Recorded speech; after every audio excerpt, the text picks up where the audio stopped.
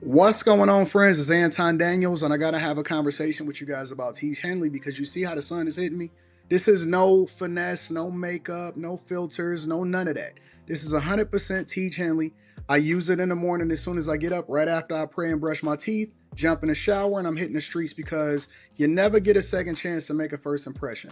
So even though they're giving you 40% off your first order, 20% off for life, even though you may get a free gift, forget all that, right? Because we would do this even if it was full price because it's worth that much. I'm in the streets, I'm kicking it with people, and I see Dusties everywhere. You don't want to be them. You want to separate yourself. And the way that you separate yourself is self care. Ladies get it for the fellas. Fellas don't wait for the ladies to get it for you. I'm about to hit the streets right now and I'm feeling confident. I'm feeling great. I mean, I already got confidence, but to have that extra boost of confidence, knowing that you've taken care of yourself and you set yourself apart from all of the rest of the sheep that's walking around making bad decisions on a daily basis.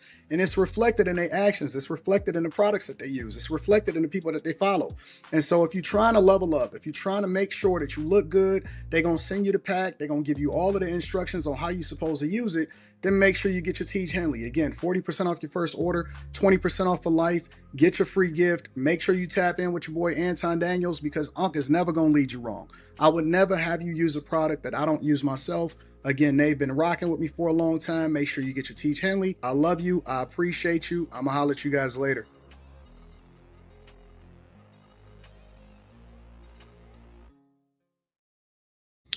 What's going on is Anton from AntonDaniels.com. I appreciate you guys for continuing to rock with us. Thank y'all for tuning in for another edition of After Hours. I'm your host, Anton Daniels, along with my dog Slimmy and Britt. What's going on, y'all? How y'all feeling? All good, man. Everything's I good. know, I know Brittany is under the weather, but shout out to Brittany as a trooper, holding it down. She muted, but it's okay. She don't even know she muted. My bad. Sorry, y'all. What's up, Yeah, Britt? I'm feeling sick, but I'm here. So That's what's up. Shout out to the chat. Shout out to everybody that's tuned in for the show. I got some crazy questions and some quite crazy subjects lined up for y'all tonight. But before we get to it, how was y'all Memorial Day weekend? Oh, it was great. cool, man. It was cool, man. Kicked it with some good people. Had me a good old time. Oh Right, yeah, Mm. yeah. Britt?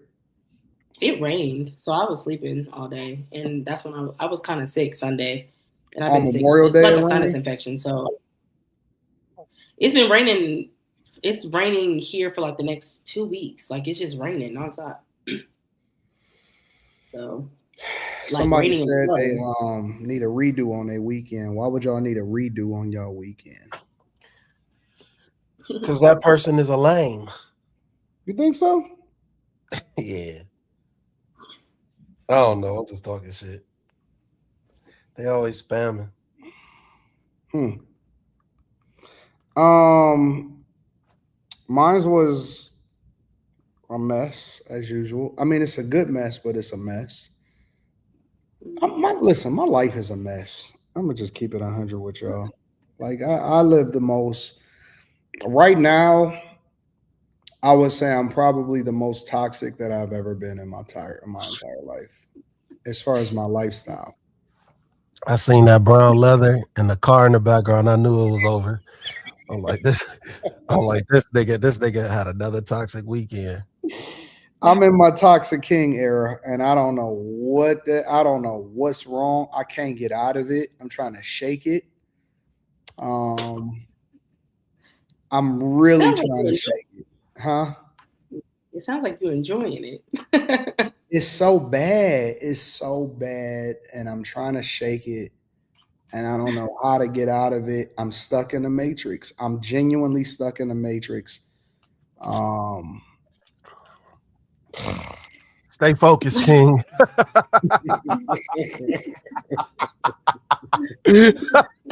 I mean, I've been toxic for the. I mean, I ain't gonna say toxic.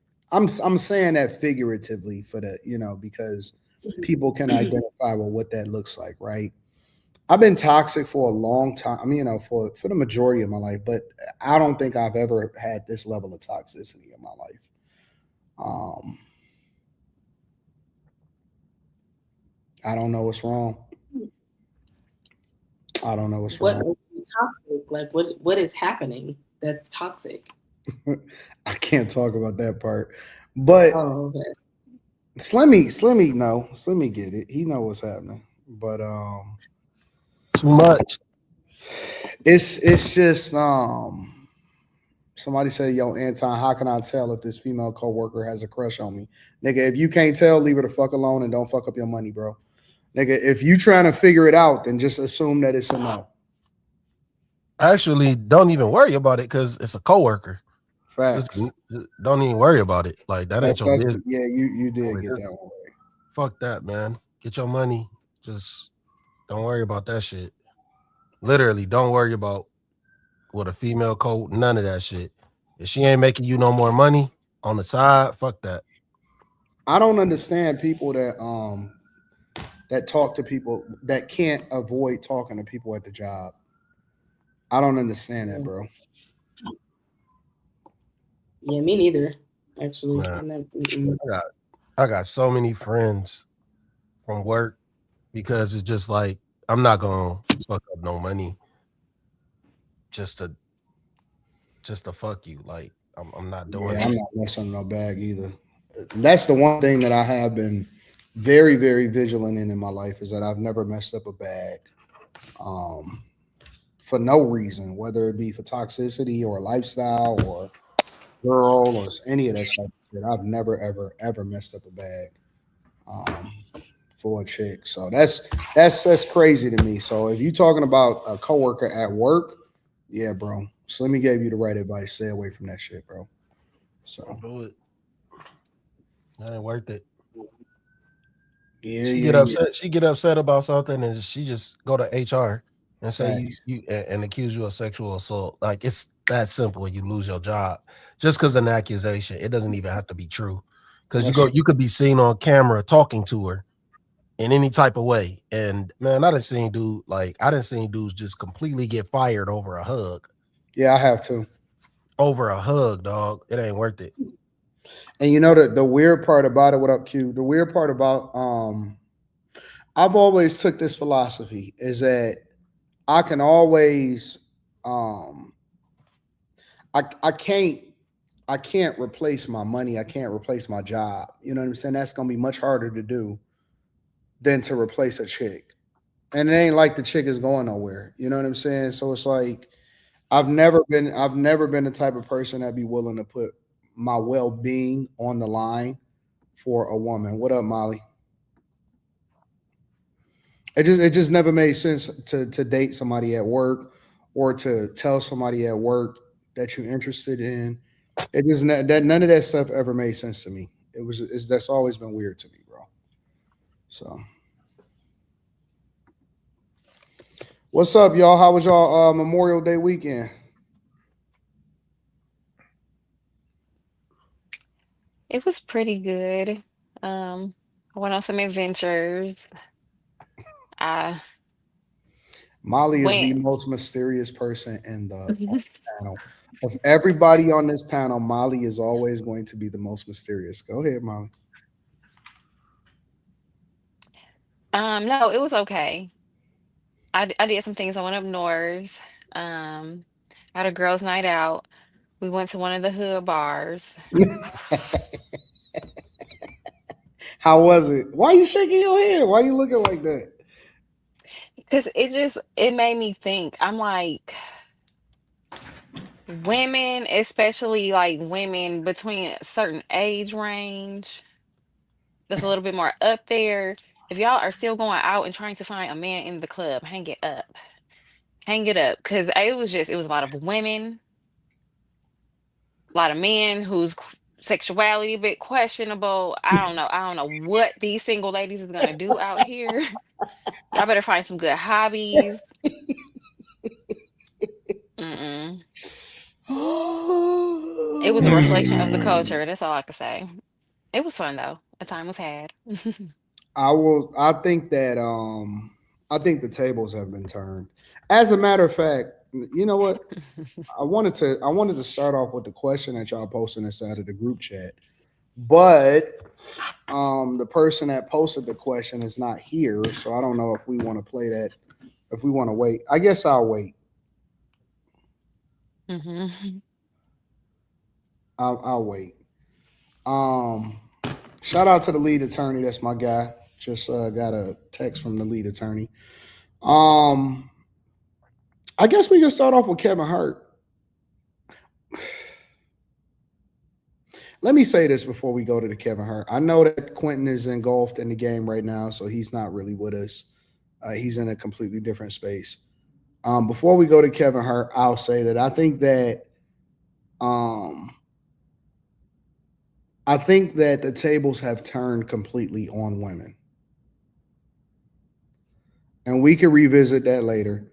I think that the tables have turned completely on women to where all of the things that women are complaining about is as a result of men having.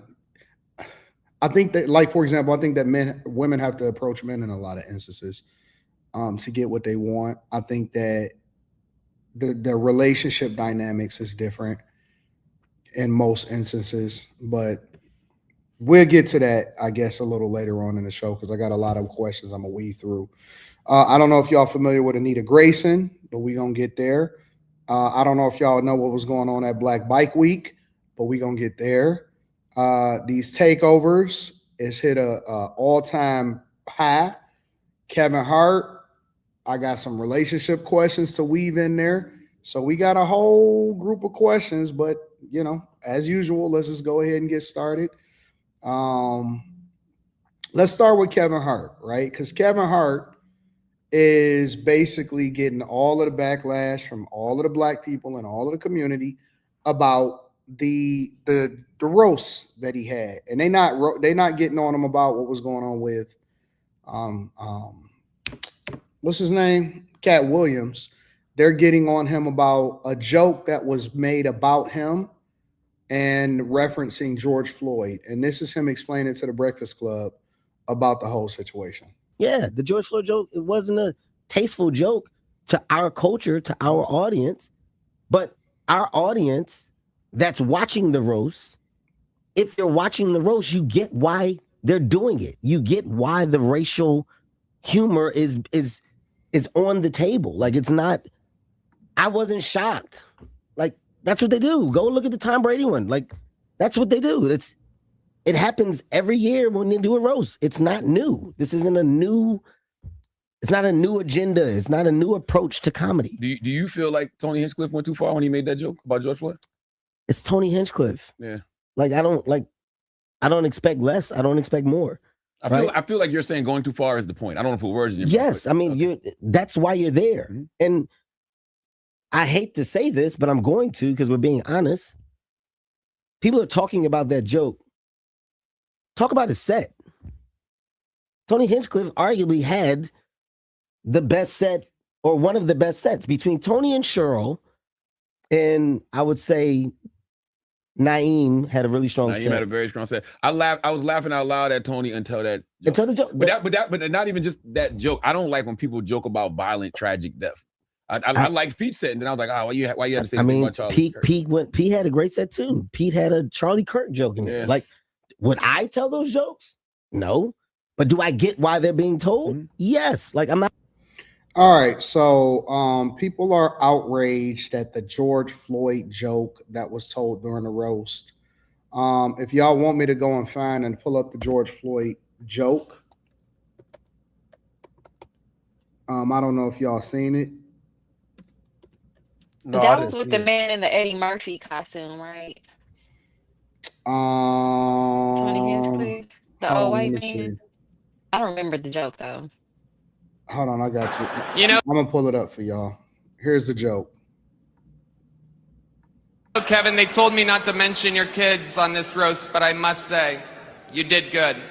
They've gotten so big, they now buckle Kevin up in the car seat.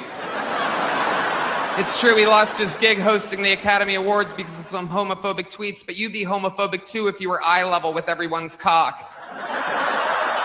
He got into a fist fight on a private plane, proof that no matter how much money black people have, they're still just gonna act like ninjas. Always fighting. Like Bill Cosby, Hart is a black comedian from Philadelphia, and like Bill Cosby, women don't know when Kevin is inside of them. You've done good, though, Kevin. The black community is so proud of you. Right now, George Floyd is looking up at us all, laughing so hard that he can't breathe. God bless you, Kevin. That was a joke. The set was trash. Like, that shit wasn't funny. None of that shit was funny. I didn't make it that far into it. I didn't see. I'm just going by what I just saw. That shit wasn't funny. Like, the whole roast was like that, though, from what I saw. So the whole roast was like that. And I only watched an hour and a half. I mean, like, let's just be honest, man. That dude was sitting up there reading those jokes as if somebody else wrote them. Like, he reading them like a robot. What is Kevin Hart talking about? He had the best set. That shit was corny as fuck. You're getting away from the question, though, Slimmy. I don't think that I agree with. Oh, sorry. No, go ahead. I was gonna say I agree with Kevin. Like, if you're there for the roast, you kind of should expect there to be, you know what I'm saying, some like inappropriate things said. Like, I don't know. I just don't. I don't take a lot of stuff too serious. So for me, like, some people could say, "Oh, you don't joke about death and all of that," and I get it, but it's a roast. Like, people want to like nitpick and pick apart what's meant to be a joke. If you don't find it funny, that's fine. You don't have to find it funny, but it's not like people make everything a big deal. It's like, okay, I don't know. You're there for a roast, so that's what you're gonna get. I don't know. I didn't think it was that big of a deal. Do you think the whole thing was racist? So do y'all think that the jokes were too offensive, that they went too far? If Kevin laughed and the whole set was about him, who's offended? Like, if the world got offended about something that wasn't aimed toward you, I think that's kind of like, what do you? I don't know. Like, he's not offended. The jokes were about him, so I don't think it was that deep, to be honest. I could see why people might feel a way, but it's like, what was the question? They always feel that. Well, did they go too far with the joke, with the George Floyd joke? Oh. Because Kevin Hart, everybody is questioning and forcing Kevin Hart to address the backlash about the George Floyd joke. And you also have to remember that this was live. So this whole roast was also a live roast. It wasn't something that was pre-recorded. I've seen a lot of different people, from Andrew Schultz talking about it. I've seen Steven Jackson talking about it, saying that he was offended. I've seen, a lot of different people in the black community they look alike. saying that they was saying that they were offended by the joke and stuff like that. And I'm wondering, should they be offended? Did the joke go too far? Should Kevin Hart have to defend himself about the roast with the jokes going too far? They were racist, but I mean, when you don't have any self-respect and you're gonna let people say racist jokes and just laugh it off, then who cares? And the black community will always find something to be offended about. Mm-hmm. So he got his bag. He has no respect, no self-respect as a man, but he got the bag. I feel like people just need to let it go. What they gonna do about it?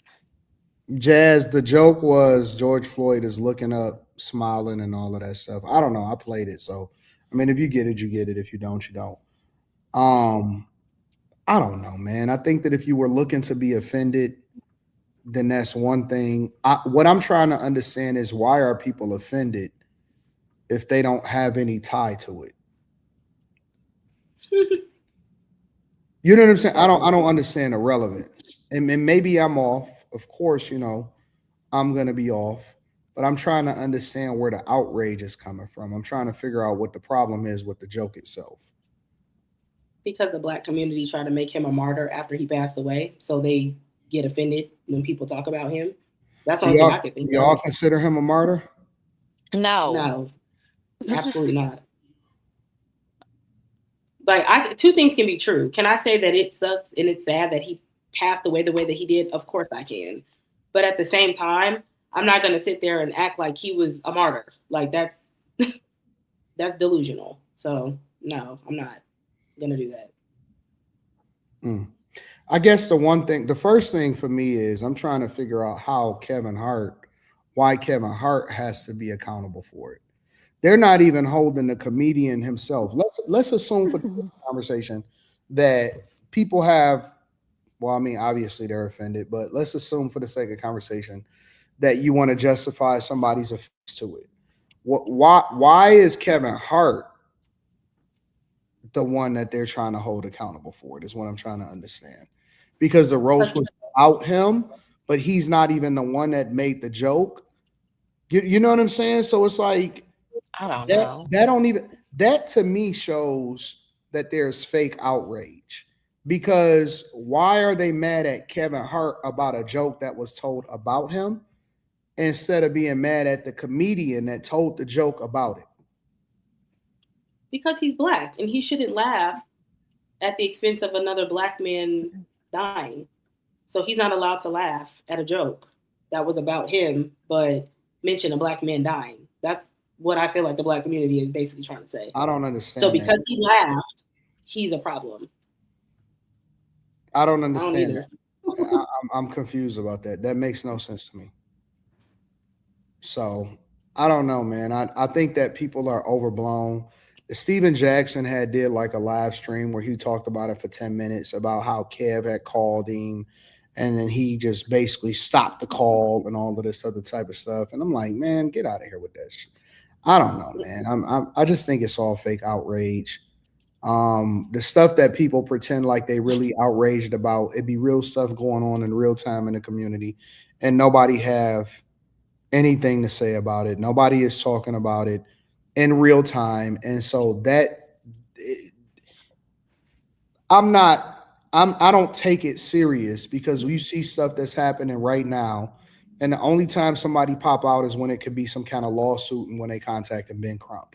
So, I don't take any of these people's complaints serious. I think a lot of it be clout chasing. I think a lot of it is fake outrage. And even during the protests, a lot of those protests wasn't even majority black people out there. It was white people that was capitalizing and allowing for y'all to burn down y'all neighborhoods and y'all AutoZone, and y'all Wendy's and y'all Domino's. And they was destroying businesses during the time of the protests. And I remember that also. So, I don't take it serious. Again, I'm trying to understand how Kevin Hart became the face of this whole conversation just because he was the person that was getting roasted. And so it's weird to me. It's very weird to me. Quinn, I don't know if you have anything to contribute into this conversation. You're not even off mute, bro. Nigga, dang, chill out, man. I had to push the button.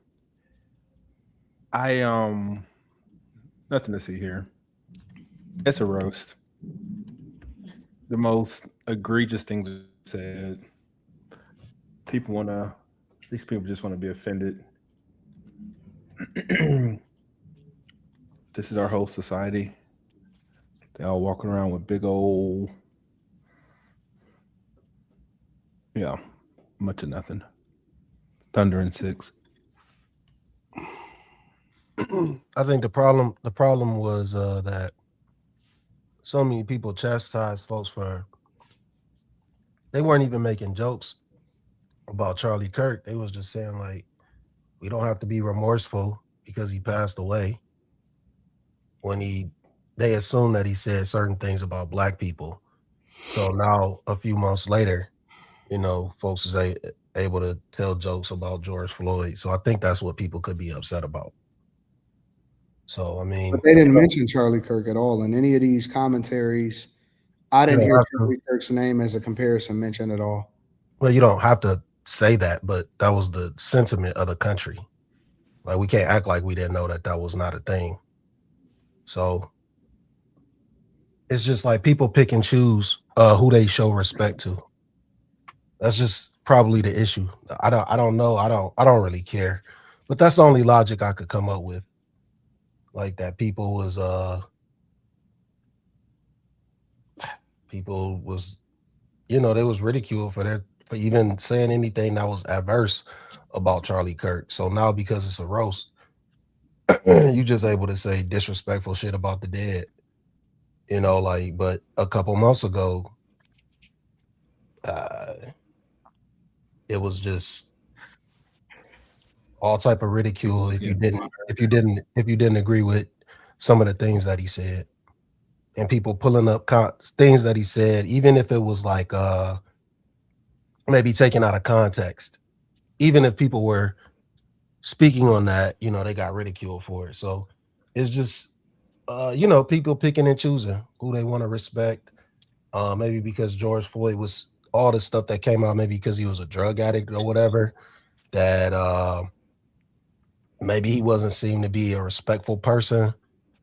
And I mean, regardless of what you believe, people pick and choose who they choose to respect. So that's just the bottom line.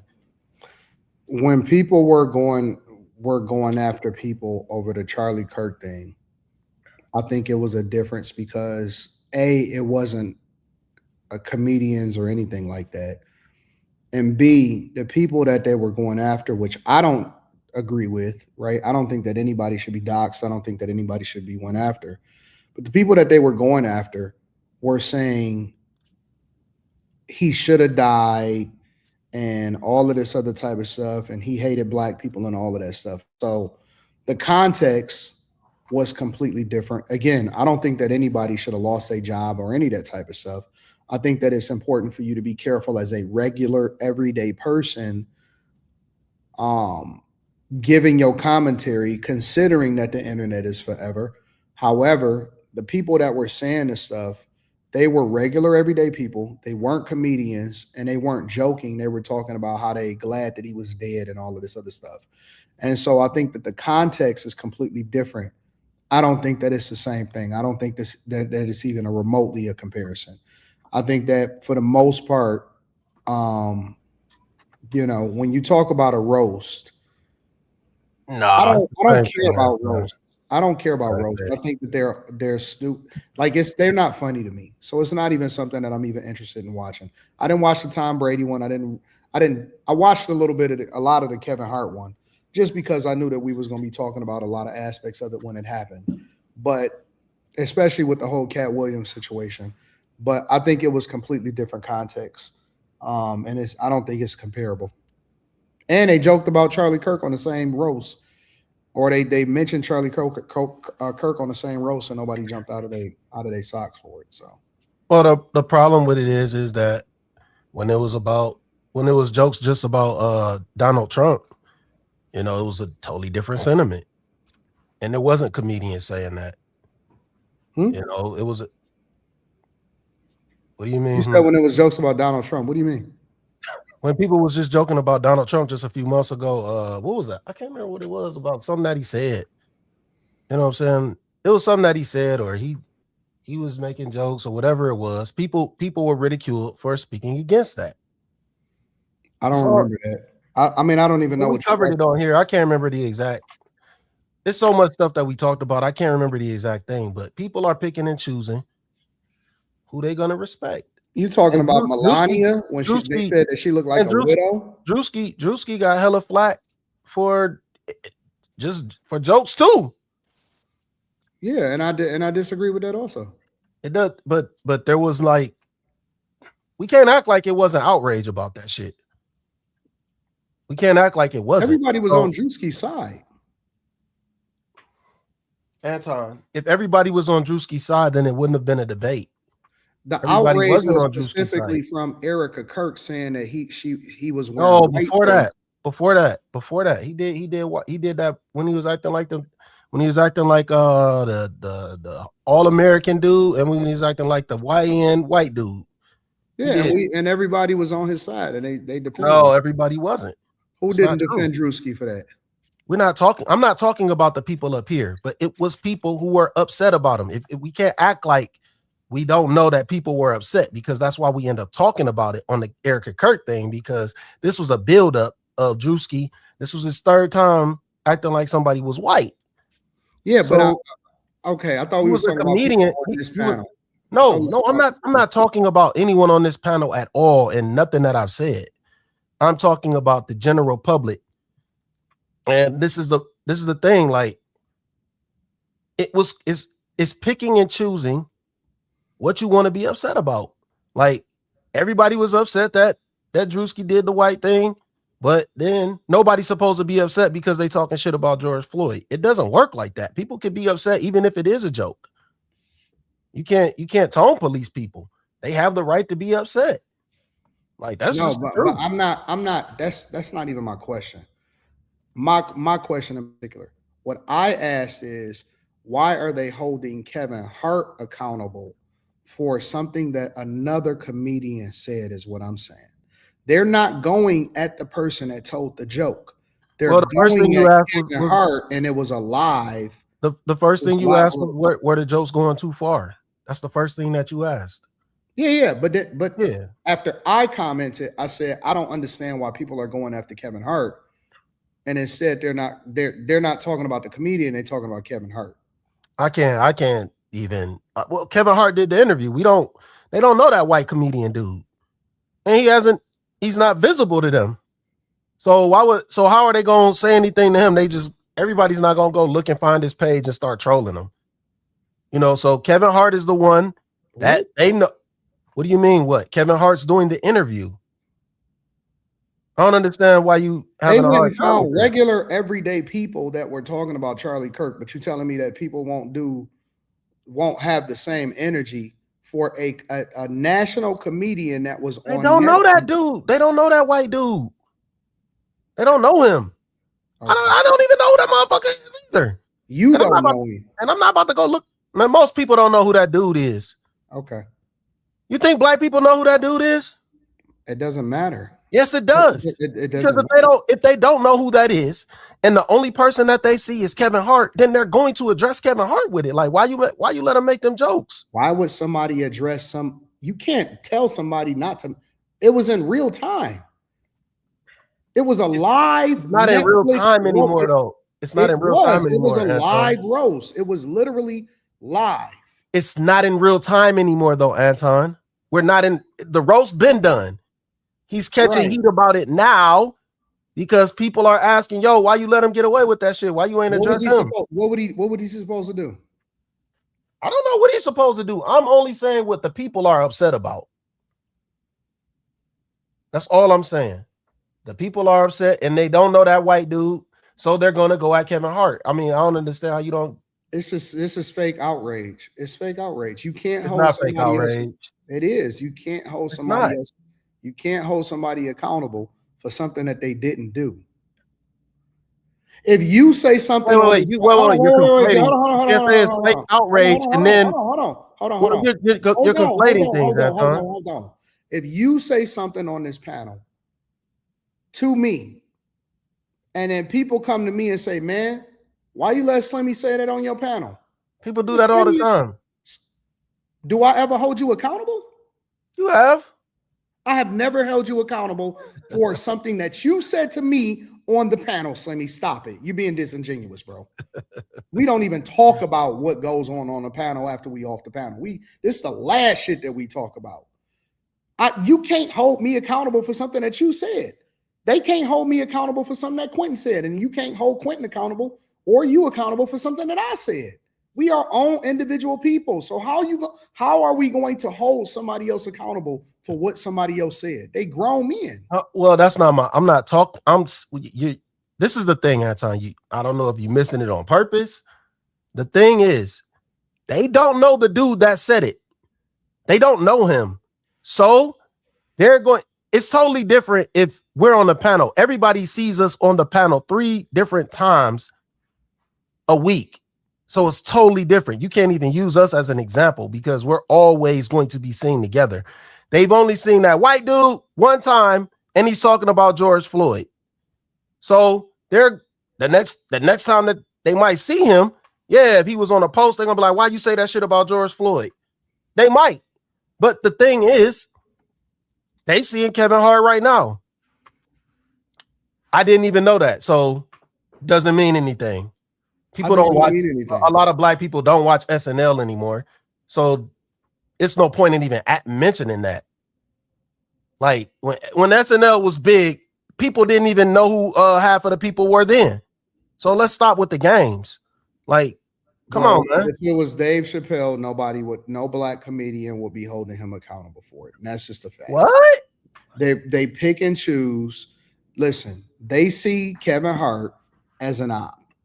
And people don't like the fact people don't like the fact that he's successful, and because he doesn't endear himself in the same way that some other people, because they don't feel like he is as real as a Cat Williams or is as real as a Dave Chappelle. If it was somebody else, if it was a different type of comedian, the black community would not be coming at him in the same. They would not hold him accountable. Nobody would hold Dave Chappelle accountable for a joke that somebody else said. Nobody would hold Cat Williams accountable. They held Dave Chappelle accountable for all his jokes against the transgenders. What are you talking about? I said the black community. Don't change my words.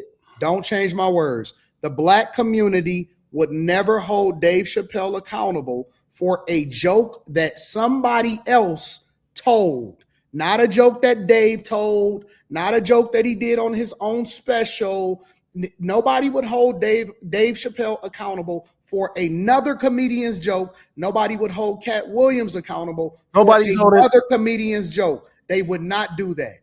Stop. Anton, listen, Anton, you're not even keeping this in the same context. How am I not? Because for one, that dude, nobody knows that dude. I don't give a fuck if he on SNL or not. Nobody really knows him like that. Oh, you're not being honest in this conversation. You're not being honest, Anton. If this was a roast of Dave Chappelle, and he probably would have stopped the show if they'd have did that. He probably would have stopped the show if they'd have did that. Let's just be real. Come on now, man. Don't play. Dave Chappelle would have stopped the show. It doesn't, listen. It doesn't matter if he would have stopped the show or he wouldn't have stopped the show. What? How does it not matter? The whole conversation is, I believe that people look at Kevin Hart as a softer target because of the demeanor and how he carries himself and the type of comedian that he is, and they also don't like his success, and they do not look at him the same, and they do not give him the same level of respect that they give Dave Chappelle or and I think that Kevin Hart makes himself too available. They don't give him the same respect as they give a Dave Chappelle, not even a goddamn Chris Rock. They don't give him the same respect as a Cat Williams. They don't. What does this have to do with the conversation? Because they would never do Dave Chappelle the way that they're doing Kevin Hart. Dave Chappelle would have never let anybody say that about George Floyd either. Listen, I don't care how you want to frame it. No. You're ignoring. It's not. I don't want to do it either. Let's stay on the facts. Would they have? You can't stay on the facts if you say what you're talking about. You're assuming something. You're talking about stuff that don't matter. What they would have held Dave Chappelle feet to the fire for another comedian's joke, the way that they're trying to hold Kevin Hart. Hey, so no. First off, don't change the subject, bro. I'm not changing nothing. I'm answering the question. You've changed the subject 1,000 times. Like, you keep changing and moving stuff. This is the point. I'm going to keep saying it over and over again. Dave Chappelle would not have let that happen. He's not going to do that. Okay. So you can't keep saying they would have did this for. You're wrong. Dave Chappelle wouldn't have let that happen. That's subjective because you don't know what Dave Chappelle would have done. That's number one. So why bring up Dave Chappelle? The question, why bring up Dave Chappelle? Because I said that people don't respect Kevin Hart the same way that the black community doesn't respect. You can't substantiate that, Anton. If you ask me a question, let me answer the question. I wasn't even done speaking. You just asked the question and said, then why even bring up Dave Chappelle? I'm answering your question directly. I brought him up because I said that black people don't respect Kevin Hart in the same way that they respect Dave Chappelle or Cat Williams. Anton can never be objective about the people that he likes. Like this is where this stems from. Anytime Anton likes somebody, he is going to run a narrative into the ground. This literally has nothing to do with if anybody respects Kevin Hart, that he's just making things up. This has nothing to do with that. They're going to hold anybody accountable for stuff like that. You think Steven Jackson wouldn't have said nothing to Dave Chappelle if he'd have let that happen? No. You crazy. I'm not crazy. That nigga Steven Jackson said that's his friend in real life. Regardless of what I think about if somebody regardless, says wait, that don't mean that they hold on, wait. Regardless of what I think about Steven Jackson, regardless, I've always heard him say anybody who started talking about George Floyd in a wild way, he go at him. So that's not true, Anton. You just making up stuff. No, I'm not making up stuff. You asked me my opinion, and you said, do I think that Steven Jackson would go at Dave Chappelle? I said no, absolutely not. I don't think that he would do a public PSA, and I think we have a respect of persons, and people look at Chappelle with more respect in the Black community. You just making stuff up, man. How am I making stuff up? The question is, why would somebody go at Kevin Hart for a joke that Kevin Hart never told? It's a whole nother comedian. No, I do not think that anybody would hold in the Black community, hold Dave Chappelle accountable for a joke he didn't tell. In the same way that they're trying to go at Kevin Hart. They look at Kevin Hart as a soft target, and that's why they go at him. You're making up a narrative, Anton. I'm not making up a narrative. Everybody knows that people look at Kevin Hart. You can't prove that. They look at Dave Chappelle. You can't prove that people wouldn't say something to Dave Chappelle. You can't prove that. Can't prove people would say something to Dave Chappelle. So you in the same boat as me. We know people have said we know people have said things to Dave Chappelle, Anton.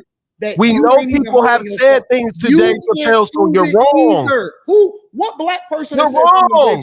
What Black person said something to Dave Chappelle? It's plenty of them because he had a whole. I don't know. I'm not gonna say. I can't tell you 1,000 people. He even said it. He said it. What are you talking about? Name one. Dave Chappelle said it. Name one. He said he got all type of mail because he was talking about transgender. I don't give a fuck about no mail. I'm talking about a Black. Nick, we talking about people of significance. The Breakfast Club, Steven Jackson. People are having an opinion in the Black culture and in the Black community, and they're using their platforms to speak out against Kevin Hart on a joke that he never told. Who in the Black culture or the community is holding Dave Chappelle accountable? Who? I just seen that nigga on Michelle Obama's podcast. Ain't nobody saying shit to Dave Chappelle.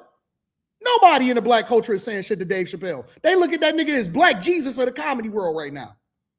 Anton, he wouldn't have let nobody say that, bro. Stop changing the subject. Nobody is saying something. I'm not changing the subject. You changed the subject. Nobody is saying nothing to Dave Chappelle, bro. You changed this. Nobody is saying nothing to Dave Chappelle. Nobody. You can't say that because he's caught heat for his stand-up. So you're not being honest.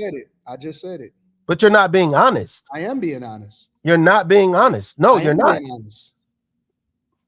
Okay. Anton never gonna be objective about people that he like. You know he gonna run that.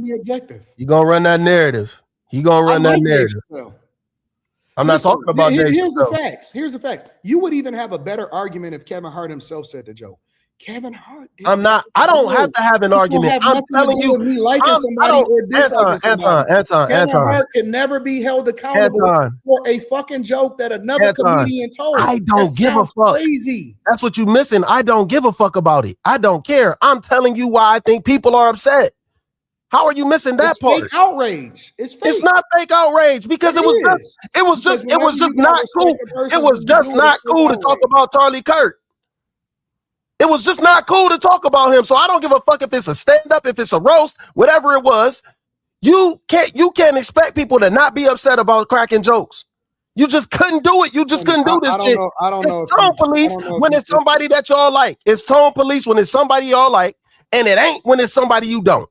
That's the answer. That's the truth. From what I'm saying, that's the real truth. That don't nobody want to talk about George Floyd or if it's about Charlie Kirk. Your outrage is your outrage. People can be outraged at what they want to be. You're going to have a segment of people that's outraged at it, and it's a segment of people that's not outraged at it. My point is you can't hold somebody else accountable for a joke that they did not tell. That is my point. I don't care about if it's about Charlie Kirk. I don't care if it's about George Floyd. I don't care what the joke is about. Whatever you get outraged about, that's your right. But you can't get outraged at the nigga that didn't tell a joke. That's what I'm saying. All right. So he's the only one. He's the only one that they can connect it to. So that's why they're going at Kevin Hart. How? And it's a whole other goddamn comedian on there. It was his. What I'm saying, acting like the nigga's a ghost. I'm not acting like anything. I don't. Anton. He's a real comedian. on SNL. For the fourth time, I don't give a fuck. But what I'm trying to tell you is they only see Kevin Hart. So that's who they're going to question about. No, they don't see him. They don't only see Kevin Hart. There was a bunch of comedians up there, a whole lot of them. All right. A whole lot of them was up there. You being disingenuous. You being disingenuous. I'm not being disingenuous. I'm being genuous. I'm being genuine. Genuine. What the fuck? I'm being genuine. No, that's not what you said. I said I'm being genuous. You said I'm being disingenuous, so I said I'm being No, you can't do that. I can't. Why can't I do it? You can't say that. That's not a word. Genuous is genuous a word? No. Well, I changed it to genuine, so it didn't matter. Lord, super chats, man. No, nigga, you're not just gonna walk away from this. You catching your L, Slimmy. I'm gonna put belt to ass. I'm the Knicks, you Cleveland. Well, in this situation, I'm the Knicks and you Cleveland. No, you not, Slimmy. You're wrong. Yeah, you moved the goalpost. I answered the first question. You moved the goalpost to something else. You're wrong. As usual. Slimmy, you're wrong. Goalpost off the field. Goalpost off the field. 10 yards off the field. It's on the sideline. So you saying that it's justified for them to be able to hold Kevin Hart? I said I don't give a fuck. I said I don't give a fuck. That's what I said. What is you talking about? I said I don't give a fuck. I'm only giving a rationale as to what they could be upset about. That's it. Well, and my position is that it's fake outrage, so that's it. It's all fake outrage.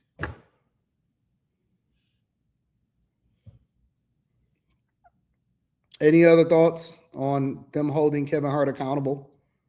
Nigga made me take my socks off. I'm in here with the African sandals. What? You made my feet hot, nigga. Pause. Pause. It's not a pause. No. That's a pause. We not up here talking about hot feet, and I don't like that. No. That's we grown men. We don't pause. No, I definitely pause. We grown men. I'm definitely pausing that. No, we don't pause. I'm pausing that. How? How not? Because we grown. We don't need to pause. We gotta pause that. Cause my feet is hot, nigga. No. Wait. If that would have been your statement, I'd have been cool with that because I wouldn't have had nothing to do with me. You said you made my feet hot. I didn't know I did no such thing. What, Slimmy? That's not even nothing sexual. That don't even make sense. No. It doesn't matter if it's sexual or not. It's suspect. So it's pause. How is it doesn't sound proper? Suspect? Because it sounds improper. Slimmy. A man making another man's feet hot. Only way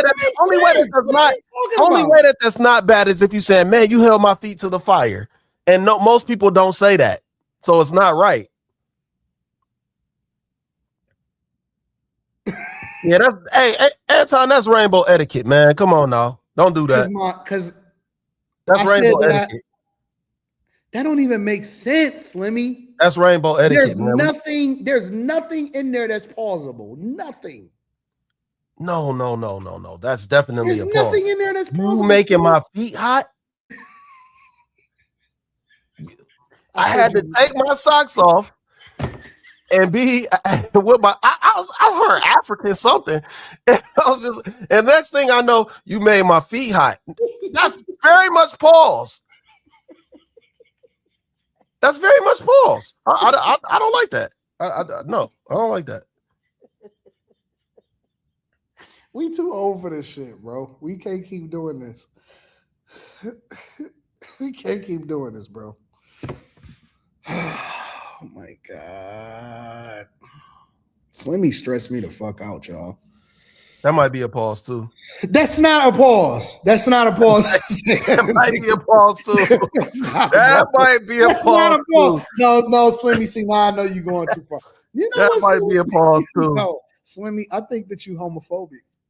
No, it's just pause. We just say that. No, you're homophobic. There's no reason for that. I don't believe in that word. Pause. To say that Slimmy stressed me the fuck out is not a pause. That's not a pause. That's not a pause. I think it is. That's not a pause. So basically, we just can't even talk. Yeah, we can. We can't talk because everything is going to be taken as a pause. Slimmy, is that Molly, is that a pause to say Slimmy is stressing me the fuck out? No. Thank you. No, go to the first one. Ask her about the first one. No.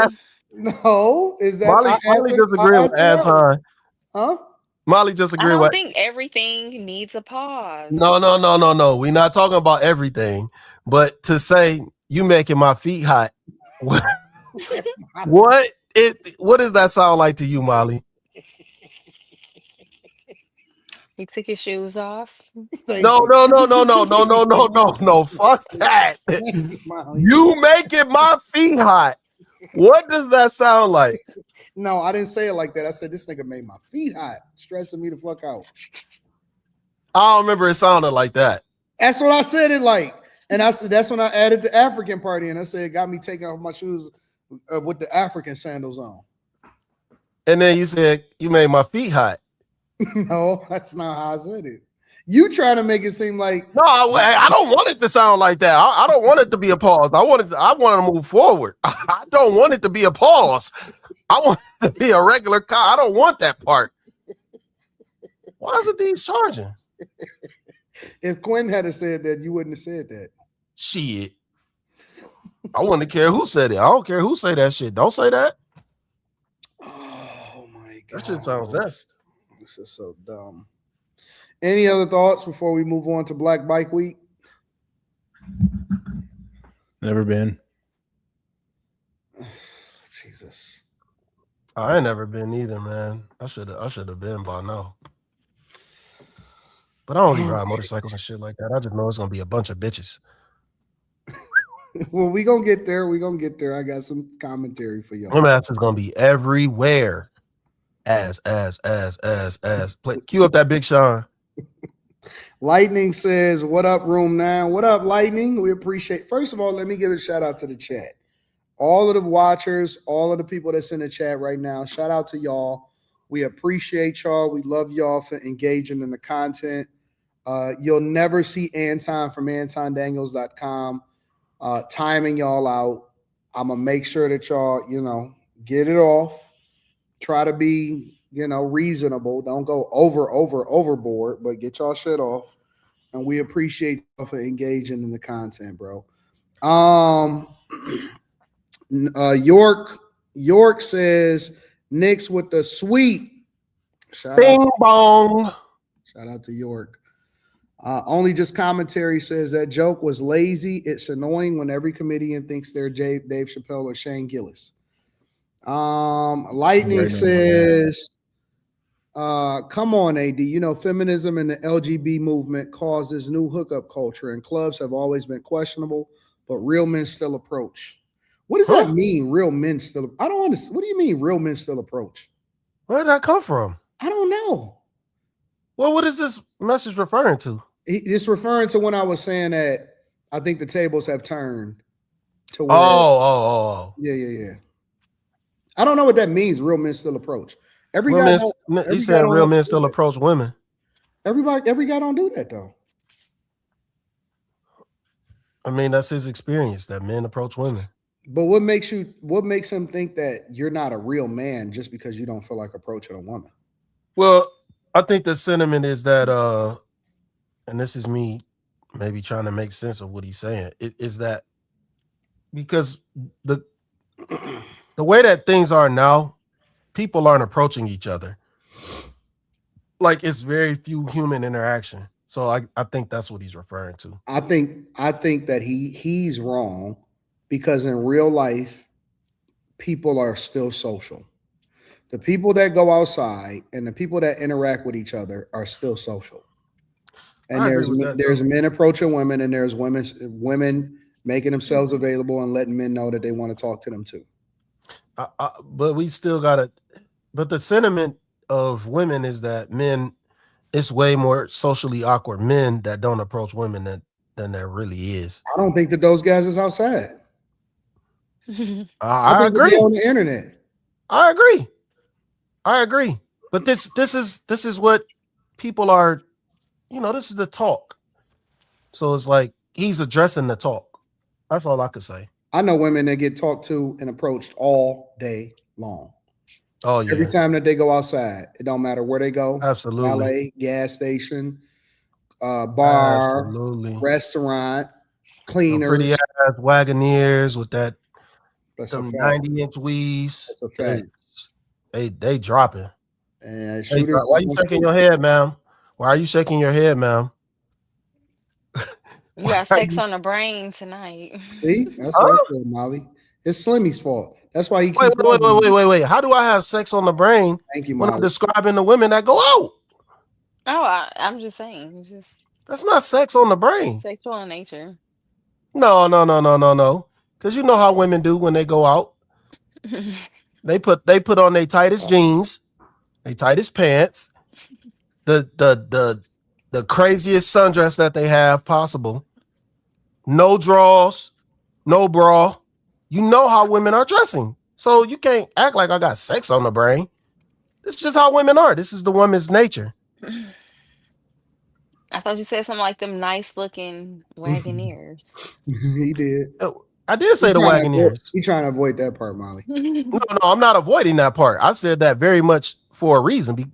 That's what I'm talking about. I'm talking about the way that they're dressed. They're showing off. Yeah, that's not sexual. It's just women show off their bodies. I don't know why we acting like that's not a thing. I definitely got my socks. Here's my socks right here. I took them off.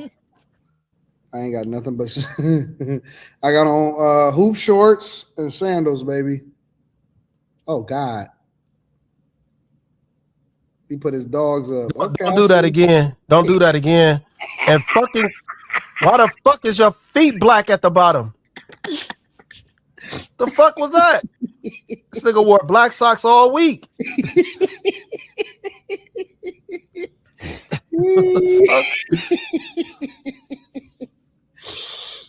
Crash Out or Cash Out says black people say the most egregious stuff, but can't take the return fire. The fake outrage is par for the course.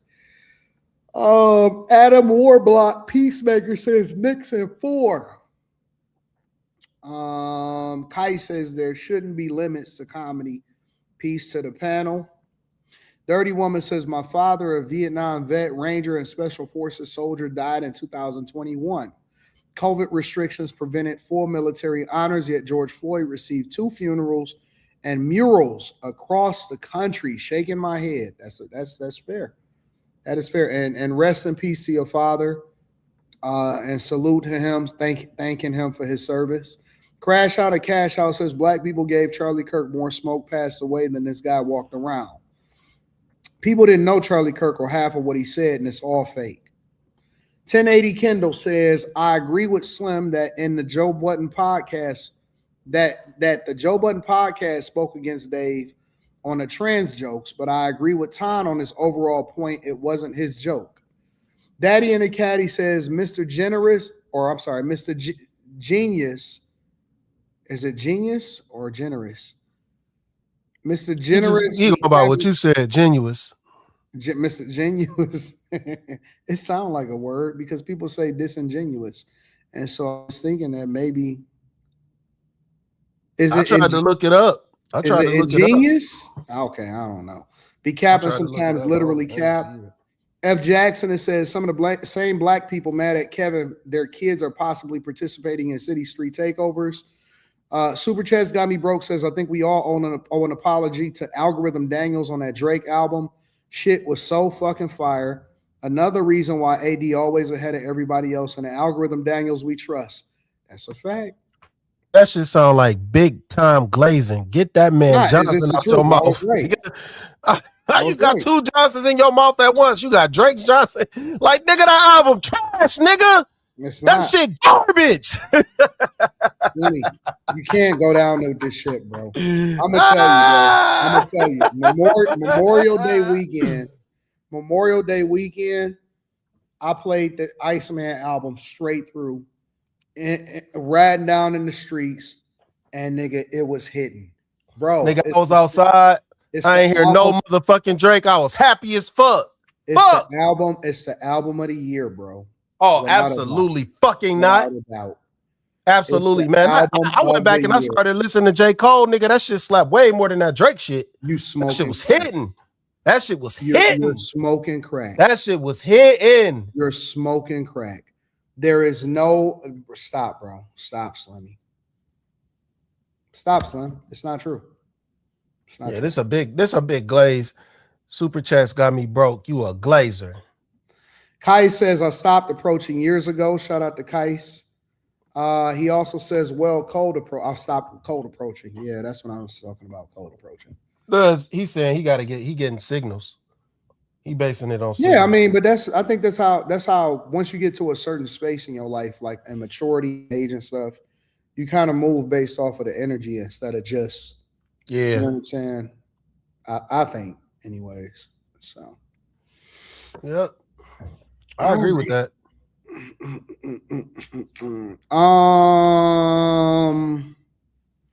I guess we can go to Black Bike Week. And I have a clip for that. 1 second. I know they was being ratchet as fuck. I'm not gonna show it because it was too bad. It was way too bad for us to show. It was a fight? No, but I'm gonna play this video and I want to get your opinion on it. Make sure you hit a like for the algorithm, subscribe to the channel, and turn on your notifications. Here's a little bit of a preview of what was going on Black Bike Week. Giving head for Bike Week in Myrtle Beach. Girl, them not your friends. Them not your friends. You got to stop like giving full-on fellatio with phones flashing in and out the car. Everybody's screaming. The truck's moving. The guy is sitting there hyping you up, and so is the guy's brother. And you just sitting there gawking this man. You don't know him. All because it's fucking Bike Week.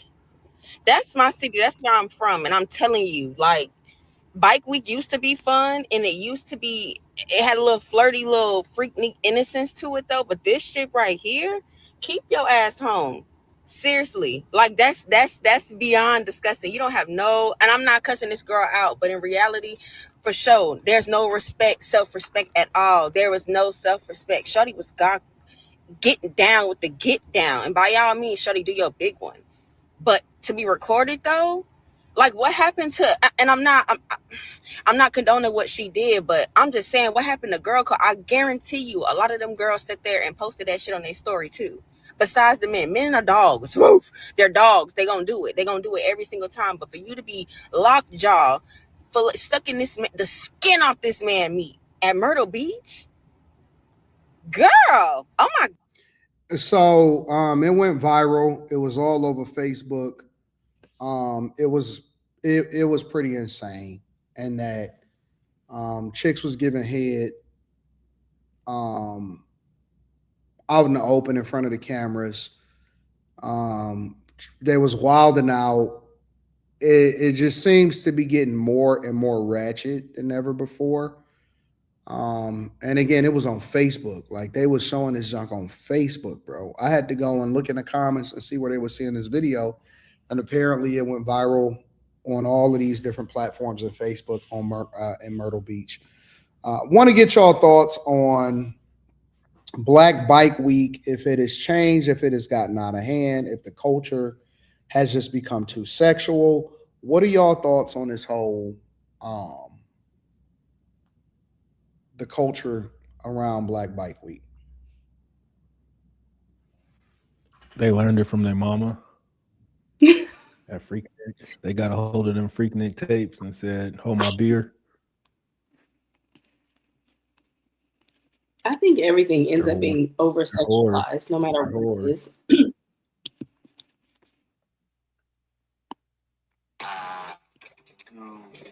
I don't even think that somebody talking.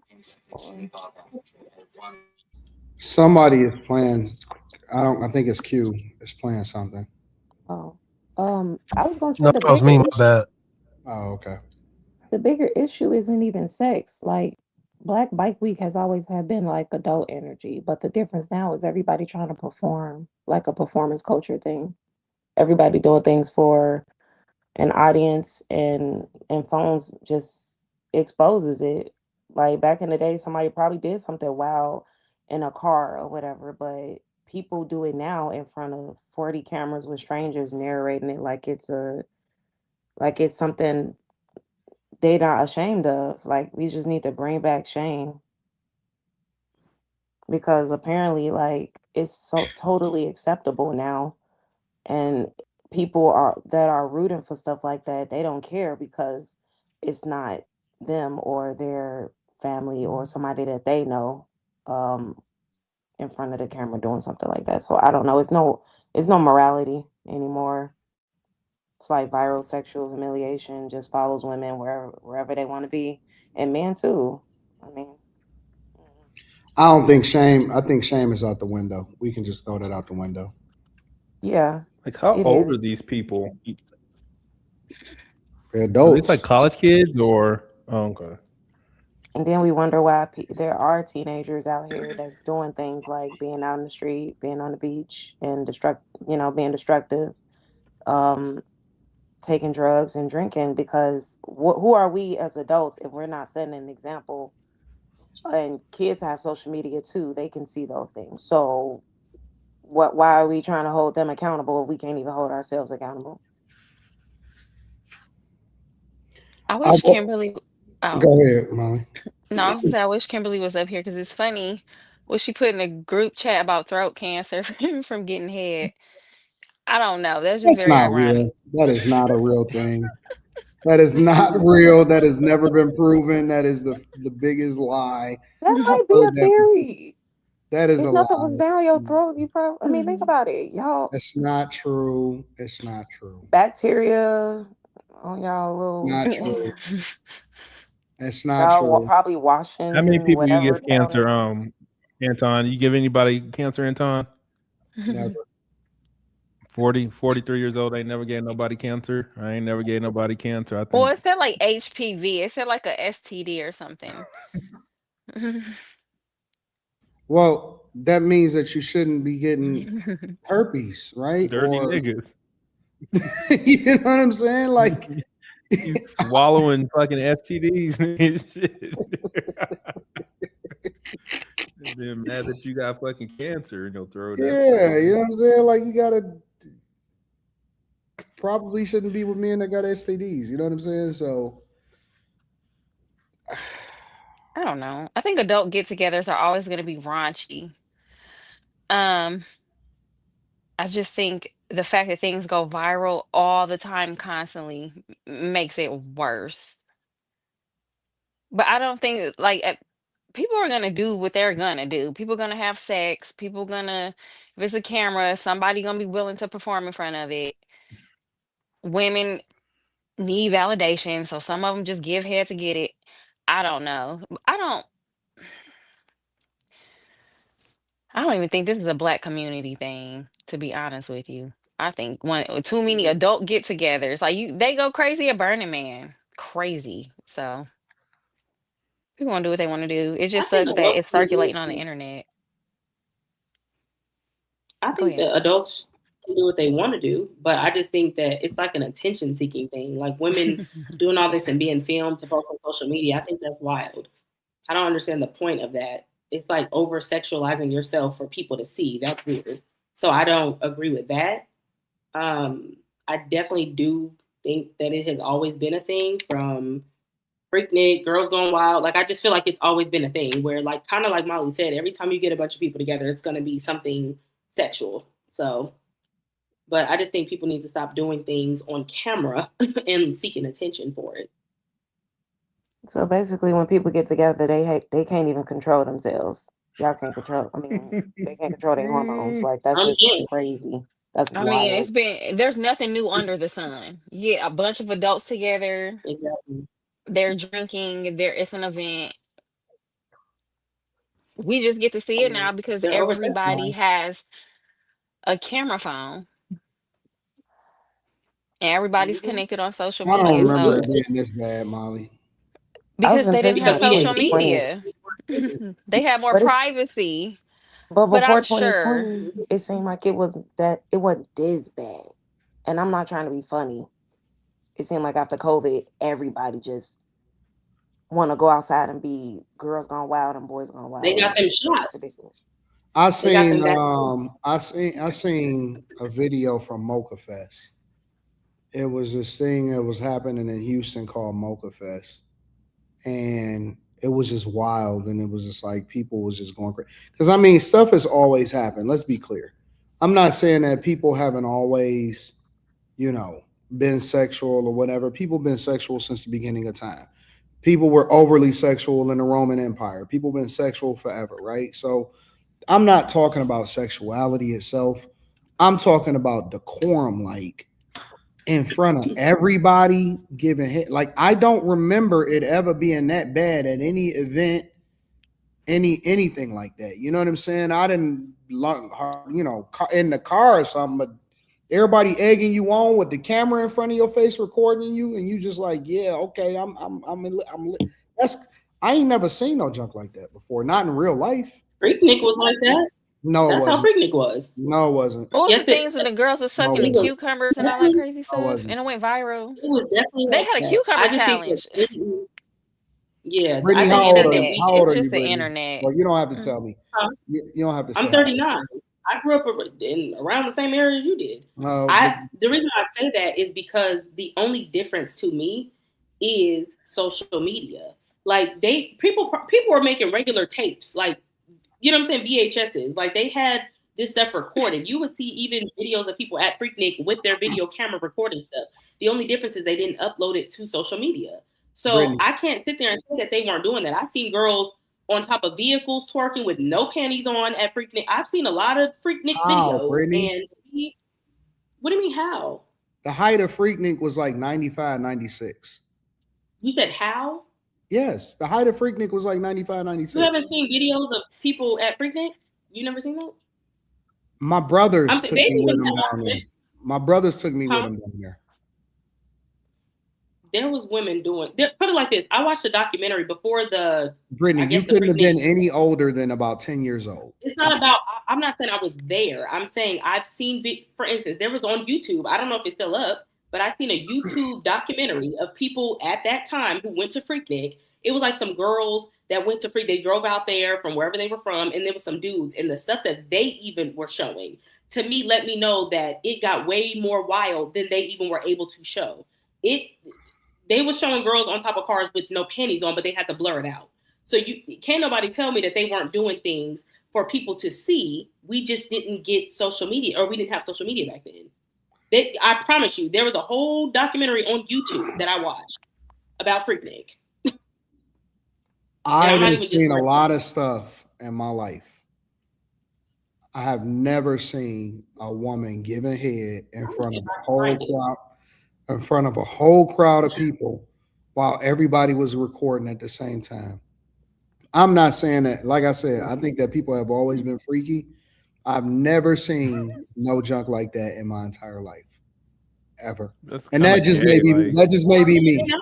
That may be me. But I also think that the fact that we do have social media means that you can't do the same stuff that you was doing. Like nobody even was thinking about the internet back then. Even if you was on VHS, even if you was on a tape, nobody, like, this stuff instantly hit the internet and it instantly go viral. So for you to be this aware of what social media does and for you to still do that type of stuff, that's crazy to me. I'll be honest. Remember MTV's True Life? Oh, sorry. Remember MTV's True Life? They have a True Life Freaknik 1998. They have a whole thing of it. And this was MTV. And they had to blur out a bunch of stuff that people were doing because they couldn't show it. And they were talking about the stuff that people were doing that they weren't even showing. That's why I said that. Like, I 100% believe that they were doing stuff and being recorded. We just weren't going to be able to see it. I don't think the internet invented recklessness. It industrialized it, though. I mean, the internet didn't create the problem. Saying like everybody. Don't even get me started on the internet. No. All it is that you can see it now, man. This shit ain't new. I don't give a fuck what nobody say. I done been to fucking block party down in Columbus. That ain't nowhere near as hype as Daytona. In the social media era on camera? No, wait. No, I'm talking about this is way before social media era, and this shit was happening. This shit was happening. I seen this shit. Okay. I'm with y'all. Y'all both right. All right. I concede on that. But what I'm saying is, we in the social media era, bro. Like I'm pretty sure that well, maybe not all of us, a lot of us have done some shit that we probably like, you know what? I'm so glad that social media wasn't around during that time. You know what I'm saying? Like getting involved or being in some dealing with a chick or whatever. Ho probably could have did a whole story time or some dumb shit like that. This is a different time. You got to move differently, and to see grown people, not even young people, but grown people getting caught up on some shit like that, that's crazy to me, bro. It's not. Drinking, What you got to realize, smoking. the one thing you got to realize is that sometimes this isn't sober activity. You know what I'm saying? And I ain't just talking about drinking. Some of these people on drugs, they didn't pop the bean. They not thinking about who around. They horny as fuck. They just doing their natural thing, and they not really thinking like, yeah, it's a million people around with cameras. They just caught in the moment. They really, that's what a thought is. That whole out here, that whole out there, that's a thought. Literally, that's what that shit mean. Like even they don't give a fuck. They don't have shame anymore. That's just dead. She might get an OnlyFans deal. Y'all letting her go viral. This might make her millions. So the thing is, people don't care anymore. They just like, fuck it, I'm gonna do what I do. Like we had the whole YOLO phase. That shit ain't go away. People just stopped saying it. They just doing it. Nigga, that was just a saying. That shit wasn't real to me. Well, what I'm saying is people aren't saying it anymore. They just doing it. They just they got one life to live. They feel like they just gonna do whatever. They're gonna live it up. But and it doesn't matter if it's a sexual act, beating somebody ass, disrespecting somebody. They just gonna go all the way the fuck out, man. People do not care anymore. Shame is not a thing. You ain't gonna get fired because you was sucking dick on camera at fucking Daytona Black Bike Week. Shit, they don't give a fuck. You don't think that shit come back to people's jobs and stuff like that? Man, that ain't gonna haunt her. That bitch gonna do it again. You don't think so? Man, these is hoes. Man, people are committing crimes on camera, knowing that there's a camera right there. People don't care. Like you have people out here killing people on camera, knowing that people are recording, and they don't care. So I just think that when it comes to like the whole sexual stuff, I think a lot of women look for that type of attention. They think they're doing something. So them being recorded, they think that's cute. They think, this is it. They like this. They like seeing what I'm doing. I'm doing it right. Like women like that. They think that they're like winning because they're, like Molly was mentioned earlier, sucking on a cucumber in a way where guys are finding that attractive.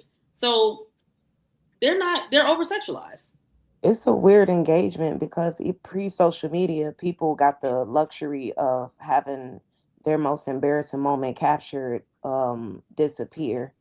But now it just seems like people are wanting their most public or embarrassing vulnerable moments for engagement, like as if it's a reward. It's definitely shifted and become like what privacy itself became like content countercultural. Like it's just weird. It's very demonic, if you will. Man, or like in a view. Bro. I think this is one of the rare instances where Anton just giving people too much credit. I'm gonna be honest with you, Slimmy. I just don't understand it, bro. Yeah, bro, you can't even, man. You know them. I don't know if y'all ever seen them. They got these pouches. If you go to a comedy show, like I went to a Kevin Hart, his last one that he did at the Fox Theater, and they make you put your phones in these pouches. Oh, you can't record. Yeah, and so I'm thinking about getting some shit like that for the crib. Yeah, I feel you. Seriously, like I every time that I think about technology, every time that I think about what's going on in life and all of this stuff, and it's just like this shit is crazy, bro. I don't, when I leave out of my building, bro, like when I go into the hallway to go down to the elevator, I know that there's cameras there. It's cameras literally right by the elevator on every single floor. And it's like, and on the I'm yeah, like I know that it's a camera right there in the elevator, right? And so I usually stand right up under it. Just out of habit. I just stand under the camera inside of the elevator. Like, yeah. I don't like if I'm leaving out and you know, me and my girl or something like that, and we talking about something not regular, we just stop talking once we hit the hallway until we get back in the car. And then I'm just like, all right, so what was we saying again? We just don't talk about shit publicly in regular settings, and it's just habit now. And so to think that everybody is just still with all of the shit that they didn't see happen and that's been playing out, and everybody just still regular, I'm like, what is wrong? I don't understand it. I genuinely don't understand it, bro. It's silly, well, but we from the era of shame. It's different now. We still keeping that code, that shaming code. We still keep that, but most people, they just abandoned it to evolve with the times, whether the evolution was good or bad. They just we got evolved. OnlyFans now, so I'm not surprised by anything. Yeah, there's no shame anymore. It's no shame. They can make money off of it. Something they're gonna do anyway. They can get clout and money now. Once we had this is why you the idiot, S3.E63. This is why you the idiot. You said the elevator ain't Wi-Fi connected. I don't know what they got to do with the camera in there. What does that have to do with the camera? I told you about that one. What does that have to do with the camera, bro? I literally just told you about that one. They're not that smart. I literally just told you. I want y'all to hear something though. What? You got to put it up to the mic, son. I was not expecting that. Let's go.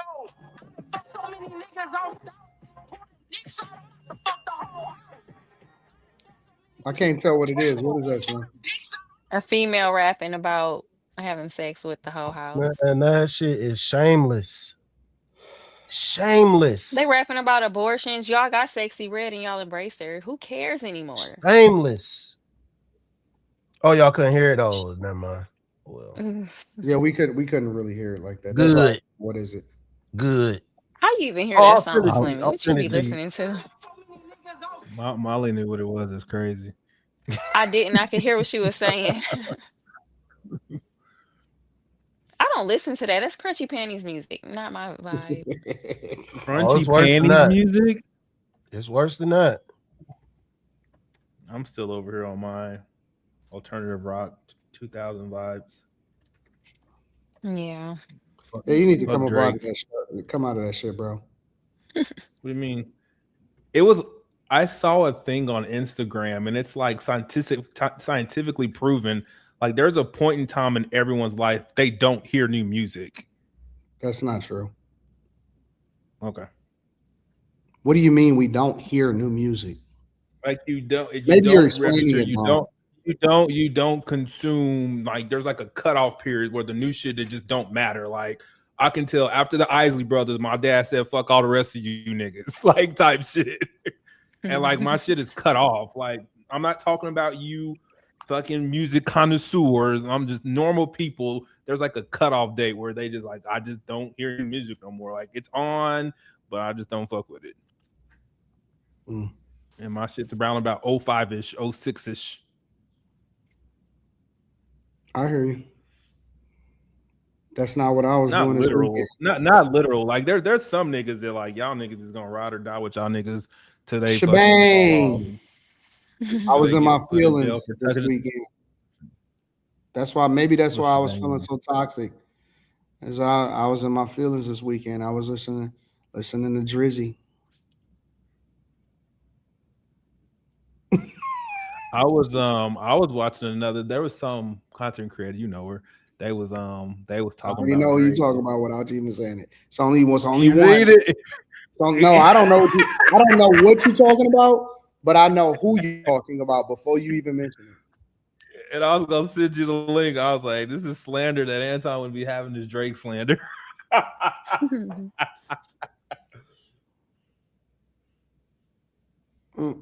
I was having a good time listening to all of the music. I search for new music every Friday. I go on the Apple Music and I'm trying to see who dropped what's new. Do you listen to I Black? do that sometimes too. I'll play like if you like just on Apple Music, you just search a song that I like, and then I just let it play like shit that's like adjacent to that, and it'd be some good shit. I do, Brittany. And if my subs start knocking, I'll push favorite and play it over and over again for like the next 3 weeks. I'm trying to get through. Fuck you, Slimmy. I'm looking at something totally different, man. This nigga AB out of control, man. Stop. That nigga been out of control for the duration of 26. And he got like 10 kids, I'm finding out. AB. Did you see him in 6ix9ine? That's what I'm talking about. Yeah, I just seen him out of control. That nigga hilarious, bro. He hilarious. I was just about to ask y'all, have y'all seen that? He is hilarious, bro. I ain't even gonna cap. That nigga had me on the floor laughing. I was cracking up at that dude, bro. And they all had on the same outfits, all of them. You ain't seen the new one? Huh? 6ix9ine did too? Yeah. Oh God. You ain't seen it? No, I just saw 6ix9ine walk in on him. You ain't see that? Hold on, I got you. Hold on. Man, this shit is.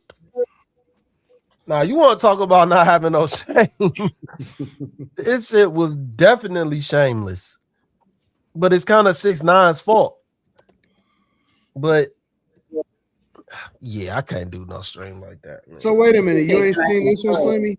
Hold on. No, I ain't see the actual stream. I only see Paul. I've never seen one of the streams. You ain't seen this one right here? Let me.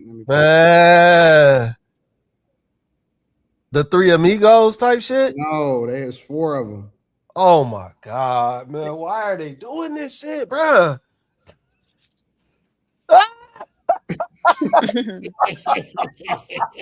Why? Why? You ain't seen this one, Slimmy? Why? You ain't seen this, Slim? No. And that don't even look like AB. It do look like him. Hit the wall. Man, I don't think they can hit the wall. We looking at it.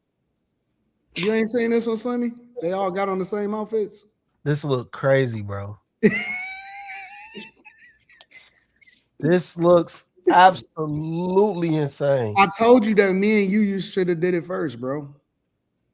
No, we good on that. We good on that, bro. We should have did it first. No. We don't do IRL streaming anyway. So. I told the people this morning I was thinking about moving to Cleveland, bro.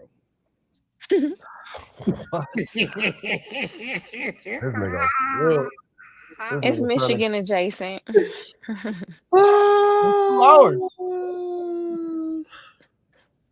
Oh man, I was knocked out in the employee lounge. I missed the whole Billionaire Morning Show. I did too. I was late getting to the bus and everything, man. I was gone. No, I am strongly considering like suspending an extended amount of time in different cities every single year. Oh, that'd be fire.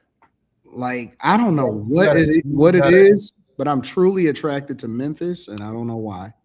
You got to record it, man. You should go back into the whatchamacallit, into the exploration videos. Nah, man, I want to go to the cities, bro. I'm thinking. No, I'm saying you still explore the city though. I don't want to do urban exploration. No, that shit too dangerous. Oh, okay. You saying like going into the cities you wouldn't record? I want to like stay in places I ain't never been before for like extended periods of time. Like I want to go to Memphis. I want to go to Alabama.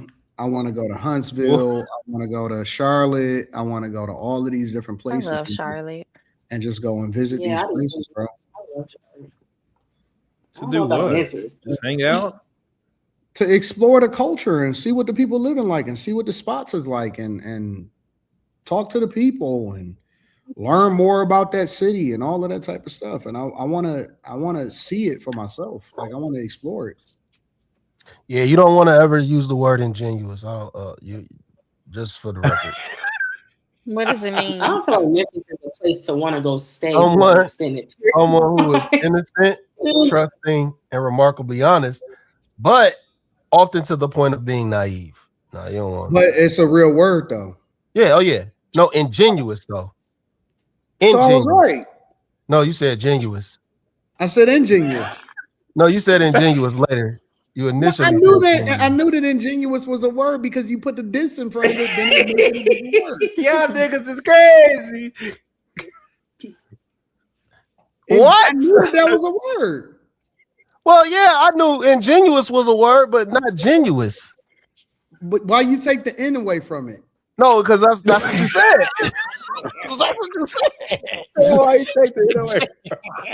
This shit is so dumb. Wait a minute. Hold on, bro. I didn't hear the N. That's why I was like, I don't think that worked. I should have gave you the penny, but yeah. Oh man.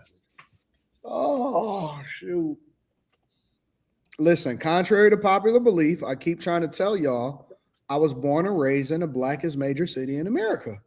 I know y'all don't understand that. Quentin tried to debate that. I was born and raised in the largest black in the majority black, large black city in America, bro. Like, I don't know why people keep forgetting that. There's no blacker city historically that is a large major city than Detroit. This is what it is.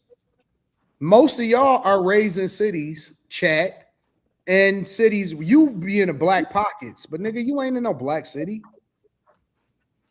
Fuck out of here. So I don't know what y'all talking about. Now I know y'all niggas couldn't survive where I was raised at. I know that for a fact.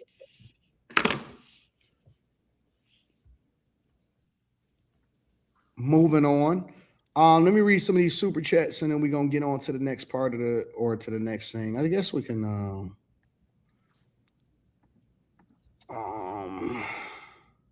see they changing the words around, man. Talking about ingenious. You spelling it wrong, but it's all right.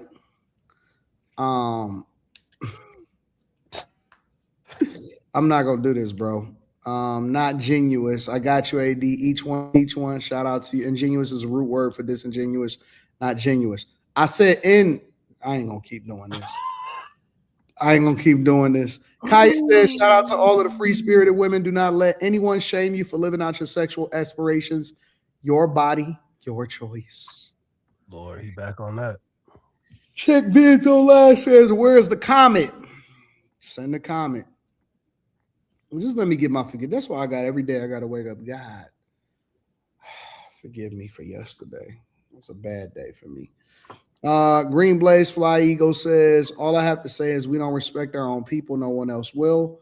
People are upset at Kev for not what he said, but what others said about us. I think COVID messed up people's brains, says check Vids online. Kai says, shout out to Lotto, Cardi B, Sexy Red, and Meg Thee Stallion for inspiring women to love out their deepest, darkest desires. I don't even think that, listen, I don't hold Lotto, Cardi B, Sexy Red, or Meg Thee Stallion accountable for how women are acting today. I don't. Because you got to go all the way back to Lil' Kim, Foxy Brown. Yeah. You got to go back to those people. You can go way back further than that. You can go to Marilyn Monroe. You got to go further back than that. So it doesn't mean that these women are right, but you can't celebrate Lil' Kim and then go off on Lotto. So they just following suit. I was listening to sexual innuendo music that have a lot of sexual. Okay, listen, look, I was listening. Look, I was like, because me and my friend were talking, and he was like, "How far back do you think that music with sexuendos go?" And we went back to 1919, and this lady was singing this song called "Shave Me Dry." Yeah, I mean it's been in existence for forever. Madonna is the queen. Facts. Madonna was Like a fucking around. virgin. Very few people didn't That's bust for down the- Madonna. Shit, Quentin might have bust down Madonna. Rodman was busting that down on a regular basis. And nobody tripped. Well, I guess they did trip, but technically. F. Jackson says, Molly, you're right. They have tents strictly for groups who want to get into something extra at Burning Man. That sounds nasty. And the reason why I really sound nasty is because Burning Man is just a nasty festival. Burning Man, it's a dirty festival. It's a festival in the middle of the desert. They be having, it's mud, dirt, sandstorms, all kind of nasty shit up in Burning Man. Wait, why are you thinking about fucking? Good grief. Burning Man, if it rains, it's hard to get out, bro. That's how messed up Burning Man is, bro. You been to Burning Man? No, I keep seeing it. It's a big thing. It's one of the biggest festivals. It's massive. What is it? What is it? Is it a concert festival or what is it? It's like a festival these white people do. They burn the man statue every year. Yeah, they be having music and shit like that too. But yeah, it's like it's a festival. They be high off they drugs. It sounds like a ritual. No, Burning Man is a festival, Slimmy. Everybody take their. It's almost like Coachella. The trailers and everything. Yeah. You said it's like Coachella? Burning Man 2015. It's similar to like Coachella, where you're like out in the desert. You can camp there. You out there for days at a time. It's a festival. Yeah. Let me show it to you, Slimmy. I'll show you some clips, bro. Let me remove this. Wait, y'all said this motherfuckers be burning a dummy. This shit sounded like a ritual to me. Burning Man. We passed by an Excalibur sword and wanted to pull it out, but it wasn't open. Then this camp had a pendant making station. I chose the participation symbol and colored it in. Next, we jumped on to ride this. One of us is better at this than the other. It's not me. And at this camp, you have to spin the wheel before getting your drink. My friend ended up needing to roll in the playa dust. Craziest part about this is that everything is gifted. Here's our first cocktail. Then we stumbled upon an outdoor gym. Both of us did a set of deadlifts. The fermented reality camp had pickles to give away. I didn't realize you had to eat the whole piece. And there's a cute little boutique where you could pick out clothes, whatever you wanted. This Parks and Rec had an outdoor playground. We went in the ball pit and the swings. And we coincidentally came during Thursday's fruit spa. So we had candies, face masks, hand and head massages, and spa water electrolytes. This construction and hot dog camp was the perfect pairing. We got free stickers and of course hot dogs. Lastly, the pickleball courts were full, but there was a hot sauce tasting with our next cocktail stop before heading back to camp to get ready for the night. Saying it. It looked nasty. You know what I'm saying? Like, hold on, let me show you some more. Oh no, this ritual. This ritual. Oh no. Oh no. What? Burning Man is wild, bro. Yeah, this ritual. From a distance, this scene might look like a mass escape from a major disaster. Or maybe even an alien invasion. But don't be fooled. These thousands of people are actually willingly lining up for hours, stuck in traffic under the scorching sun, all for one purpose: to attend Burning Man, the annual festival held in the harsh desert of Nevada. Yeah, Burning Man is wild, Slim. Oh yeah, this a ritual. Yeah, definitely. But you see how dirty it is? It's dirty. And that's why I was saying, man, they actually trying to get box in a tent. Yeah, I don't Burning Man? No. I don't think there's no reason. There's no reason for me to attend that. I didn't see nothing about no showers, no rooms.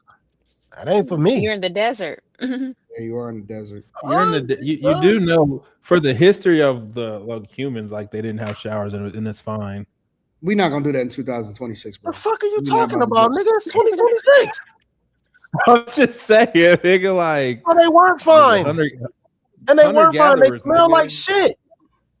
Hunter-gatherers. Like, even in the movies that we watch. Let me read the rest of these super chats, y'all. J Pitt City says, for women, bad attention is better than no attention since the dawn of time.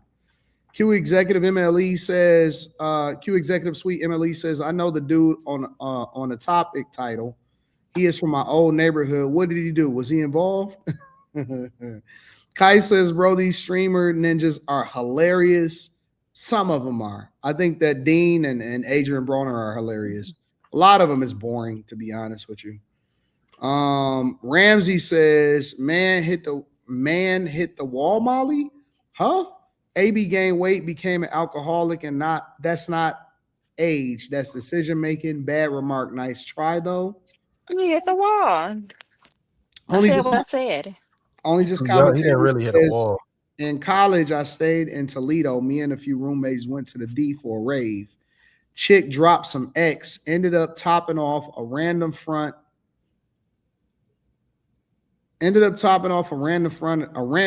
of everybody. So yeah, it does happen. People taped with the flash on 2016. Was you participatory or no? I seen that shit at a frat party. I seen that shit at the football team, and the football team, the basketball team, and the girls volleyball team at Kent had a party. I've never seen a party like that in my life. If I start to see stuff like that about to pop off, I know it's time for me to go. I'm at the wrong spot if I start to see some shit like that popping off, bro. That shit got out of control so quick, like so quick. I'd never seen nothing like that. Ever. Florida Panoramic says, was Lex in Panama over the weekend? Fa Brown says, why do you say Urbex is too dangerous? I want to give it a try, and Philly inspired. I snuck into the Bud building a few months ago. It was kind of scary. Because you can get arrested. It could be something that happened inside of them buildings that you don't know of. It could be a confrontation. It could get trespassed. It could be a lot of different stuff that come along with it. No, I don't mean that kind of exploration. Urbex is that's not what you was talking about. He talking about no. Yeah. No, I'm just talking about you just being out in the city and recording. Urbex is a thing. That's what you was doing before. Yeah, like I was going to the stadium, like that. Yeah. The stadium and that shit. Did you fall through the floor on one of them? Yeah, I did. I almost fell all the way through, and I caught myself. Injured the fuck out of me. Dangerous. It is. Mills says live from Philly North Peace, from North Philly Peace to the panel. Shout out to Mills. Super Chance Got Me Broke said, this is for Slimmy. Call my phone and say you need me, baby. I'm so green, you got to teach me, baby. From Vancouver, you a BC baby. That shit trash. Ice says, y'all heard about the new Michael Jackson documentary on? Man, come on, bro. We just got the movie. What? I don't want to see no. And they're gonna run this nigga name into the ground. They need some money. Damn, man, how man, like, how do you keep milking the same motherfucking cow over and over and over again once the cow done fell over dead? Yeah. This shit disrespectful, man. Still milking it. That family should have been stepped in on this shit, bro. They gotta be giving them some kickbacks. Of course. No, the family is probably eating off of it too. What you mean? That's what I'm saying. They getting some kickback from that shit because ain't no way. Yeah, I wouldn't like that. I wouldn't like it at all. That's crazy to me. Let me tap into this video. So what you're about to see is silent, but it's narration. And so an Indiana woman walks in. You can see her walk in the door right here with the whole blue jean thing on. She's 75 years old. She comes in to confront a lady at Tim Hortons. All right. The girl at Tim Hortons is a young girl, and then the assistant manager is also young. So she's coming in to confront a dispute through the drive-through at Tim Hortons. She's talking to her at the counter. She's talking to a 17-year-old employee. She going off on her. She's still Why? She's disputing over a drive-through order. Come on, man. So they still talking stuff. Her name is the 75-year-old woman. Her name is Anita Grayson. All right. They talk. She didn't work herself up into her death. They talking.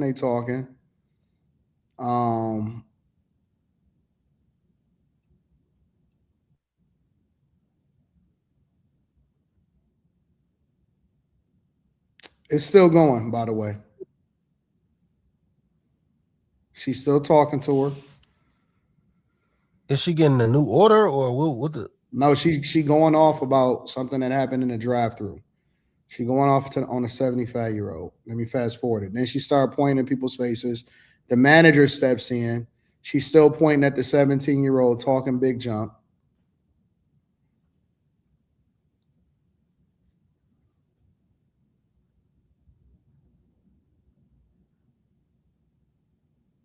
Wait, why is this escalating this far? Whoa.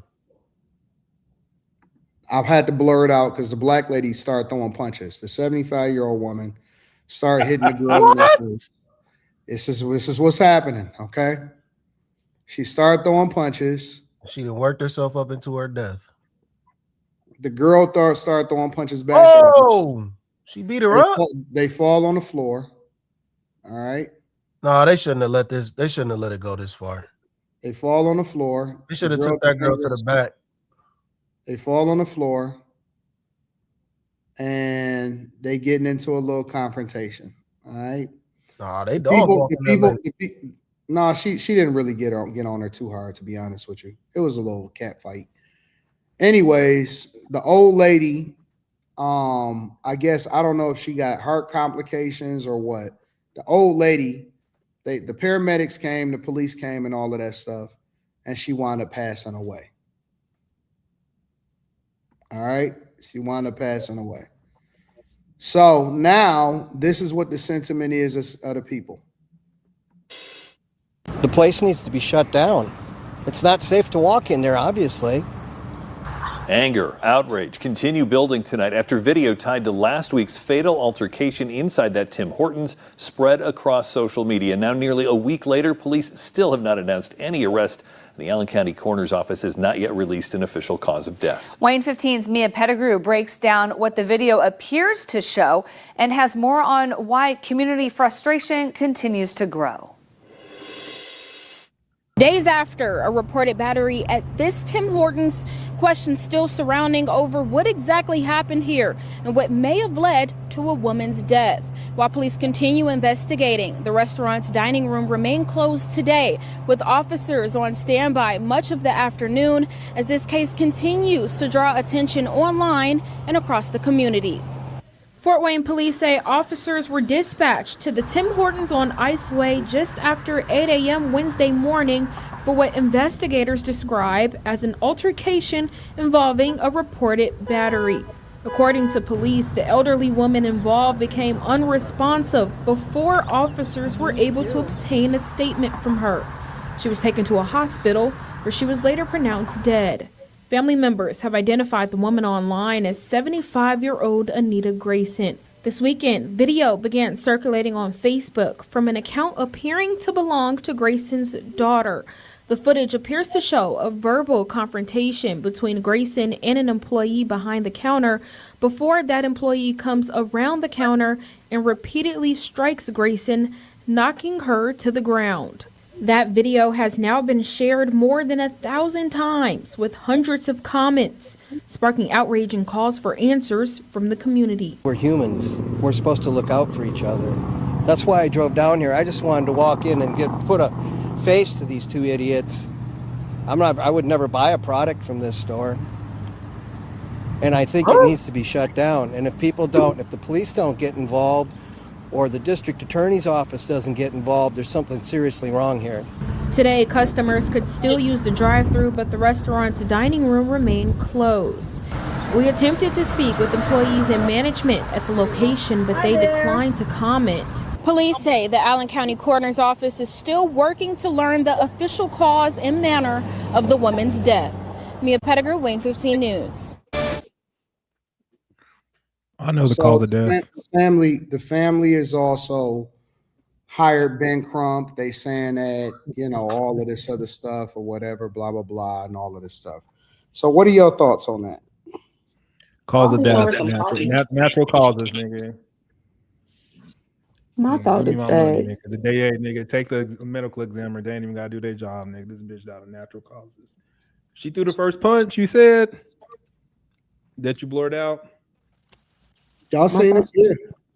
You said you blurred it out. It was blurry. Well, yeah, I had to blur it out for YouTube, but yeah. Well, I'm just saying, if the old woman do the first punch, it's a wrap. Nothing to see here. Suicide by YN. My thought is that you can't change what happened, but moving forward, I think that we need to highlight the fact that managers aren't truly trained in crisis de-escalation. They're just there to, do scheduling and inventory or whatever it is that they do, because a manager that was trained in crisis de-escalation would have saw that it would have been wise to remove the employee that's in the situation. Younger employees often respond emotionally because they're young, but I guess the difficulty in this is that a lot of people don't know how to disengage once emotionally activated. So I kind of put that on a manager for not stepping in and not being trained to step in. So the corporation should be held accountable. More so in this situation, they should. And moving forward, some things need to be implemented to prevent this, because you can't just say, oh, well, the customer is not somebody that's employed by them. You know what I'm saying? Like I've seen so many people come in McDonald's and Wendy's and stuff, and they're acting erratic, and people kind of like wait until police get called. I'm not saying that that woman's actions isn't a problem, but I'm just saying that I kind of look more at the establishment, and the person in charge didn't let that situation go too far. I can agree with that. I think Miss Anita came in there wanting some. She wanted a problem, and I just can't understand why all of that over some coffee. Like whatever happened, because I don't know what happened or whatever transpired. I don't think it was necessary for her to go into the establishment and start yelling behind a counter, walking to the side, doing all of that, and then swinging on somebody. If you're 75 years old, and let's say, for instance, we tell people today, keep your hands to yourself, don't hit people. You know what I'm saying? You can say what you want, but keep your hands to yourself. How at 75 do you not know that? There was no reason for you to hit her. I just don't. If you know you have health problems, you know that you're 75. That girl doesn't know you from a hole in the wall. So to me, I just think that was a bit too much on the Miss Anita's, may she rest in pieces part. But I also think, to agree with Lex, I think that a lot of these establishments don't protect their employees. The girl was sounding like a teenager. And I think that, yes, the manager isn't there to necessarily act as her security guard. And it did kind of seem as if the manager was trying to tell her to like kind of get back, and the girl was walking up. I think that she was wrong for walking up to Miss Anita, and I think Miss Anita was wrong for putting her hands on somebody. So it's kind of a sad situation in all, but I mean, what can you do about it now?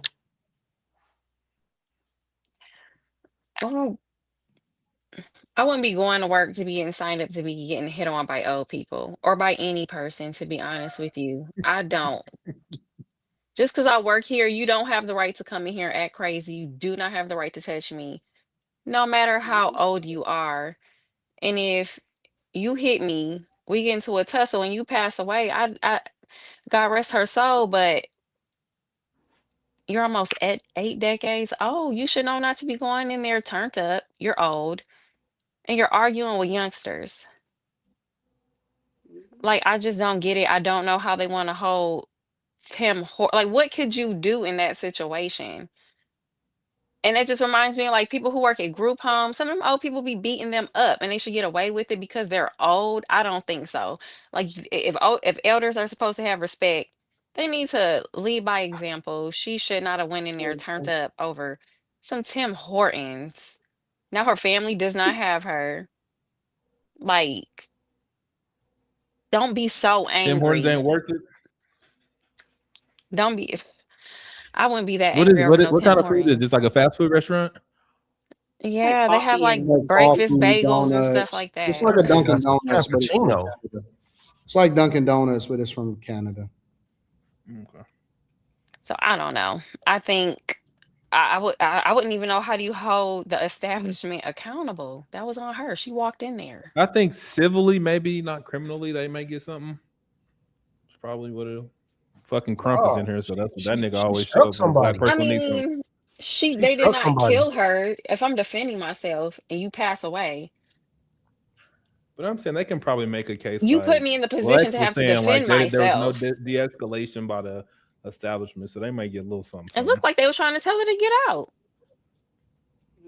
I don't know. But We didn't they hear the did audio. approach. But They didn't have to meet her at like where she was. Like they were in her face. She was right here, and they came up in her face. Like they closed the distance, not her. Well, the one person, it seemed like the one person was telling her to leave. Yeah. And the one person, I will assume that was the manager.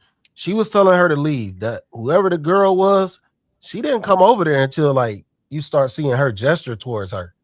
With But that you manager, didn't have to. Like you could have. They could have handled that from a safe distance. So you could tell she started saying some out the way shit because of the way that the girl approached. You could tell, like she started pointing her finger. She looking past the manager in the video. You could tell she wasn't focused on the manager. It's called the police, she wanted to say whatever. This is disorderly conduct, nigga. She wanted to say whatever she had to say to the girl. Yeah, I agree with the fact that old people, they be trying to get away with shit, dog. They do. They be trying to get away with shit, man. I'm gonna tell you, I'm gonna give y'all a story, and like it could have been the exact same motherfucking outcome, but it'd have been way worse. Way worse. Motherfucker get on the bus, and he, I could tell, like, he was upset about something, so I was just gonna be polite. And I was like, when he got on there, thank you, appreciate you, we driving. So he pulled a cord to get off. We in the roundabout at the bus station. What's up, Kimberly? Thank you. We at the roundabout, the dude, but then he says, "Oh no, I don't want to get off right here." I was just like, "Okay." He pulled the cord. He's like, "I want to get off across the street." I was like, "All right." So I start driving. He was like, "No, let me off, let me off." I'm like, "Come on, bro, what you doing?" I'm like, "What you on, man? Like, you just told me you wanted to get off across the street." He was like, "I could make a motherfucking mistake. Motherfucker, I'll beat your ass." I was just like, "Huh?" I was just like, "Yo, bro, all right, man, you got it. Get your old ass up off of here." So we get off the bus. Now, when I'm done with my route, I got to get on the rapid so I can go to my next location. I'm set, so I just stand at the exit to the rapid. This motherfucker walked right in front of me an hour later. Now, all that shit. Now I summed it up, but this motherfucker was talking shit for like 5 minutes. You know what I'm saying? He was talking shit, like talking greasy. Now, I could have iced his ass. He wouldn't have known what the fuck happened. But because he was old, he thought he was going to get away with some shit being disrespectful. Just out the gate, he just wanted to be disrespectful. Just because. Man, sometimes some people don't play that shit. And this was a scenario where that motherfucker didn't play that shit. And you put your hands on her and she beat that ass. Unfortunately, it led to your demise in a place I probably wouldn't get caught dead in. Like, I would never be in no Tim Hortons. Like, what the fuck is that? Like, I don't drink coffee. I don't like cappuccino. I don't like sweets. I ain't see no donuts up there, so fuck them. Like, y'all got to stop trying to get away with shit, man. I'm sorry. Y'all got to stop that shit, bro. You want respect other people. There ain't no reason that you that old running back into that place after the drive-thru. What? I'm getting on with my life. I don't give a man. They fucked my order up. Okay, cool. Man, then somebody fucked my order up yesterday. I was still at the place. I could have returned this shit, did all that. I'm like, man, it ain't even worth it. Like, it ain't even worth it. Like, somebody could get upset. You know what I'm saying? They might spit in my shit. No, I'm gone. I don't give a fuck. You fucked it up. I paid for it. It's over. The customer is always right. But the customer still got to go the fuck home at times. You got to go the fuck home. You got to go home. You obviously didn't want to. You wanted trouble. You got it. And now you ain't even alive to tell the story. Yeah. That shit is insane to me. So things stressed you out that much that you got to this boiling point. Man, don't ever let life stress you out that much. Fuck that, man. Fuck that. That shit is insane to me. I can't do it, bro. I can't do it. I think our responsibility for her actions is completely valid. I also think that the business itself have a responsibility to protect their employees before situations even reach the point where teenagers are physically fighting customers to the floor. Like those conversations don't cancel each other out. It has to be some conflict management taking place or to be proactive in. So these type of things won't happen, won't blow up on the internet, won't have to face any legal troubles, like separating your employees immediately and calling the police.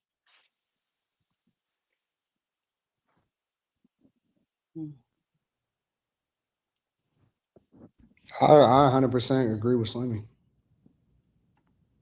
I think he hit it on the mark in every single way. I mean, you know, everybody not going to deal with it the same way. I prefer to be a person that walks away from these type of situations because I just don't think it's worth it. I don't ever have to see you again. But man, these old people have been doing this shit for a long time sometimes. Honestly. They've been getting away with this type of shit for a long time. When you was in the restaurant. Yep. That ain't his first motherfucking time doing that and approaching somebody. Yep. I agree. They be old, they be bitter.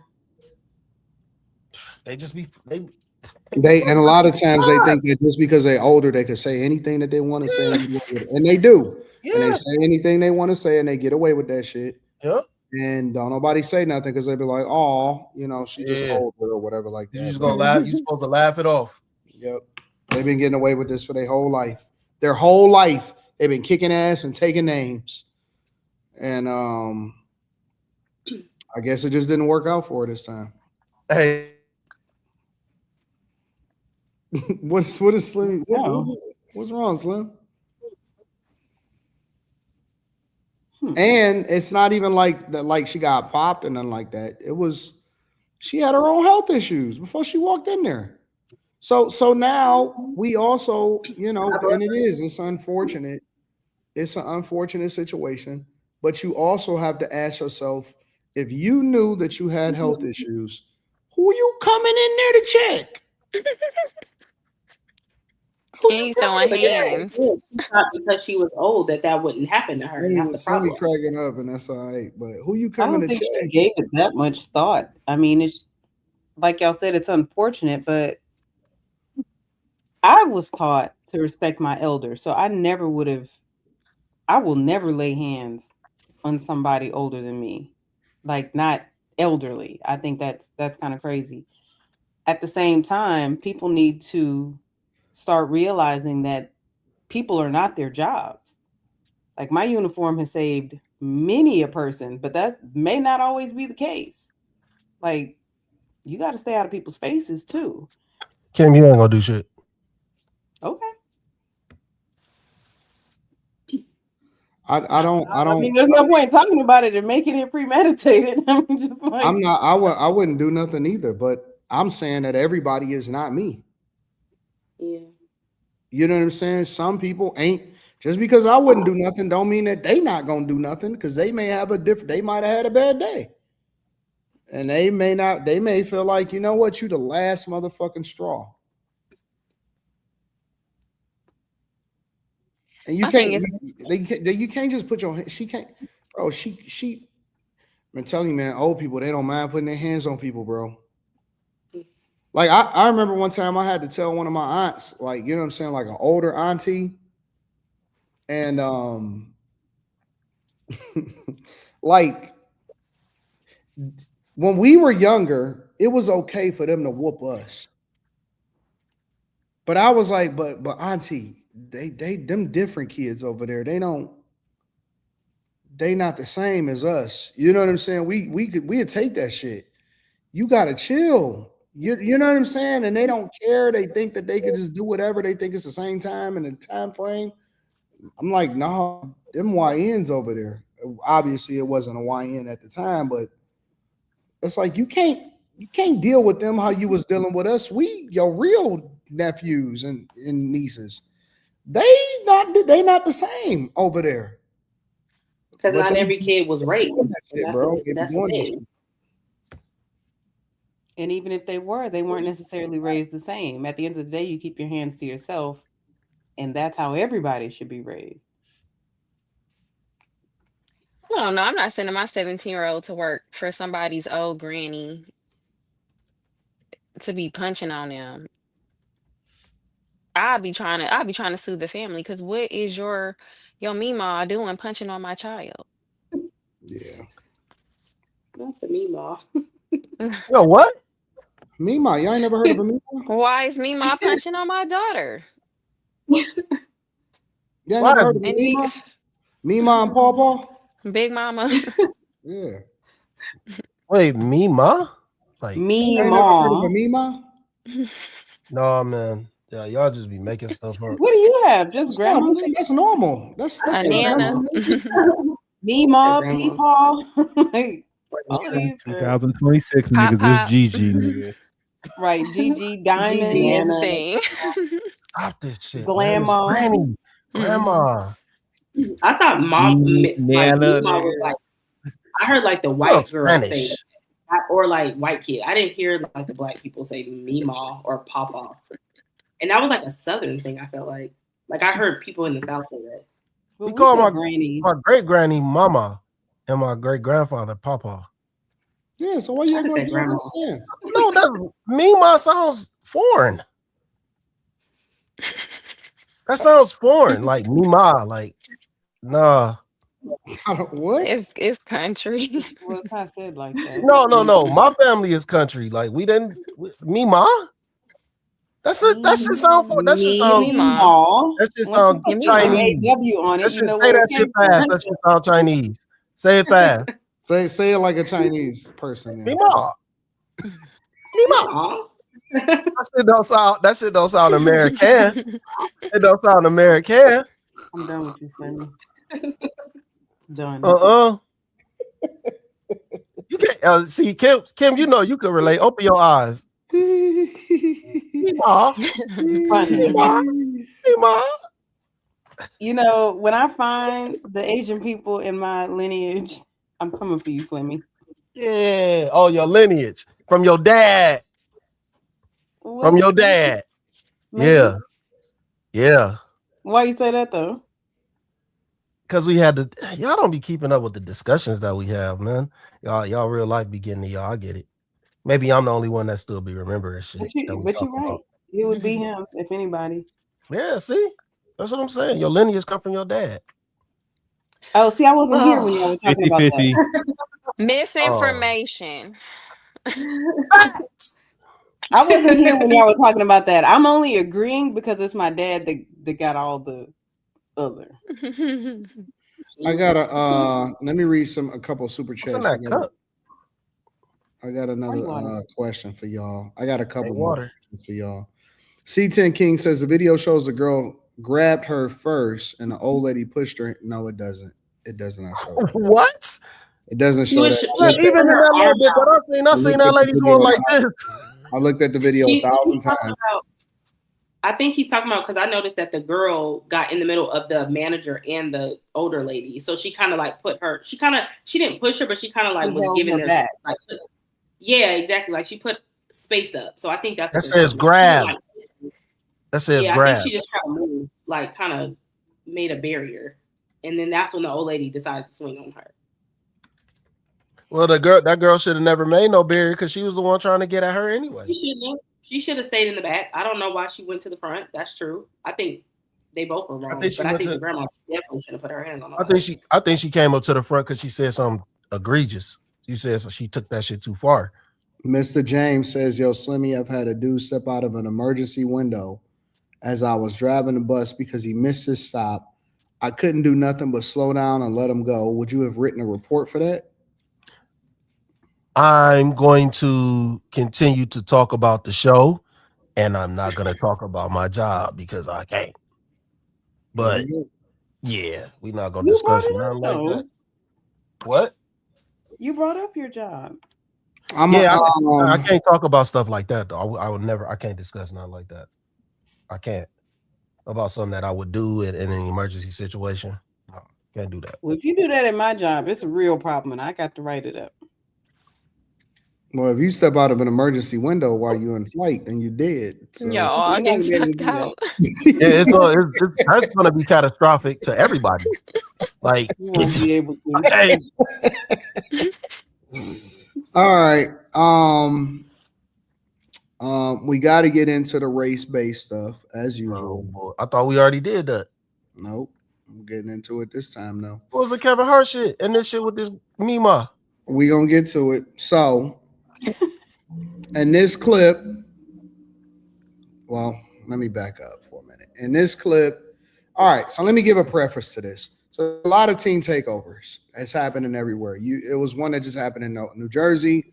There's another one that happened in Chicago. It's another one that just happened in Detroit. And so it's happening everywhere. And a teen takeover is much different than a takeover. A takeover is like a car takeover where they skidding in the streets and all of that. And that could be any culture. White people, Mexican people, it happens all over. It happens in LA, Oakland, Detroit, anywhere, right?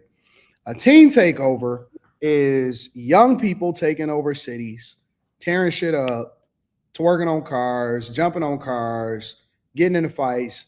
Now they've started to escalate into violence to where multiple people got shot. In Chicago, 5 police officers got ran over or ran into, rammed, all of this stuff, right? It has. It just happened. If y'all want me to pull up that clip, I can. And so this guy is starting to go viral a little bit because of his take on the whole situation. And I want to get y'all thoughts. All right.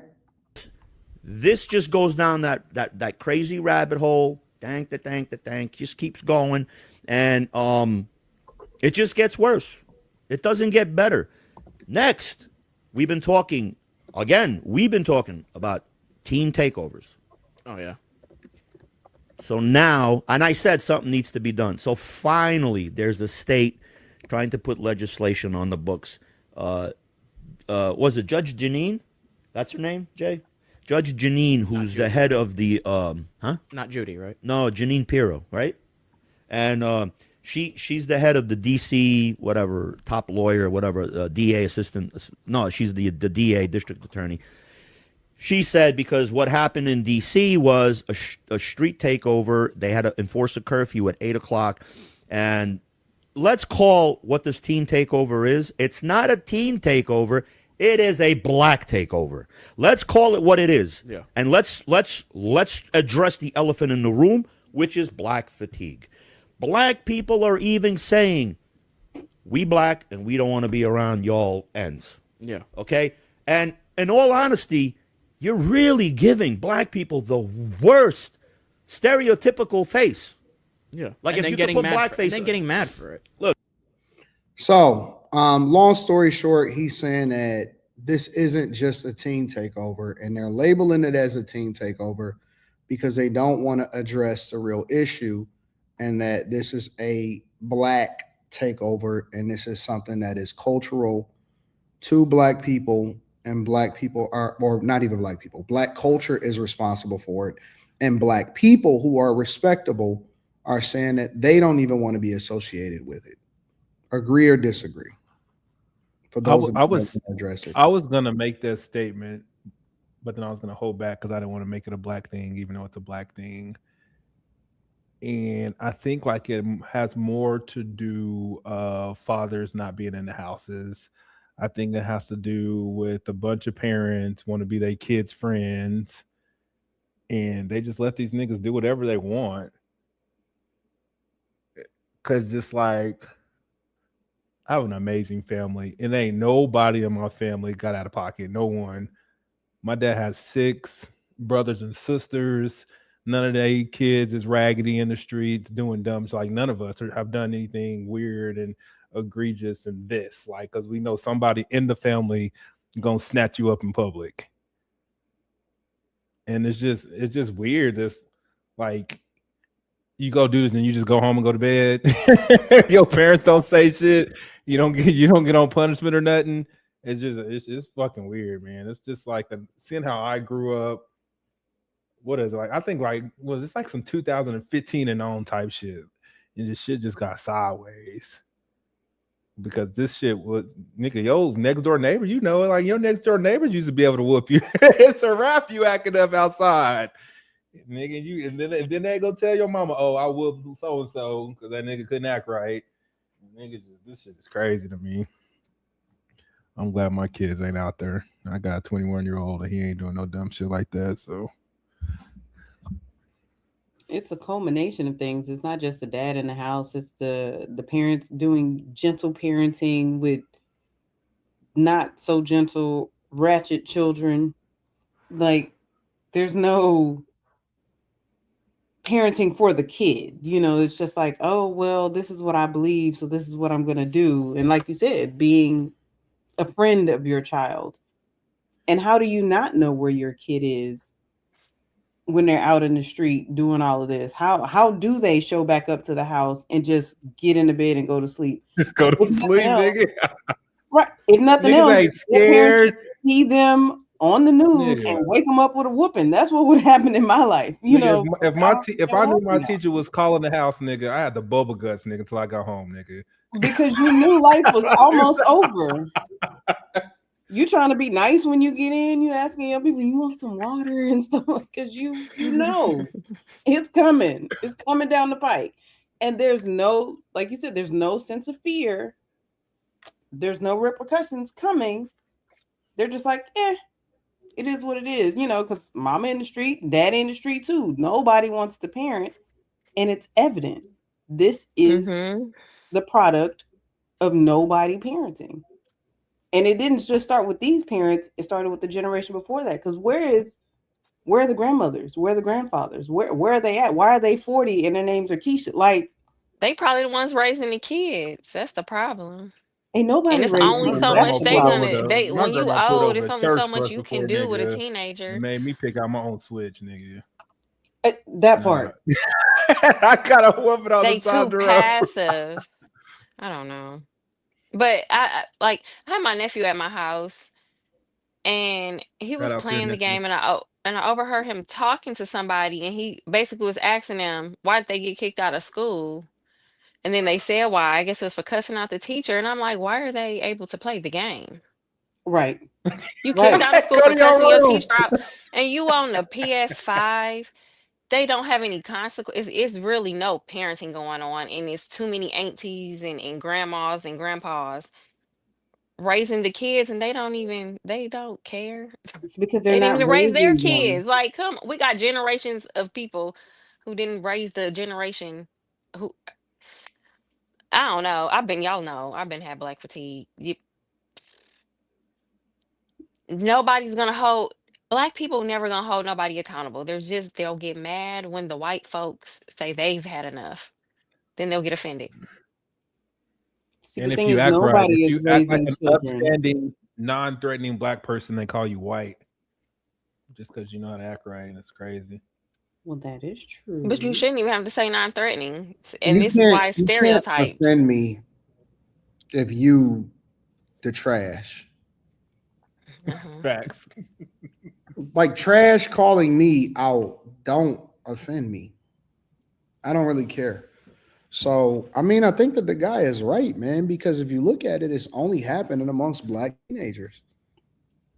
It's not, I mean, white people got their own problems, Asian people got their own problems, Latino people got their own problems, Mexican people got their own problems. But in this instance, every single city, every single takeover, every car that's stomped out with the headlights bashed in, all of the killing and stuff is happening from black culture. And that's the thing that I keep saying is they gonna get mad at the Kevin Hart roast, but they not gonna get mad at what's happening inside of these cities on a local level on a daily basis and the killings and the shootings and all of this other stuff. And so it's fake outrage to me. It's not real. People are pretending like they really care, but they don't. And when I see this happen every day, I get these reports every day. There's a new one. Every day there's a new one. And it's like, or it's multiple ones every day. And I can already tell if I hear a report where I can already tell most of the time who did the crime before I even see who the perpetrator is. If I see that, it's a school shooting, I know it's probably a trans person. White guy. It's a trans person Trans? most of the time. Absolutely. No, 100%. fucking white guy. No. A white guy that don't get no all of the box. most recent school shootings have been trans people. The one that was in Minneapolis at the church, all of these school shootings, this Catholic school shooting, the one that just happened in Canada, that was from men dressed like women. I don't think that's historically the stereotype for a school shooter, though. We're all thinking I'm Columbine. looking at the last 3 or 4 that I reported on the Millionaire Morning Show. Yeah, but what about the other hundreds of them? They were all boy. I'm talking about today. I don't know about all of the hundreds. I can't remember the hundreds.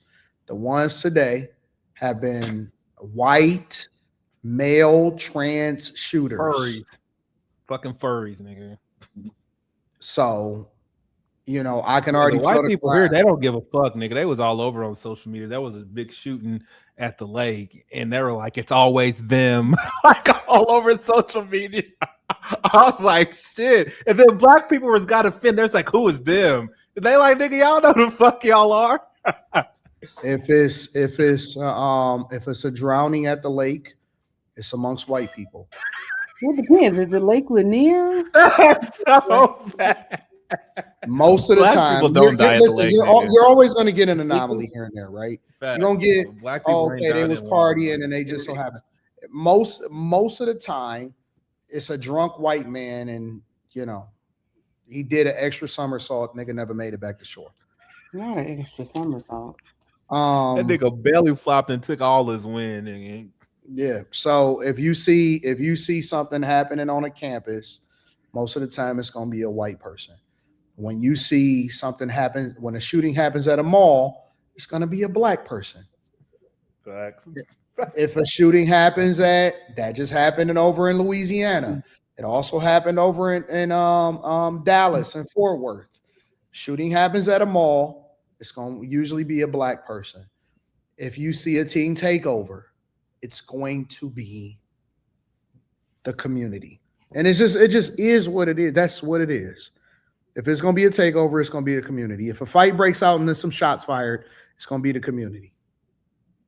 I would love to see an adult takeover while this is happening and everybody just outside with belts, like just taking people down. Of course, it ain't happening no more. They all strapped. Amazing. These young people strapped. They strapped up. Ain't no more discipline in these little dudes. Well, no, because you don't discipline a teenager. You discipline a toddler. You discipline a 5-year-old. You discipline a 10-year-old. Once they're teenagers, they've gone too far. You let it go too far. You don't start disciplining when there's a problem. You discipline the problem away. And I think that is part of the problem. The part of the issue is that we're not jumping in when we need to jump in and discipline.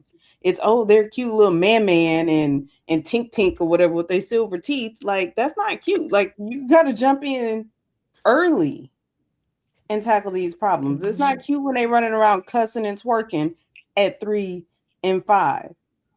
That's when this needs to happen. Not when they're 15. It's too late. It's too late. I think you have until like they're about 7, and then after that, if you didn't already instill those values in them, they might be harder to discipline. I took L's from my parents because as long as I knew, as wrong as I were, and all my L's was justified. It was some, I got away with a lot of stuff too that I never got caught for, but I was taking L's because like I knew I didn't have nowhere else to go. You know what I'm saying? Like there was no alternative except for me to take the L. And maybe this is just coming from me as a young, when I was a young boy being raised. I remember like all the way from elementary school through middle school,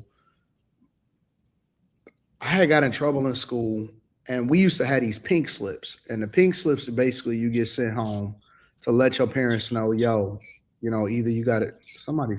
I'm hearing a lot of feedback. I hear some feedback in the background from somebody. The pink slips basically let your parents know, yo, you got a disciplinary. And so if it wasn't as egregious, your parents were supposed to sign it and send it back. And so I spent about 4 hours practicing my mom's signature in order to sign that bitch. And I signed it, and they still was like, nope, this ain't your mom's signature. And I still got in trouble for that shit. And as wrong as I was thinking to myself, like, man, I don't want to take no whoopings. I needed that shit, but I was just like, yo, if I have any other option. And the main reason that it worked was because both of my parents was on the same page. I'll tell you, a lot of these kids, the reason I say that is because a lot of these kids have an alternative. They got an out. I didn't have an out because mom was on the same page as dad. Dad and mom was in the same house. You wasn't going to turn mom against dad, and you couldn't go to grandma's house. So a lot of these kids can say, you know what, well, I want to go stay with my mom. Or you know what, I want to go stay with my dad, because they got an out. And so I took my L because it wasn't no other alternative. It wasn't no going away. It wasn't no going to stay with my father. It wasn't no none of that. Dad was right upstairs like, what's wrong with you, boy? You know what I'm saying? Like, it wasn't no alternative. And so as long as y'all giving kids outs and they can go do what they want to do, and they can go and I can go stay with my mom or my dad. And this is one of the reasons why I say broken households. Broken households is not just about whether they see you with your parents or, how your mom and your dad treat each other. That's a huge factor too. But broken households, even if y'all are co-parenting, it's impossible for y'all to 100% be on the same page because y'all are not in the same house together. Y'all not in the same house together. And as long as he can say, well, I want to go stay with my mom, or, oh, I'm tired of this, or he can paint the picture a certain way, or if y'all got you know what I'm saying, y'all got a thing against each other, whatever, it's always going to be something that they can use to escape punishment or escape responsibility or escape whatever. Take the game away from here, he can go over his dad's house. I seen a video today where a guy said his mother, to punish him a lot of times, or because he wasn't as productive, she would take his game controller. And so he would go and search for his game controller. It's a white boy. He would go and search for his game controller and all of this other type of stuff. And so eventually he got smart, and he told his dad that he wanted a new game controller that he only wanted to keep at his dad's house. And so when his mom would hide the game controller, he would go and get the alternative game controller from his father. That's the thing. We used to be like scared of our parents, and there's no way I would ever do that to my parents. Because when they find out, they're gonna beat the snot out of you. I had a girlfriend like my junior year, like the summer going into my senior year, and I got caught like in her bed at 3:00 in the morning. Nigga, our parents had a meeting, nigga. They had a meeting, and we was on punishment for like 6 months. Yeah, nigga, that's just yeah. What's that face for? You got caught where? In her bed, like at 3:00 in the morning, nigga. Where was you at? How old were you? At my girlfriend's house. Like Lucky 17. to be alive. Nigga. And my dad was 3 in the morning? And he was on his honeymoon. They called that nigga on his honeymoon to come back, nigga. Nigga was pissed. We were adamant. Nigga, her parents took her door off her off her bedroom door, nigga. Parents weren't playing around back in the day. 3:00, what you mean, nigga? Whenever it works. Would you sneak out the house? No, my dad was on his honeymoon, so I was at the house by myself with my brother. But her parents was sleeping. And I jumped over the fence and came in the window. It was so funny because when her mom told me to leave, I tried to go back out the window. She said, she said, no, out the front door, young man. Yeah, man, it was crazy. But then you were also probably embarrassed to get caught. I don't think that there's an embarrassment factor. Like you were saying earlier, Anton, shame is gone. Shame is now replaced by attention. And so if attention comes with it, cool, I'll take it. There's no shame. Like Like I feel embarrassed to act up in public. Like part of the impact was also the fact that I had to do the walk of shame when I got back to school. Because all of the kids knew you got a whooping. Because parents, first of all, parents then believed in wherever you embarrass me is where I'll embarrass you. You embarrass them at school in front of your friends, you gonna get whooped at school in front of your friends. Yeah, So, you used to be able to get whooped at school. right, and you can't do that because you then whoop you'll at be school now, arrested. nigga. You might go to jail. Uh-huh. Well, a lot of the other kids was at school, they was getting whoopings too, because they didn't care. Everybody get whooped at school is crazy. So, I mean, you know what I'm saying? Like, you just automatically knew, like, got my Jodeci boots took. Had to wear them goddamn Stadias to school. Them, not the Stadias, the XJ900s. Had to wear them goddamn XJ900s to school. I hated them goddamn shoes. They had no grip at the bottom. They had no grip at the bottom. 365s. I mean, but there was a lot of things that were just different. I mean, our punishment was like somebody come to your door and they knock. Well, you know, can Kim come outside? You standing back there looking like, please say yes, please say yes. Nope. No, she in trouble. That's embarrassing. Like, and you wanted to go outside badly. That's not a punishment now. I tell you what, them XJ900s, the motherfuckers never was indestructible. And I was thinking, who makes those? It was at Payless. I don't know what it was. Do you know what Payless is, nigga? I know what it is. I ain't never had no Payless, thank God, but shit. Nigga, them shoes is like the grooves at the bottom of them shoes was for aesthetic only, nigga. They did not work in no way, shape, or form. Straight decoration. Any run that you took on, especially on the court, and that nigga slid like this, nigga put his arms out. Yeah, bro. They were indestructible. It was a different type of plastic that they put on the top of them shoes or something, bro. I will never forget them shoes in my life. And I said, God damn it, bro. These shoes. I just looked them up because I didn't know what you were talking about. They're a real shoe, right? I remember them by seeing them, and I'm like, oh my God, I forgot all about those shoes. Hold on, what is it? The XJ900s. I completely forgot about those. I didn't know the name of them though. They were called XJ900s. I'll never forget them.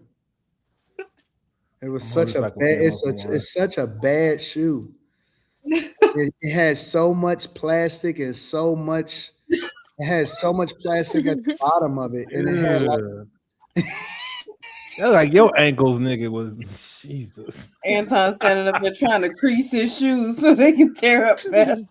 Oh, that's unfortunate, bro. Anton God on your toes. Damn. I'd be so embarrassed to wear those. Not when everybody I thought else. My LA Gear pump ups was like lame, nigga. God damn, bro. Not your pump ups. That's rough. Yes, I will never forget my XJ900s. The bottom was black, not red, rubber. and white because that's what I'm looking at. No. The bottom wasn't even rubber. It was like plastic at the bottom, bro.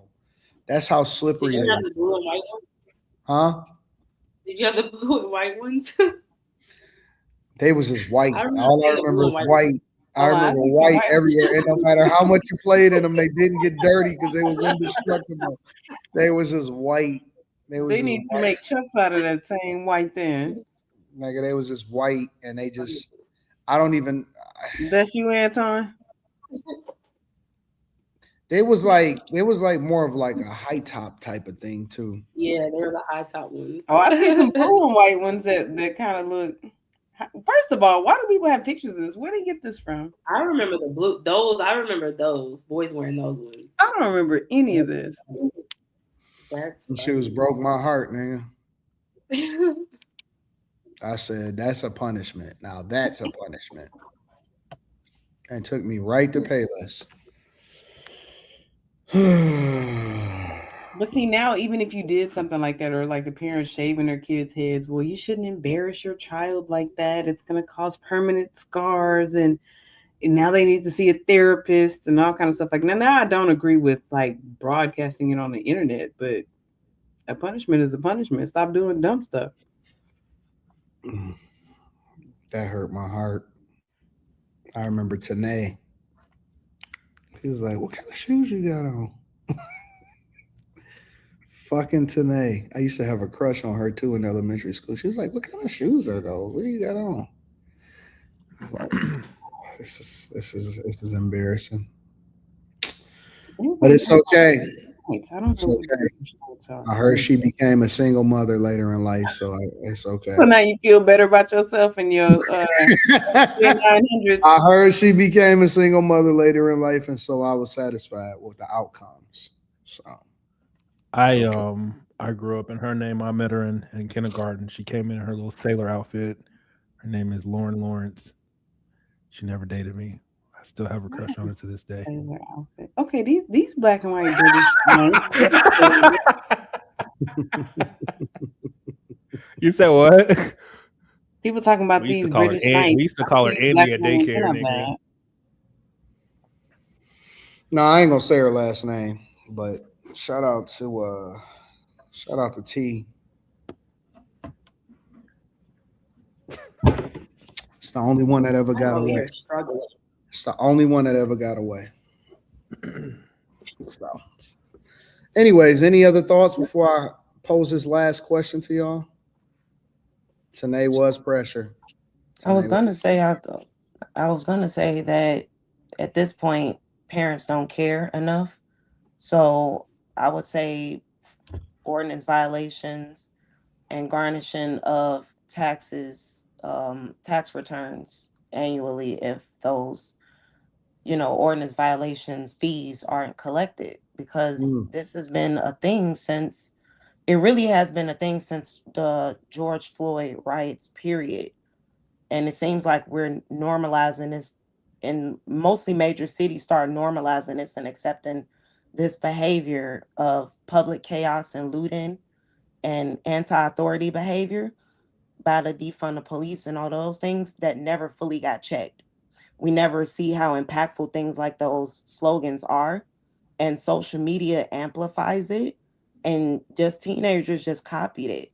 And teen takeovers has become a subculture of what we consider Black culture to be, and it's not. It's just this clout driven, centered around attention and disruption. So for major cities, police departments, balls been snapped off. They've been clipped over time. It's just by little increments. And unfortunately, because of lawsuits and political backlash and viral videos, officers begin second guessing the environment, and they're outnumbered. They put a real mark on how even law enforcement culture has been. So it just seems like, and we call it Black culture because Black children are heavily visible. It's heavily visible among Black youth. So yeah, this is normalized through internet culture and lack of accountability. So yeah, I think I don't know. I don't think you can fix it anyway. And I think it's going to continue to happen. So I don't know that it can't be fixed, but I do think that it would take a community effort to be fixed. And I don't know that we as a community will get together and care enough to fix it. Like, why are there not town hall meetings being had about this?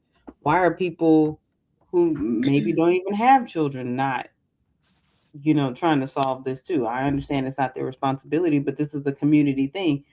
Back when it took a village, things were a little better, and it still takes a village, but now the village is gone. Yep. Let me read some of these super chats, and then I got one more question for y'all. Somebody said, because she was Black, shaking my head, talking about the older lady.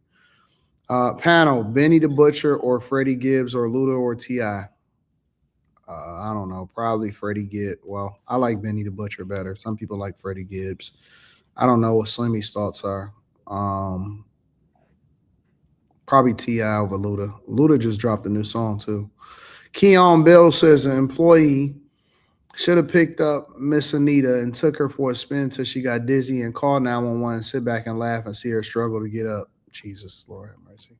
TS Car Wash and Detail Services panel. Y'all like fishing? Because I'm a bad man. I love noodle fishing. Nope, I don't. I don't like fishing. Oh. Green Blaze, the Fly Eagle says fishing is too slow. Just want to say, Kim and I, you look great. Thank you. It's because it's May, and May is my birthday. The whole month. The whole month. All right, I'm gonna let y'all pick this next one. Domestic dispute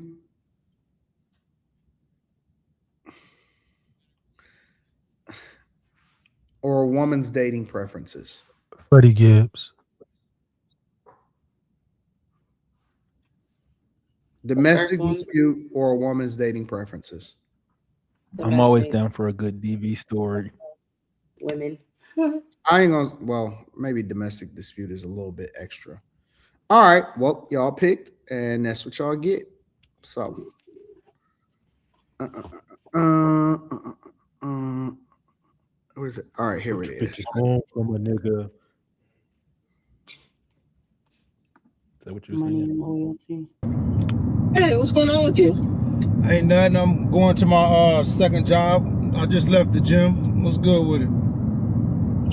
Not much. I wanted to talk to you. All right. What's going on? You know, I'm noticing, like, you know, I really don't say nothing, but I've been noticing, like, you've been coming in the house, you know, late.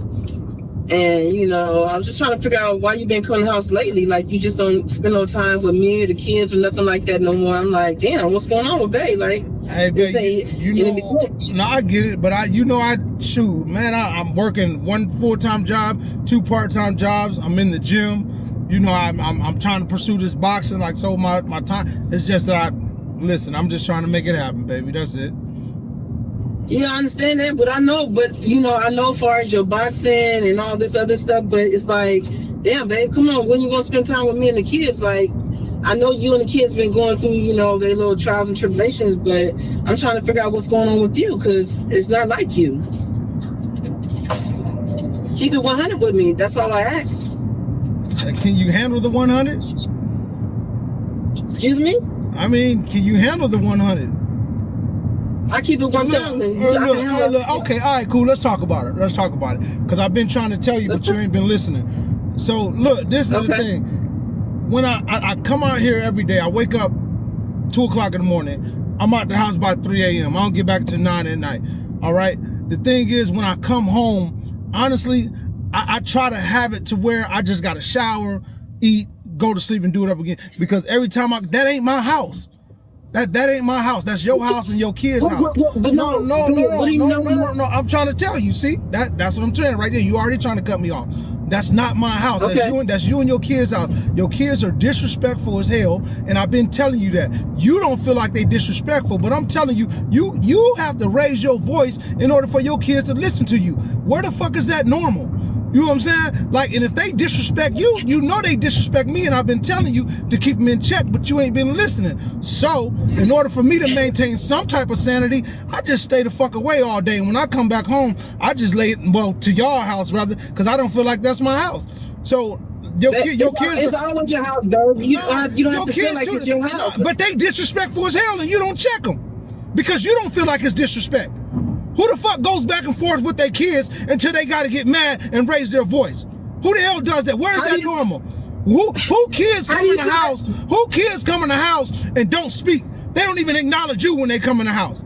Like, where is that normal? That whole house is disrespectful as hell, and you feel like it's okay. That shit is, the energy in that house, it zaps me, and I just don't like being there. That's just what it is. Baby, I don't want you to feel like that. Maybe me and that's something the kids got to work on, but I didn't feel that was disrespectful, though. Man, listen, we've been trying at this shit for about 5-6 years. This shit ain't finna change. It ain't finna change. It is gonna change. And them older two just getting worse and worse. Like, they just getting worse and worse. Like, you fucking argue with your kids. You argue with your kids.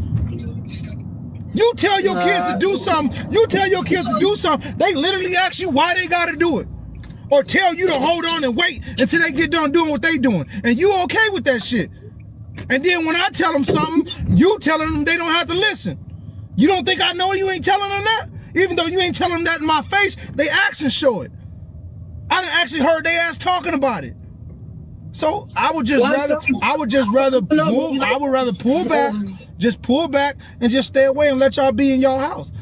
That's just what it is. That's why I'm gone. That's not how it goes. I mean, that's not how it goes. Because simple fact, at the end of the day, they're my kids and they need to respect you and they need to respect me. But they and don't. I want you to feel that's your home too, though. No, it's not really. It's really not. It is your home, baby. Come on, baby, it's your home. Well, I hear you. But I'm pulling up at I'm pulling up at my second job, so I got to get out and do this work. And shit, I'll see you when I get to the crib. But you know, are you gonna come on, babe? Are you gonna come on late? Can we talk about this? I mean, we've been talking for 5 years. How much more talking do we have to need? It's his fault. He's an idiot. Nigga, because what I get from this is, nigga, you a crash step baby daddy, nigga, putting up with some bullshit, and then nigga, you still there, nigga, leave. Like, I don't get it. Nigga, this is him, nigga. I don't give a fuck how unruly them kids are or how she is, nigga. That's you, nigga. Get the fuck gone, nigga. Move. I don't like fuck that. First and foremost, you got bad credit or felonies and can't get no house, nigga. Because let's assume for the sake of conversation that it's a real situation. What are y'all thoughts? He got more hours in his day than I do. Because how you work a real job, 2 part-time jobs, and do some boxing? Like, it's only 24 hours in my nigga, day. you go 3 to 9, nigga. No way. Nigga, what's that? 16 hours. Shit. I want them. Who raising these niggas? Nobody. They mamas. Who raising these niggas to think that this is what the fuck you gotta put up with? Bro. He don't. She do. Well, why are you arguing with this woman? Why are you arguing with this woman about her kids? Nigga, bounce. You said it ain't your house. It ain't your bad credit in a felony. That nigga can't no, wait, stop. He's not homeless. This the thing. That nigga taking care of the house. That's why she's saying this your house. That's why she's saying that. You can read the underlying tones of what's going on. No, she's a pick-me. That's why she's saying that. She needs a man under her. She's not a pick-me. He takes care of the house. He pays all the bills. That's it. No. I don't. I can hear it. I can hear it. She's not acknowledging anything that he says, but she's still trying to coddle him into being there. She ain't saying nothing about. Why would he pay can I speak? Can I speak, ma'am? Can I speak, ma'am? I'm not trying to go back and forth. That nigga literally pays all the fucking bills. He's a moron. He literally shouldn't be going through that. He shouldn't even be having that conversation with her. Soon as she said, "Why don't you stay at the house?" Bitch, because I don't want to be there. That's simple. Don't go through no hole. I tried to tell. How you been doing this for 5 years, my nigga? Stop. He's been homeless for 5 years. The first year, that nigga ain't homeless. The bitch sit at home with the kids all day. She ain't say nothing about working no job. We don't know that. She don't work no job. She don't work no job. First off, why you letting your blood pressure? She don't work no job. Let me since you know all that. Those aren't his kids. It's a skit. We know it's a skit, but we're supposed to be looking at it like it's real. Did you, Molly? Just be quiet, please. Just be quiet. Nobody's angry. I don't give a fuck about none of this shit. You about to have a real life argument over a skit, man. No, it's just because you keep talking. Why are you trying to go back and forth? Go ahead and finish, Slimmy. Go ahead. Good Lord, just be quiet. Go ahead, Slimmy. Y'all got it, man. I like to hear Molly talk. She has such a soothing voice. My take here. It's the Slimmy show. I'm just here, so I don't get in trouble. Just here so you don't get fined, huh? No, but if this is something that he's been sitting in for 5 years or more, I assume, because if whatever he's been sitting in it for 5 years, there's a couple things that are a problem here. One, either he is not a leader because he's allowed this to happen for so long. Two, he's chosen a woman who does not want to be led, which is also a problem. And he needs to figure out, is she A, going to get with the program, or B, is he going to move along? But existing in the way that it is not, that's not sustainable. So why did he sit up for 5 years and allow these children to get older with this same behavior being ingrained in their personality? That doesn't make any sense. Say something, do something. Don't just allow. I didn't see her doing anything wrong. The kids probably trying to run him Allowing her out. children to talk to her man any kind of way, that's not They're probably wrong. trying to run him out. That's not their daddy. That's not his house. They're probably trying to get him out of there. So the thing is, even if that's not their dad, if that's the man that she chose, she needs to be raising them in such a way that they respect him the way that she should be respecting him. So if they're not respecting him, she's not respecting him, and he's putting up with it. Nah, that's very simple to me. And I look at it from this lens. Number one, never move in a woman's house. You always got to have your own shit 100% of the time. And either she coming to yours or it's not a thing. So the fact that he's moving into her house with her and her children, it removes any kind of authority or dominion that he's going to have over that household 100%. And so, y'all can get mad at it. Y'all can get upset at it. But when you move into another woman's house, you can't have any say-so over what the fuck goes on there. It just is what it is. And if you don't like it, then get your own place. That is his fault. That's number one. Number two, he signed up for this shit in order to play stepdaddy. So don't keep saying yo kids, nigga, and you've been there for 5 years. 5 years is a long time. This is not like you just got there and all of this other type of stuff. It's half a decade. Nigga, fucking 3 months is a long time. Fucking with someone with a kid. And if you didn't know that her priority, because let me tell you why I don't see it as her fault. She wasn't belligerent. She was calling him saying, hey, babe, what's going on? The nigga was pouting. He didn't even want to say what was going on. He acting like a child, saying, oh, I just got to do this. I got to do this. Then he going to preface and say, oh, you really want to know? Nigga, what the fuck is you talking about? We grown people. Grow the fuck up. Grow the fuck up and deal with that shit. Either you don't want to be there or you do want to be there, but stop playing games. He up there playing games and having a pout session. You know what I'm saying? And all of this type of stuff. And so, her whole situation, her whole thing was, honestly, and this is what I'm thinking about. If you're going to get with a woman that already has kids, you know what you're looking for. You know what you're signing up for. And her whole demeanor the whole time was, well, babe, what do you want me to do? Or what's wrong? Why are you so distant? You acting you acting different. I didn't hear her say nothing disrespectful. I didn't hear her say nothing. She won because she got the dude as a single mother. He signed up for it, and now he pouting about it.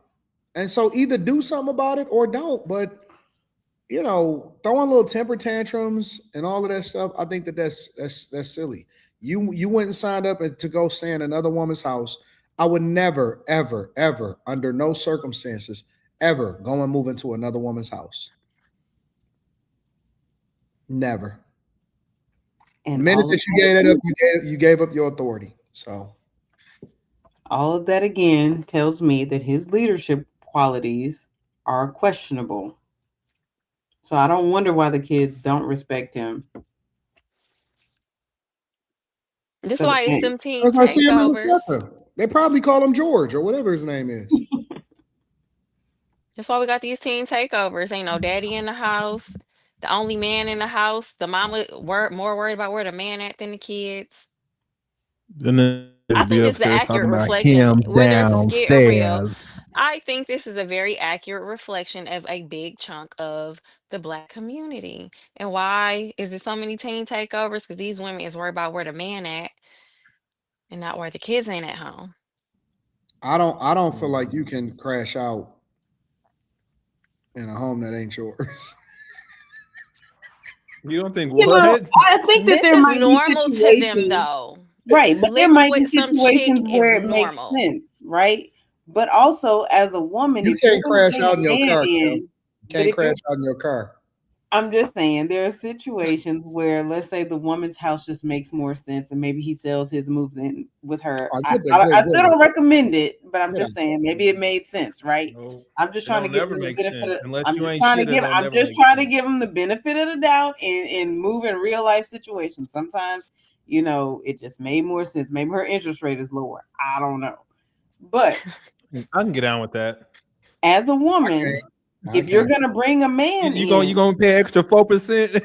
Hey, I'm look, not 2%, going to move versus into 6%. There's a difference, okay? I'm not about to move into another woman's house. Bro, what if another nigga done already spent the night there before? He has. You know that nigga has. That nigga was probably there 2 nights before you got there. So why would I ever want to sleep on a side of the bed that got dents in it already, nigga? First and foremost, when you get into a new Hell relationship, no. Homeless. when They you be get into a desperate new and homeless. relationship, or you're marrying somebody and bringing somebody in, you need to be changing your mattress. But that's something else. I'm But not. anyway, I'm I never saw a moving girl. into a woman's house, nigga. Ever. I saw a woman married, get divorced, and then marry a new dude. And I just see this like playing out on social media. And like the dude that she married is older than her, and he moved in her big ass house with her 2 kids. And I would rather be homeless than move into a woman's house. I mean, I get it, especially if she has children, because in my opinion, just from the outside looking in, it would seem to me that these children are going to be like, that's my house. The woman's going to feel like that's my house. And as the man, I think that you lose a little bit of leverage.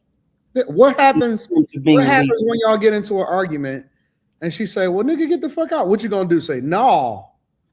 Yeah, you say no, you got 30 days. She got to evict you. Set up shop, nigga. No.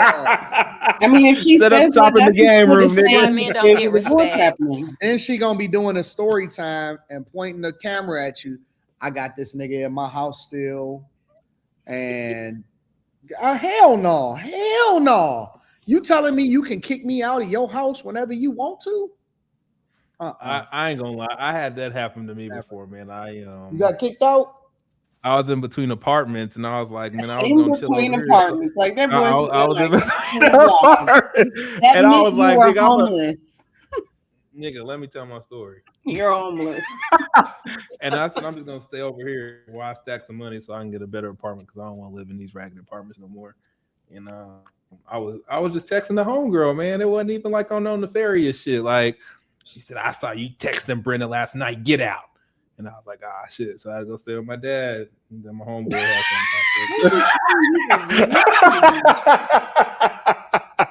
I never, even when I used to see like the movies or I would see stuff like that where a woman would be throwing a man stuff out, and I would be thinking to myself, oh, hell no. How's that happening?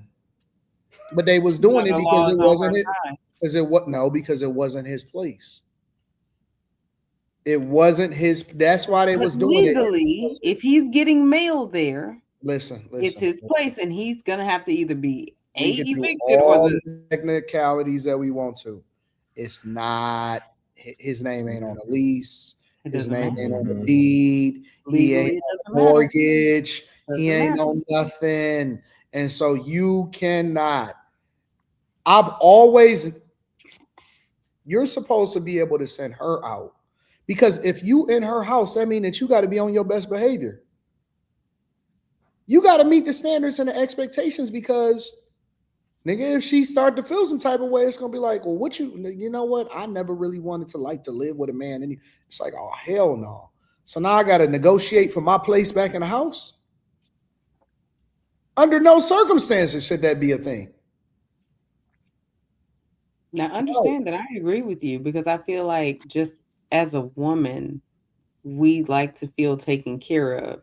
And even if that man moves into your house and he pays the bills, it's still your house. And I don't think that ever changes. I also think that if you are a woman and you have children and you bring a man in, that man has a right to discipline your children. Anybody who's feeding your children and paying for their football or t-ball or whatever they paying for has a right to discipline your children. In a situation like this, I feel like he was probably never allowed to do that. And women, I know, are always like, well, my kids come first. Your kids don't come first if you're What married. if they daddy come by and say, hey man, what the fuck you put your hands on my kids for, nigga? Your kids do They not tussling. I didn't seen it. married. Why does he know what's going on? Baby daddies and boyfriends be getting into fights all the time. I've seen a video where the stepdaddy was sitting there like, I don't know if I want to let you get your kid or not. And it was like, yo, man, who the fuck is you? Like, hey, I'm not about to tussle with a nigga over his kid. I don't even know this kid. Like, I'm not doing it. I've done a lot of fucking in my life, but I've never ran into any dads and their kids. I haven't done that. It's because you're a slime ball when it comes to the kids, nigga. Yeah. What you mean? Because you like to fuck on their mama and then act like that kids don't exist, nigga. Wow. Man, I don't do that. I mean, I did something. You gotta be like Slimmy and go into the kitchen and be like, "What's up, before that nigga wouldn't stop crying. I put that nigga in the toy box. In a toy box? Don't say that no more. That might be illegal. This is why men grow up hating women, because they be having some random dude putting them in a toy box and then go bust down their mama. But their mama needs to have more discretion. If you're not gonna be with the daddy, you need to have more discretion about who you allowing around your kids. Your random cute friend should not be showing up with your kids in a toy box. Eating up they got some trauma. It is so funny. Like, fast forward like 18 years, my fucking kid went to school with that kid. He hated him. And then here's the worst part. I think you should just punish them by night eating all of their fruit snacks. I think you should punish them by eating all of their fruit snacks and their Lunchables. Or just eat the good part of the Lunchables and leave them. Just eat the ham and leave the cheese.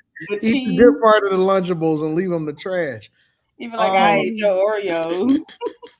I don't ate the know. sweets and the juice, nigga. All you get is some crackers and cheese, nigga. No, nigga. You like, and I sucked all your crackers first. What? But no, bro, like I sucked your crackers. I think that the most awkward thing in the world has to be meeting a girl's kid, bro. I just could. I don't think I've ever in my life met a girl's kids. Like, it's just not a thing. That's got to be one of the most awkward situations ever. Because what do you even introduce them as? Like, hey, this is like uncle, whatever it is. People used to do in that kid voice. Uncle. That's what I always heard. You know, this your uncle, whatever. You know, that's the stories you hear.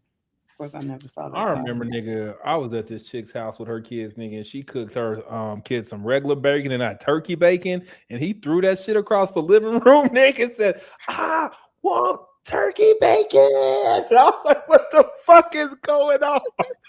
And that's how you grow a terrorist. It was a fucking white kid. I was like, "What the fuck just happened?" You should have punched him right in his mouth. How do you introduce yourself? I left, nigga. I said to a woman's children. Mm-hmm. I don't know how you do that. How would you? Maybe if you have some of your own, y'all could set up a play date.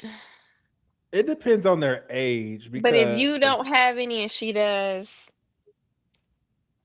you gotta be homeless. Like, why would you settle for that? Easy to integrate. That's why I was like, why would you be there anyway? Why would you settle for that? Why would you be like, this woman has 3 kids? Now, I will say this. you might at some point the men are gonna have to find a woman with children to make sure that she was born a woman. But you know, I think that women with children are awesome. They're like some of the most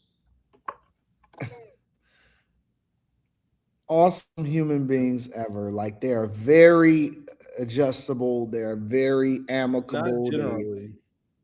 Yes, they are. Yes, like they a are. belt or a fitted hat. Women with children are some of the coolest, funnest people ever, and they will make fucking adjustments. And They are fun.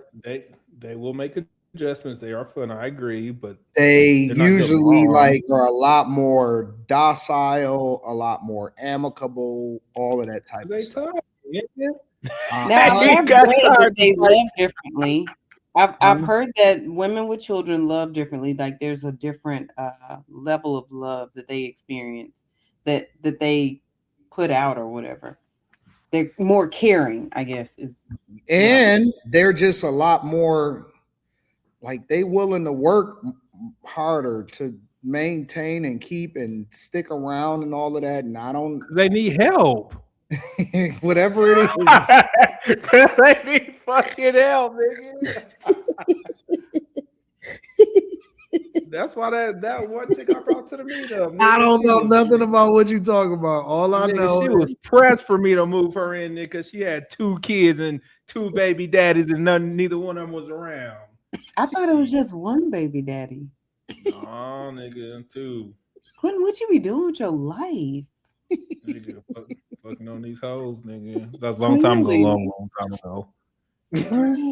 Whatever the reason is, Quentin is providing whatever his context is. I can't speak to that. Whatever the context is, I believe that women with kids have a different.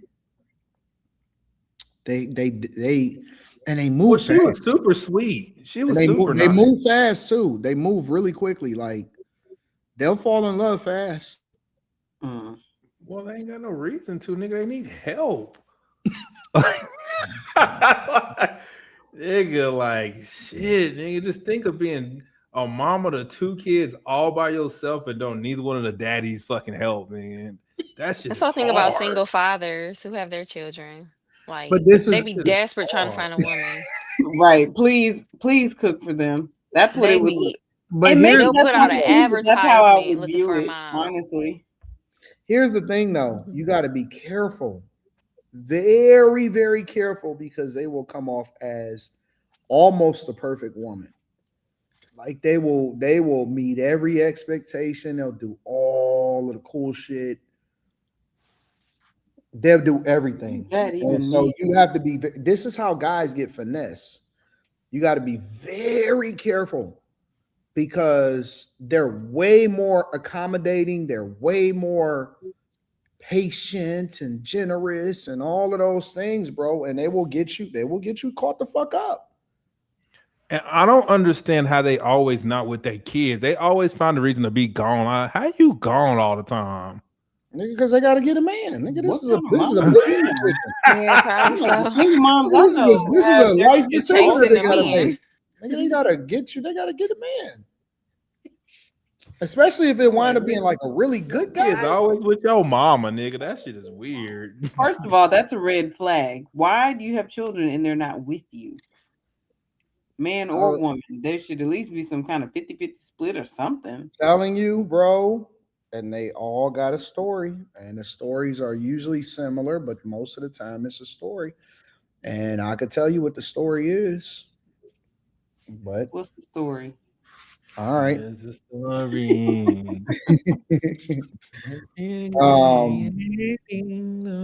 Usually the guy that they are no longer with is got a new girl or remarried or something. Seriously, that usually happens. That's number one. A lot of times, they may even be recently divorced. Some of them are recently divorced. And some of them was just in a long-term relationship with a guy. And okay, let me reframe this. Revise this. The way they're going to tell it is that, either they put up with a lot of stuff, he cheated, he started getting abusive, or maybe he went to jail, or all of this other type of stuff. And eventually that he left, and he begged her to stay, and she decided to leave. And so she decided to start all over. Maybe she went back to her city or to her mother's place and all of this other stuff. So the stories are usually somewhat similar. None of them ever say that it's their fault. They all say that it was his fault, that they went through a lot, that they put up with a lot, and they decided to do it on their own. But now, the best ones to catch, the most fun ones, are the ones that's been out there for a while. So they know how hard life is. You know what I'm saying? And so they really, really looking for, they're looking for somebody to come in and step in and play a role in their life. And a lot of them, they're going to say, I'm not looking for a man to take care of my children. I'm already got, can take care of my children. I'm looking for somebody to love. That's going to be the pitch, right? The pitch is always, I'm not looking for a stepfather. I'm looking for a man that loves me. Now, I just so happen to be in this situation. And so those type of women will usually, oh man, they something different. That's a different type of woman when it comes to the bedroom too. They love harder. You know what I'm saying? They love quicker. And they usually try not to ask for too much or too early, because they want to show that they really like you. So that's the general one. And then you can modify it the way you want to see it. So there are some cases where a nice little young fellow will swoop in and be a good stepdad, and the kids will benefit from it, the mom will benefit from it, and it's fine. My dad, I have a stepbrother. I'm sorry, say that again? I said there's situations where a stepdad comes in and everything's fine. I have a stepbrother, and we our last 3 years of high school we spent together when our parents got married, and we were friends and everything was normal. But what's his mom like? You're smoking crack, bro. What do you mean, what was his mom like? Well, my dad met her at church, so what I'm saying is I just kind of feel like people who have like successful blended families might actually be like Anton was saying, this woman says, oh, she put up with this, she put up with that, she went through this, she went through that. That might actually be the women who went through that, and not the ones who it was actually her fault. Or she can accept fault or something like that. They all been through it. Type of woman. Whoever the last nigga was that they was with, he took her through the ringer, kicked ass and took names and basically prepped her for the next nigga. That's it. He took her through the ringer. Like, ass. All women that have left the man that they got, if they have 2 kids together, 1 kid together, that nigga, he was kicking ass and taking names. What do you mean by kicking ass? Like, he's gonna make her appreciative of a good man. He was kicking ass and taking. I'm telling you, all of them kick ass and take names. All of the original baby daddies, they ass original baby daddies. They are ass kickers. Original, foundational baby daddies kick ass. I'm a foundational baby daddy. I'm pretty good. I have a t-shirt. Nah, nigga, you kick ass. I'm a founding member. You kick Your ass. situation is kind of weird, though. You said what? See, your situation is kind of weird. Which one? See, kicking ass. First one or the second one? Which one are you talking about? Oh gosh, don't make no more kids. I don't want y'all stealing my statement in the chat talking about foundational baby daddies. You know where you got it from. I literally made that up on the spot. Seriously, they kick ass. They take her through it. Whatever she was stressed about, she was stressed about. She was stressed. So any nigga that come in after that, that's even halfway decent, if he got a couple dollars in his pocket, nigga, she gonna be like, she going facts. That's my. That nigga, my old nigga beat me, so anything less than getting beat is the bar. Yeah, she'll send emojis, nigga, just to let you know shit like where you been at? You ain't talking in a while. Like she'll do all kind of shit. They'll cook for you. Let's do all of that shit, nigga. They everything that you would have to go through a process to figure out about a woman, you could figure that shit out in about 3 days. Oh, 2, yeah, 3, you get 3 days tops. You get about 48, 72 hours of texting. You don't know this bitch's whole life. 2, 3 days tops, you can figure out everything, nigga. Whatever it would have took you 6 months, a year to figure out, you can get that shit figured out in 3 days. 3 days tops. It's up. That's how I could tell a woman that have kids versus a woman that don't have kids. A woman that don't have kids, and she got a little bit of motion. That bitch hard to tie Get in down. line, nigga. Get in line. Man, she might even have a roster. You might be number 3 on the roster. She disappear regularly. Her texts are sporadic.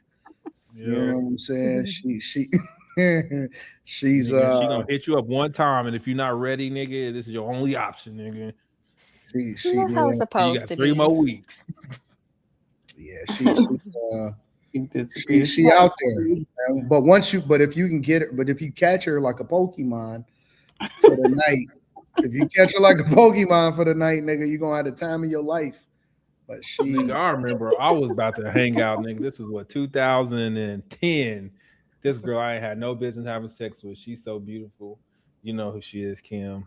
And we was in the bed together, nigga. I was so nervous. Nigga said I never had. Hold on, I want to hear the rest of the story. Like, I know who it was. What? What are you doing? I was so nervous, nigga. She's like, "Why are you sweating, nigga?" Nigga, said she had a booty that I ain't used to, nigga. And I was like, I'm not used to this kind of woman. I know who you talking about. And I was like, this nigga said I had no business with her. What was you nervous about? If you knew who she was, nigga, she was so gorgeous. She had a snatch waist, big old fucking black girl lips, and a ass to die for, nigga. You was nervous? Nigga, I was so nervous, nigga. If you get too nervous, you might not be able to get it up. Nigga, I went over there. I thought we was watching movies, nigga. And then she took a shower and came out naked. I was like, I remember this story. Nigga, she was cuddling. We was cuddling. She was like, "Nigga, you scared? Get closer." Like, what you? And then this is one of my good friends. Why are my good friends like your? I don't even know the word for it. Oh, this nigga in the chat said performance anxiety. Nigga, that shit is real, nigga.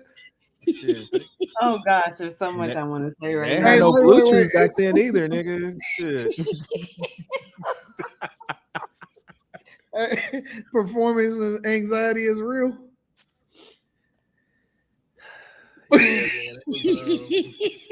That's why niggas start getting honey packs.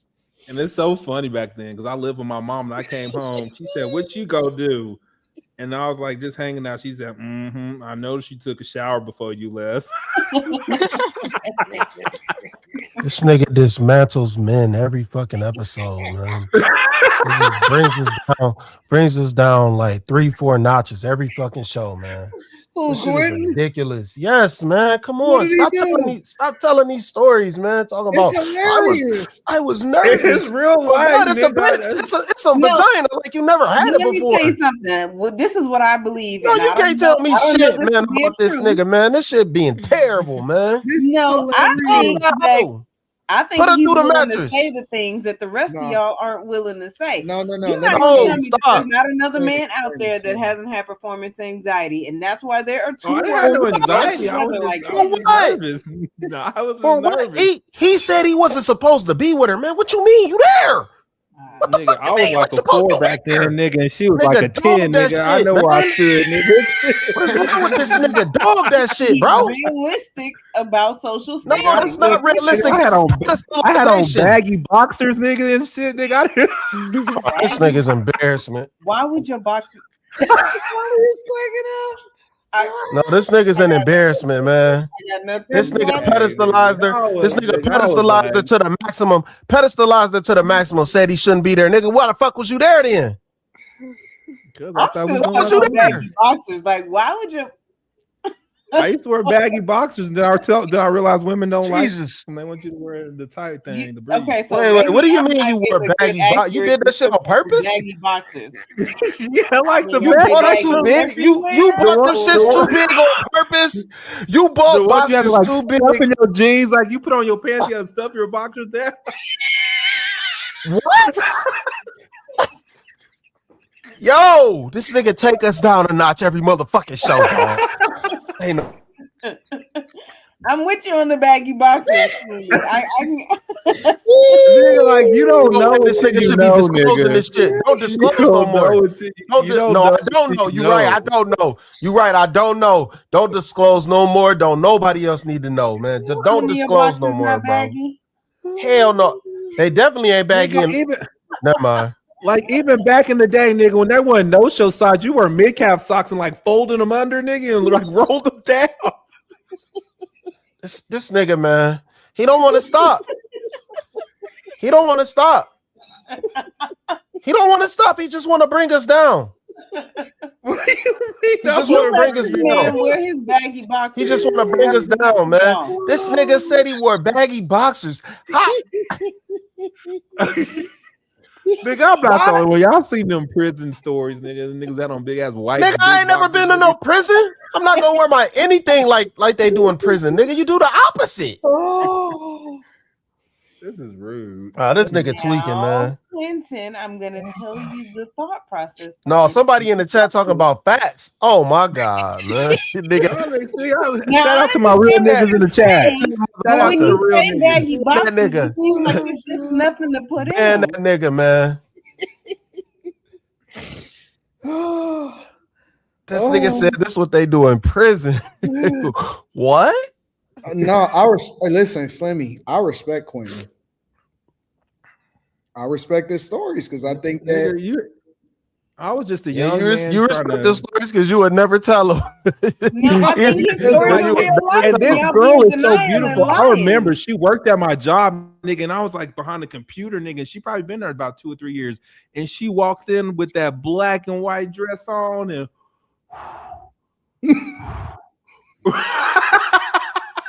I don't wear no Fruit of the Loom, bitch. What the fuck you mean?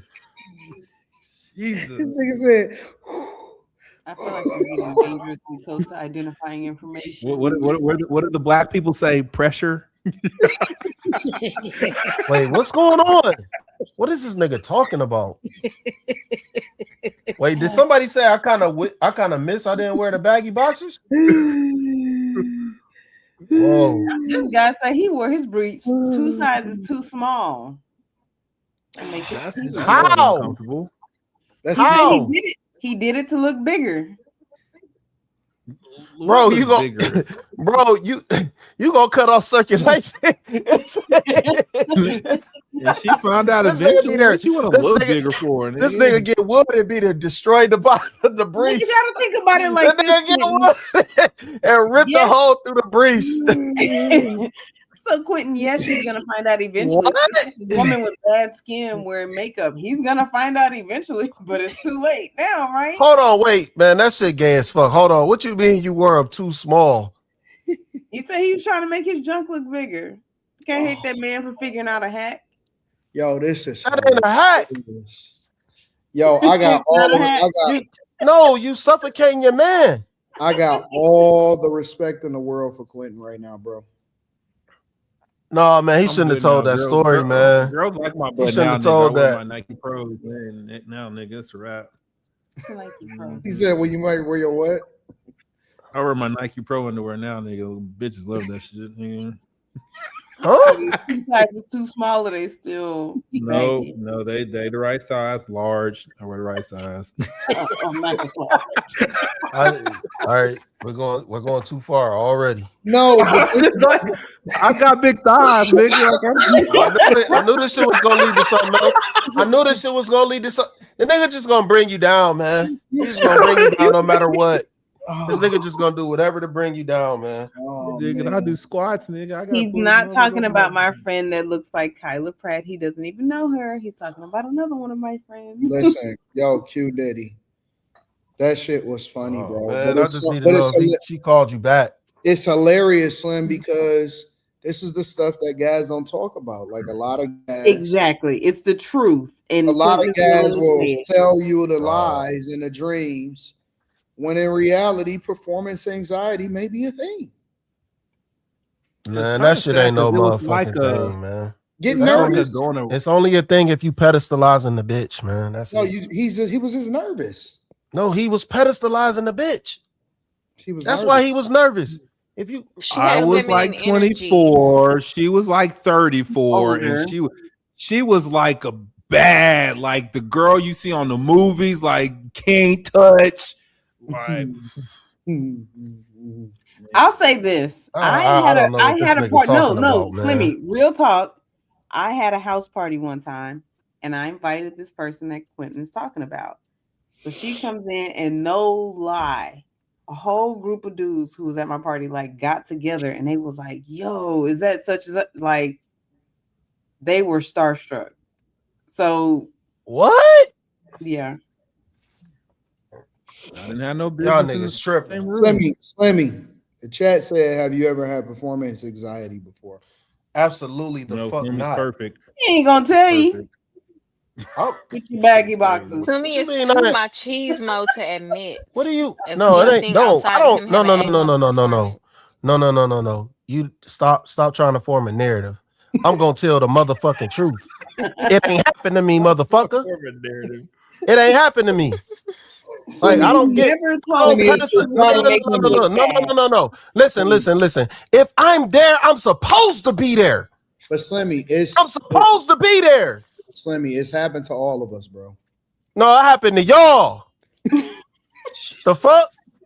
No, nigga. If I'm there, I'm supposed to be there. That's just what it is. I'm supposed to be there. I don't pedestalize nobody. No. Now maybe my very.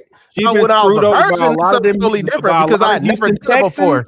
Once I figured that shit out, it's up. Oh, my bad. I don't think twice about none of that shit. It's time.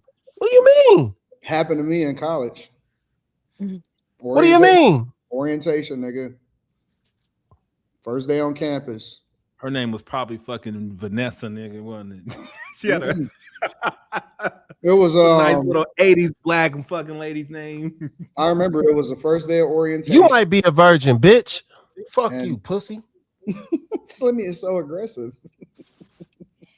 But it was the first day of college. It was orientation, and I've said it before, and it wound up being two girls, and I was like, I don't know about this one. I don't know. I was just nervous. Like, it's two of y'all.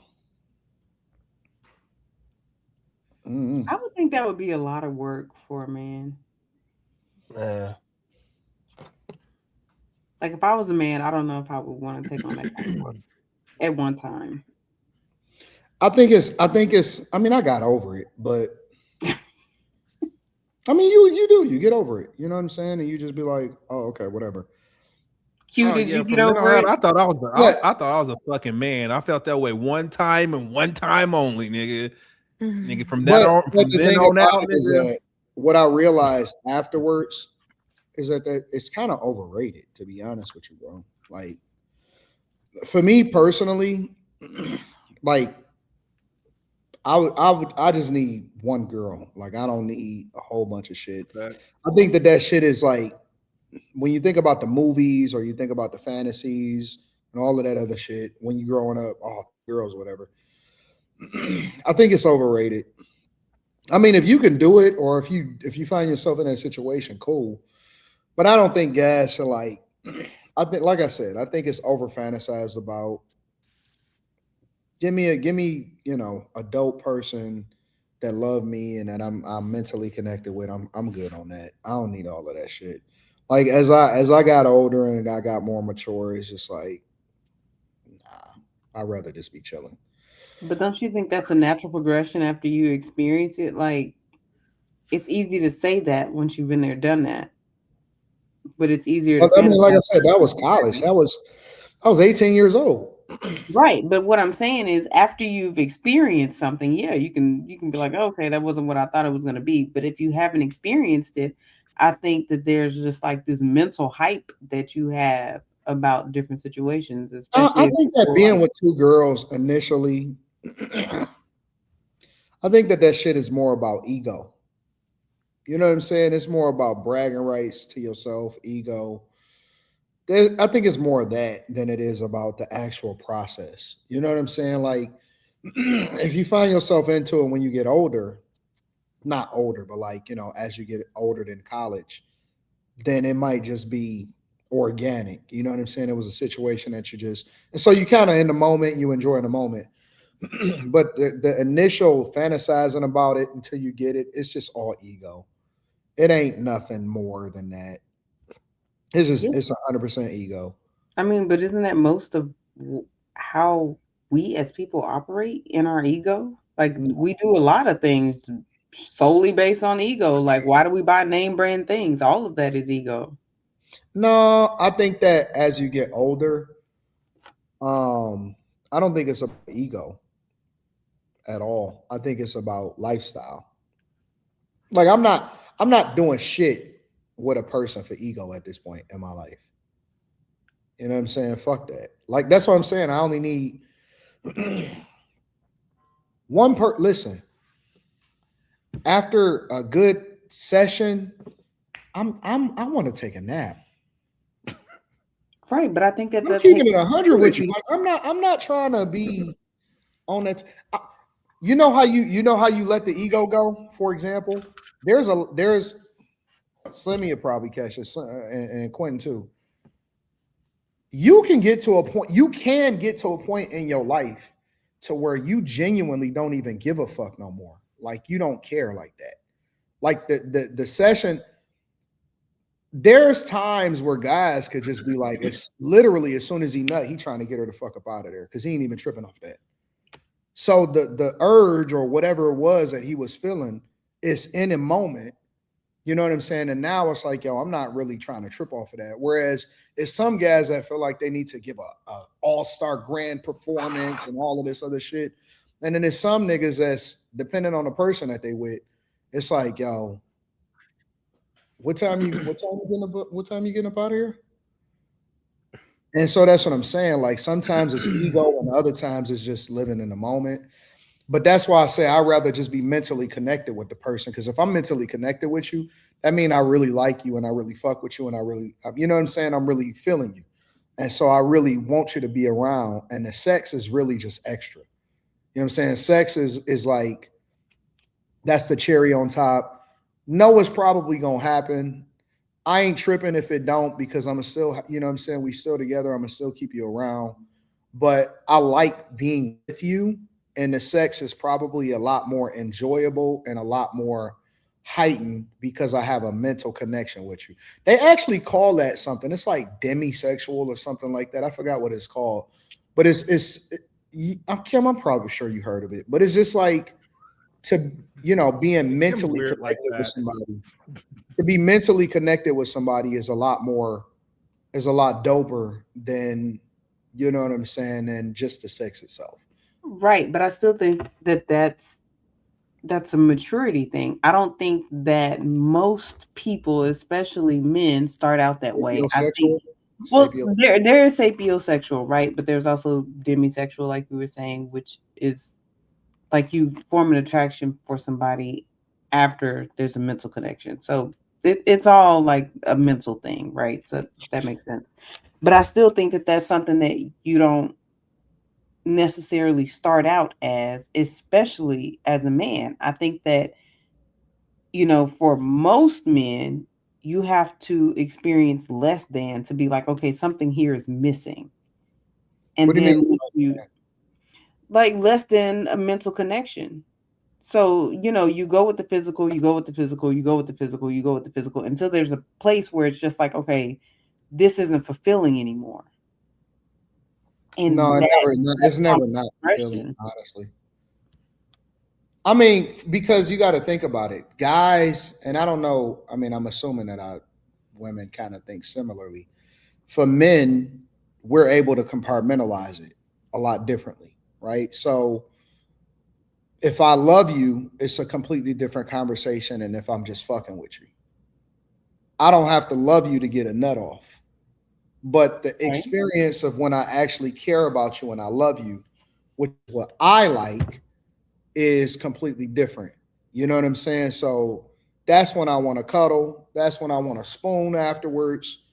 You know what I'm saying? That's when I turn over and I look at you, and then in the middle of the night, I might turn over and then grab you and then bring you closer to me. That's a different experience than a person that you just fuck with. Because the person that you just fuck with, they can leave afterwards. And so because guys are able to compartmentalize it, you never separate yourself from it. You just pick and choose how you want to slot your experiences. And that's how you determine what you want to fuck with. But it never gets old. You just slotting it accordingly. Right. And so I guess it's kind of like discovering what food you like, right? Some food you eat and there's like a real satisfaction. Some food you eat just to keep from starving. And I think that that's the difference. You like go through life and you're like, okay, I eat this to keep from starving. I eat this because I actually like it. And I don't mind eating this frequently. I think that Quentin, I know that you. That was me. I want Quentin. He's on Really? you. I apologize, Quentin. I was wrong. Slimmy, you're a terrible person. For telling the truth, which y'all just said I wouldn't do. No. I just think I'm always right, man. I'm always right. And when it's just if I was single, I couldn't imagine myself. I wouldn't want to have flings. You know what I'm saying? At this age that I'm at, I will only want to be with the person. I would only want to rock with the person that I'm really rocking with. I'll just say it like that. But isn't that how it's supposed to be? Like you go, you experience life or whatever it is, and then you're like, okay, I found what works. I found what I like, and now I'm moving into a different phase. No, what do you mean by I found what works? I found what like, because I'm saying, this is what I'm saying, Kimberly. Oh boy. What I'm saying is, I think that if you love a person, y'all just figure, you know what I'm saying? Y'all can figure it out, is what I'm saying. If you love a person, she gonna get like some extra inches. This nigga is what? Control, bro. I don't know. I'm just saying. This nigga is what are you talking about? This nigga is nuts, bro. It's the truth. Like, I remember having this conversation with my friend. What? And she was like, "People, I be missing out on inches." I was like, "If that nigga don't love you, yes, you missing out on some inches." I beg your pardon? I'm gonna let y'all have that. I ain't got I don't know what he's talking about, bro. I have nothing. I don't know, man. I don't know what that means. What do you mean? Saying, nigga, like if I love you and I really rock with you, I'm great. Like, and if I don't, it's just like, yeah, it just might be good enough to get it on up in there. What is this nigga talking about, bro? I'm not every fucking show, man. This God. That's why them boxes was baggy, but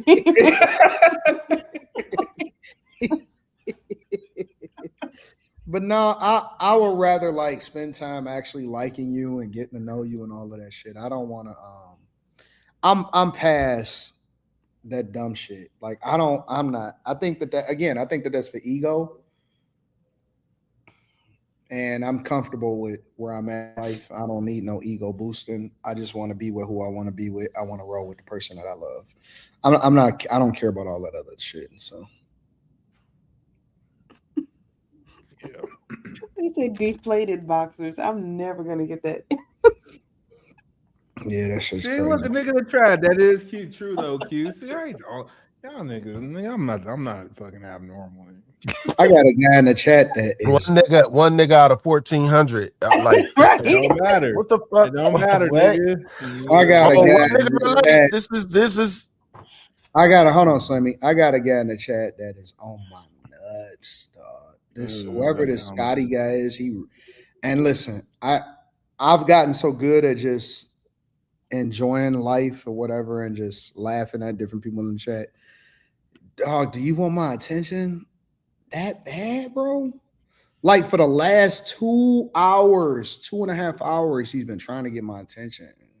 This is crazy. I don't know what's up. Like y'all as men, as grown men, you shouldn't be that thirsty.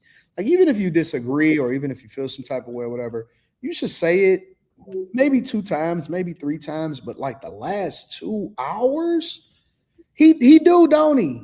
Like the last, y'all been seeing it? The last 2.5, 3 hours, the dude has been like Anton, I told you that's what that S3.E63 motherfucker do. They're all the same. Like I expect that from it's a girl. Her name is Lady D. She wild. She say egregious shit when she come in, but you just kind of ignore her because you get used to it. But bro, I don't know what's wrong with him. They said he want me to sit on his face.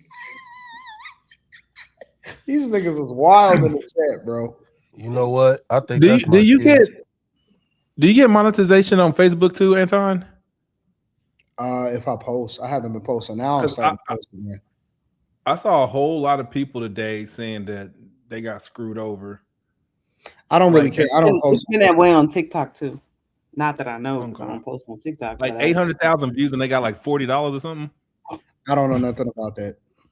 Okay. I will say that I showed it on the Millionaire Morning Show today. I passed over on the Anton Daniels channel. I passed over 1 billion views this month. For the duration of your time? Well, I removed a lot of videos or whatever, so I should have been there a long time ago. But I have eclipsed and surpassed 1 billion views. Well, congratulations. Although I told you about deleting those videos. I wasn't even thinking about it until this morning, until I checked this morning though. Because you never go and check your lifetime. You know what I'm saying? Like you don't really do that. But I checked it today. That's a lot of eyes. It really my homegirl, you remember Jenna? She told me tonight's conversation was coming to Oklahoma. I might just roll up and see if niggas recognize who I am. Yep. I have officially eclipsed. Here, I'll share it. 1 billion views, bro. See, and that's why I can't do YouTube just yet. Like, because when I get my little 37 views, my feelings gonna be. I mean, you got to start somewhere. My mama got off Facebook when nobody was responding to her post. That to other people, but when it's me and my 37 views, my feelings will be hurt. Jesus. Oof. If I could get $1, just $1 for each view. Yep, I got 1 billion views, 52 million watch hours. Let me get my calculator real quick.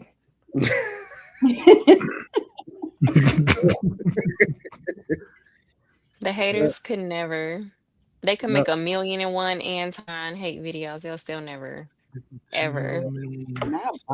Thank you, Molly. I appreciate you. Yep. Hardest working man on YouTube. 24.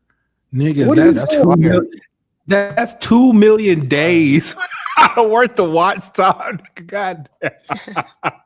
That's ridiculous. That's a big number, nigga. So how many days niggas been watching your shit? How does it calculate a view? Like, how long is a view? Is it 10 minutes? Is it the whole thing? I wondered that. Like, don't No. know, A bro. view is a view is a view. If you click on the video and you watch, I don't know, I think like 5 to 10 seconds or something minimally or something like that. And I think that's considered a view. Watch hours is where you really care, right? Because watch hours is how long people are consuming your content. All of that. I noticed the weather people on YouTube, they be super hyperbolic about the weather, trying to get some clicks and views. So I just shout out to everybody in the chat. I appreciate y'all. It doesn't really happen that often for, and I'm gonna keep it 100 for individual content creators. You know, for people that's then done it without no kind of, you know, no machine behind you, is just 100% organic. And especially for Black content creators, and I don't separate myself based off of that, but it's rare air. You very rarely see a Black content creator, and there's very few of us that has actually eclipsed over 1 billion views, 50 million watch hours plus, you know, and that's just for one channel. You know, I ain't even considering all of the other channels. This channel, the Millionaire Morning Show channel. Let me see something really quickly. Let me just go over to the Millionaire Morning So Show. if I start tomorrow, by year 2073. Let me see something. Lifetime. Yeah, that shit is a lot, bro. It's a whole lot because I only got 100 for my lifetime on the Millionaire Morning Show. Well, I erased a lot of stuff on there too, but that's 175 million views.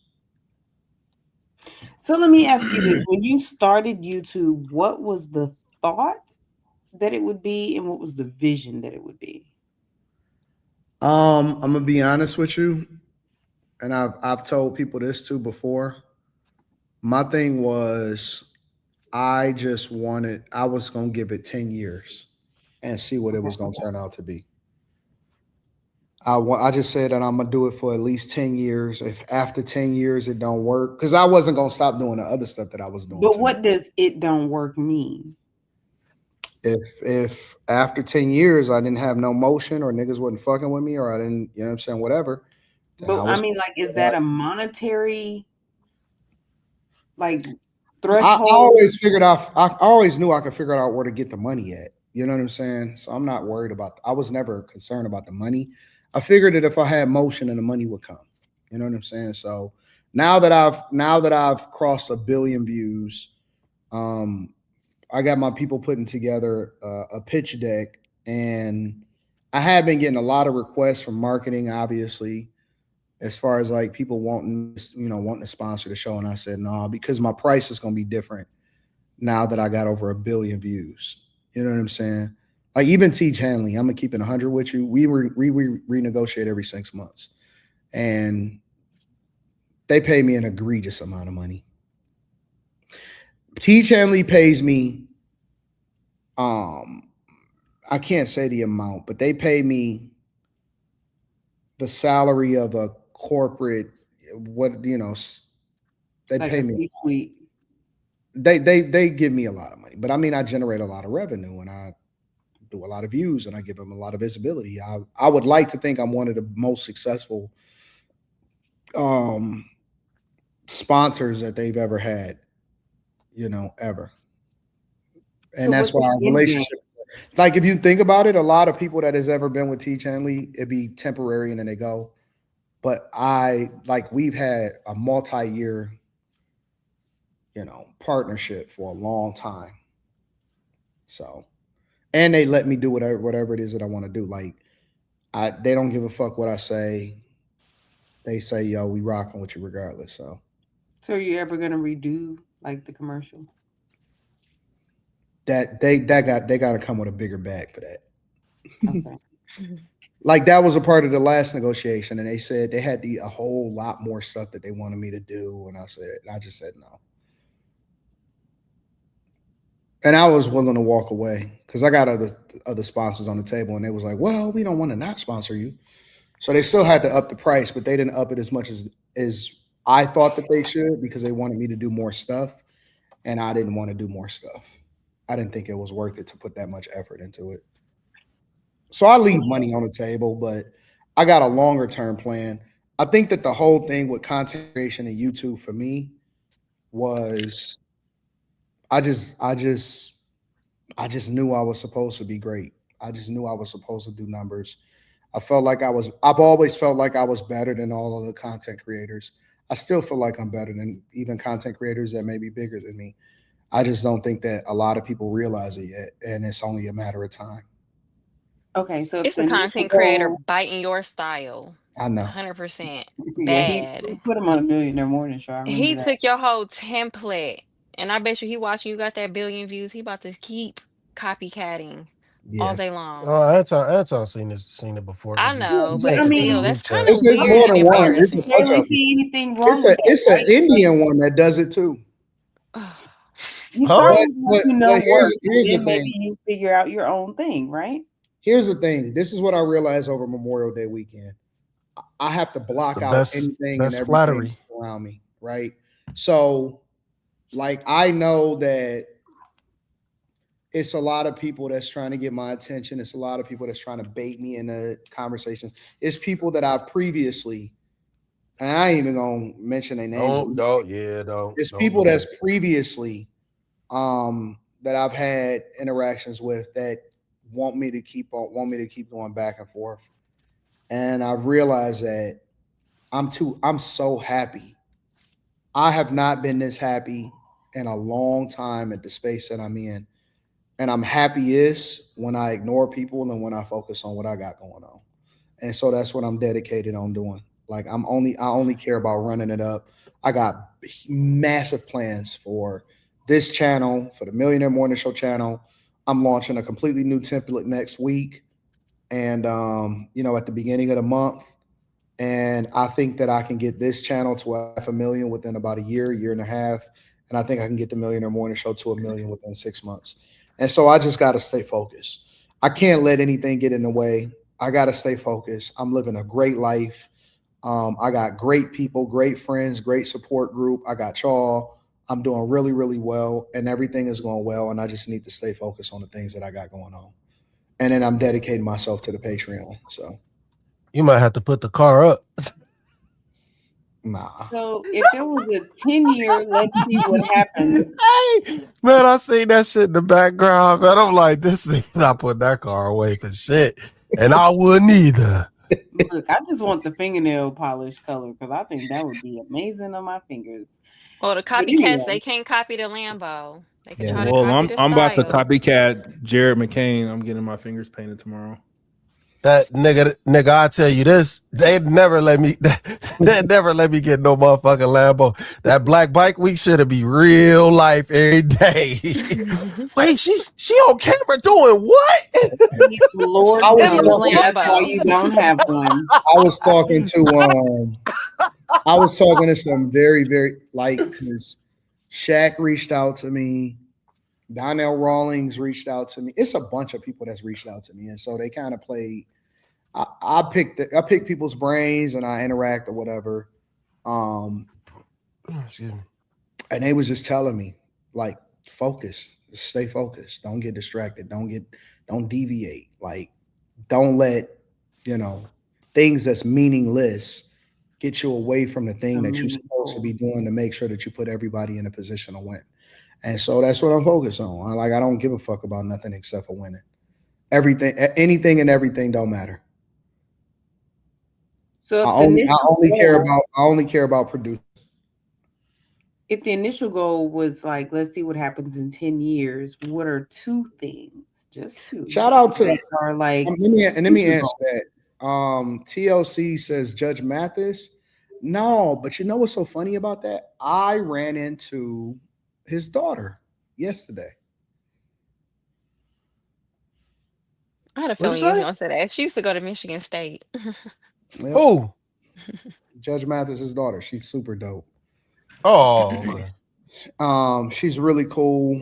And so we ran into each other yesterday and she noticed me. Was that yesterday or the day before yesterday? But anyways, we ran into each other. And so she invited me to an event. So me and her going to hang out a little bit. And we got plans. So shout out to her. So what's the new goalpost? Huh? What's the new goalpost? If it was let's see what happens in 10 years, what's the next goalpost? What's my next thing that I want to do? Yeah, just like what's the next like big like okay, well I said I was gonna see what happens in 10 years. Is it now let's see what happens in 3 more or 5 more, or this is a number I want to use? Honestly, I wanna put y'all in a position to where I'm focused on y'all, honestly. I am. I really do. I'm so focused on y'all and what I can do for y'all. And if I'm able to figure that out, like how to really put y'all in a really, really great position, then that'll be that. You know what I'm saying? Because y'all been riding with me. And I mean, even outside of the money or outside of all of that, like y'all been really holding me down. And so I want to do it for y'all, just for the people that ain't still here. Honestly, Revenge like is your I'm a. Nah, I just feel like y'all. I don't know, man. Like I just feel like everybody needs to. I want everybody to win around me. You know what I'm saying? So I just want everybody to win. I want all of y'all to win in every way. We appreciate you. You gave us these lovely plaques. So, you know, you are doing things. Yeah. Hold So on, I'm hold gonna on, figure it out. I'm gonna figure it out. Like I gotta put y'all in a great position, and I feel like y'all, you know, Trust me, they know. They tell me this shit every day I'm at work. Shit, it's somebody new. It's somebody new every day I'm at work. Yeah. See, I don't have that problem because I look absolutely homeless. Most times when people can't recognize me, so I don't have those kind of problems. Oh boy, this girl be lying so much. She just lie on the lie on the lie on the lie on the lie. Says the same guy who was dogging us out a week ago talking about I see y'all in real life and that's why I don't compliment y'all. You don't remember that? What does that have to do with what you was just talking about? I'm just saying. Me complimenting you has nothing to do with the world I'm talking recognizing about who you are from a TV show I'm talking about the part where or a you're YouTube like, show. I see y'all in real life. In real life, you know I look homeless. I rarely see you looking like that, Kim. What are you talking about? Molly, you were there. I seen it a couple like, times. this was Saturday. No, you look fine. This girl be done up all the time. I really don't. Ask Quentin. Quentin will tell you in a heartbeat. I was First of in all, a moo. I'm not gonna comb my hair 99% of the time. Oh, you talking about the? Oh yeah, no, I seen If you it with the can be hair like wild that. and free and crazy looking, that's what Yeah, it's gonna look like. no. Okay, yeah, I have seen you. I have seen you without your hair. But you know what's so funny to answer one of your questions, Kimmy? I told Slimmy a long time ago, way before we even had this channel. I told Slimmy that that this is what I was gonna do. Yeah. I told Slimmy a long time ago, like yeah, we was on Clubhouse. Yeah, I told Slimmy a long time ago. I said, bro, like I'm up. It's me. Like I'm a win in every single way possible. It's my time. Like I used to tell Slimmy that all the time. Like it's my time, bro. Like I ain't even watch what I'm about to do. Yeah, the nigga was just. There's no way that like certain people, they speak things into existence. I seen it. Oh, first of all, man. anybody can do that, Anton, right? But there are only certain people who no. actually believe it, and that's what makes it different. No, everybody can't manifest it in certain ways. I Because don't agree with that. most people don't believe it, Slimmy. Most people will like be like, "Oh, let's just say I want $1 million." If you really think about it, and this goes for everybody, for the things that you actually wanted, the things that you really wanted in life and put forth effort, you got it. The people who are running around talking about, I want $1 million. What did you do this morning to work toward your $1 million? What did you do yesterday to work toward your $1 million? Absolutely nothing. What separates people is that some people work for it and some people don't. You're going to have people that are going to sit around and they're going to wish all day, forever and ever, amen. And you're going to have some people that's going to work for it. And that's where the separation is. No, I don't think you understand what I'm saying. It's like some people they just know things. They just know they're gonna be more. They just know it. Right, but they know that they're willing to work for it and they know what they're capable of. The work part isn't, I'm not trying to downplay that, but what I'm saying is some people, they work all their life and they can never manifest without a stuff. plan. No, some people have plans and they let life bring them down. They let the smallest thing bring them down. They let adversity tear them down. Some people, they are dead set on being great. There's nothing that can bring you down. That's my point. When you get into the mindset where you're like, this is what it is, that's it, that's all, no matter what, this is what it is, you figure it out. Now, if you're like, this is what I want, not necessarily this is what I'm destined for, this is what my life is supposed to be, this is the only thing that I'm settling for, yeah, you'll let life beat you down. Life gonna kick us all in the teeth. Some of us gonna pick our teeth up and go. Some of us are gonna be sitting around depressed because we snaggletooth, and some of us gonna rock out with our gums. There's just a difference in how people move. Hush, woman. You're only gonna be able to get what your nervous system can handle.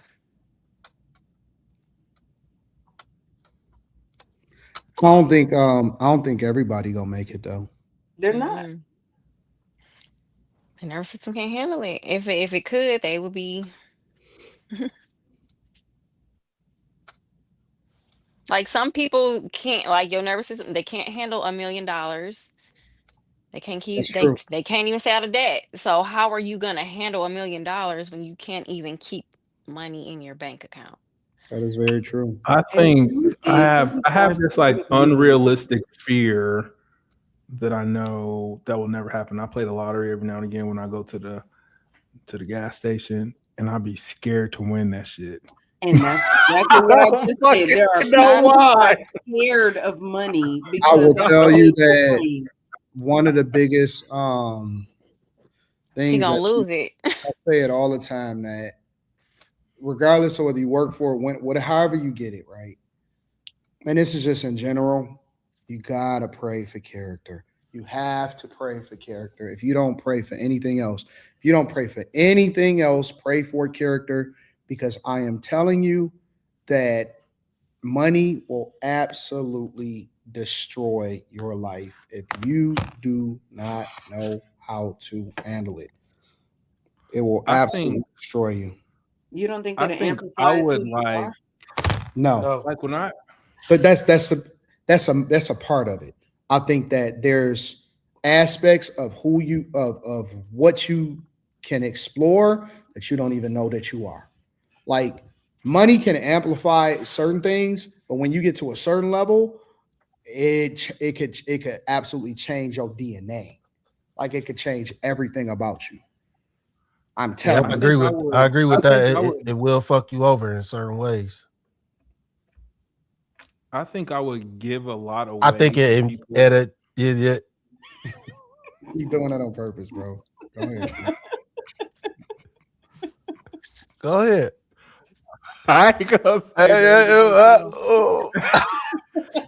I would give a lot away like up front, and then like I'd be broke in 2 years and I'd be like, hey nigga, I need that back. Type shit. Oh wow. I think that money can change everything. Like the amplification of it is before a certain amount, but then it can get to another level where it's like, oh no, I'm different now. Like it can. It 100% can.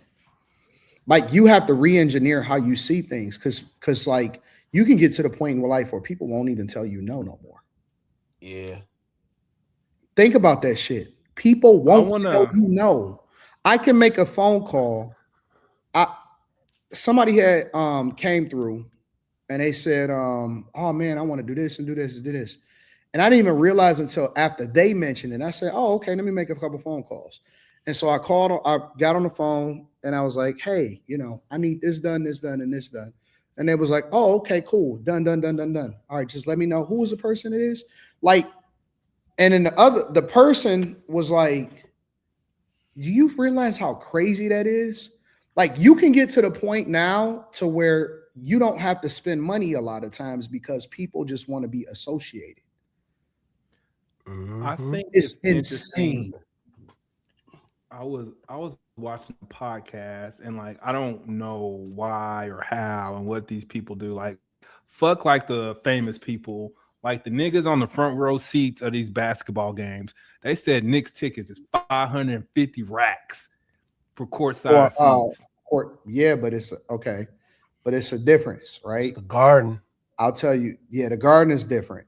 All right. You got to remember, it's a bunch of other teams that ain't happening to. Yeah. New York is New York. The Garden is different. First off, the Garden got a whole separate garden inside the Garden. That's another thing. That shit is crazy how big it is. That 98%, 99% of every single courtside seat that is sold is not sold to an individual, it's sold to a company. Okay. I heard that before. Almost every seat on the floor, and I know it for a fact, is sold to a company. So even in Detroit, you got the Rocket seats, you got the StockX seats, you got the United Warehouse Mortgage seats, you got all of these different seats. And so when you see these people coming in and they sitting in these seats, they're not their seats. And then they keep a reserve, like a couple of reserve seats for like whoever the visible person is. And they always sit in the same spots of the reserve seat. So you'll have the OG Pistons when you get Isaiah Thomas in, or Jalen Rose, he can get some seats from Tom Gores, or you know what I'm saying? They got the talent seats where, okay, a rapper is coming in, or a local rapper, or maybe he's doing a halftime show or something, and so they'll have a reserve. But very rarely do you see an individual purchasing seats as a fan. And here's the key: the players, the coaches, and the staff, they pay attention to those people. They don't pay attention to the people that the company seats. They pay attention to the people that are purchasing their individual seats. They're like, who the fuck is that that's spending that type of money? Yeah. They kicked Fat Joe about his seat in Cleveland. They said we gonna need that seat, nigga. We don't sell them courtside seats to New York fans. Yeah. Yep, that's a fact. Crazy. And so it's different. So the seats, for example, like the courtside seats, because I sit in between the score table and the Pistons bench, right? The seats directly next to mine are owned by the people that built this building. They're building the JW Marriott right next door to me. They own these seats, own the seats that's directly next to mine. So, like, for example, if I go to the game, because like at the Lakers game, I'm gonna keep y'all up to date. So I was me, my brother, Leslie, Rita, was like all four of us was right there on the floor. That's because I had my seats and I had they seats too. Oh, so you had to buy their seats from them? No, we cool. Oh, because we doing business together. Oh, that's what this nigga on. I'm moving to Detroit. Fuck this. So you about to come sit courtside? I don't care about the seats. Oh no, I need to know what's going on in this business. Right? But then I also can get the suite, right? I also can get the whole MGM suite. So they own I beg your pardon? They own a suite. And the suite is owned for every event. Concerts, Red Wings, Pistons, Disney on Ice, nigga, anything that happens in there, they own the entire suite, right? So if I'm not sitting, because I may not want to be visible, right? Or I may sell my seats or whatever, or I may give it to somebody that I like. And then I'll go sit in the suite inside of that particular suite.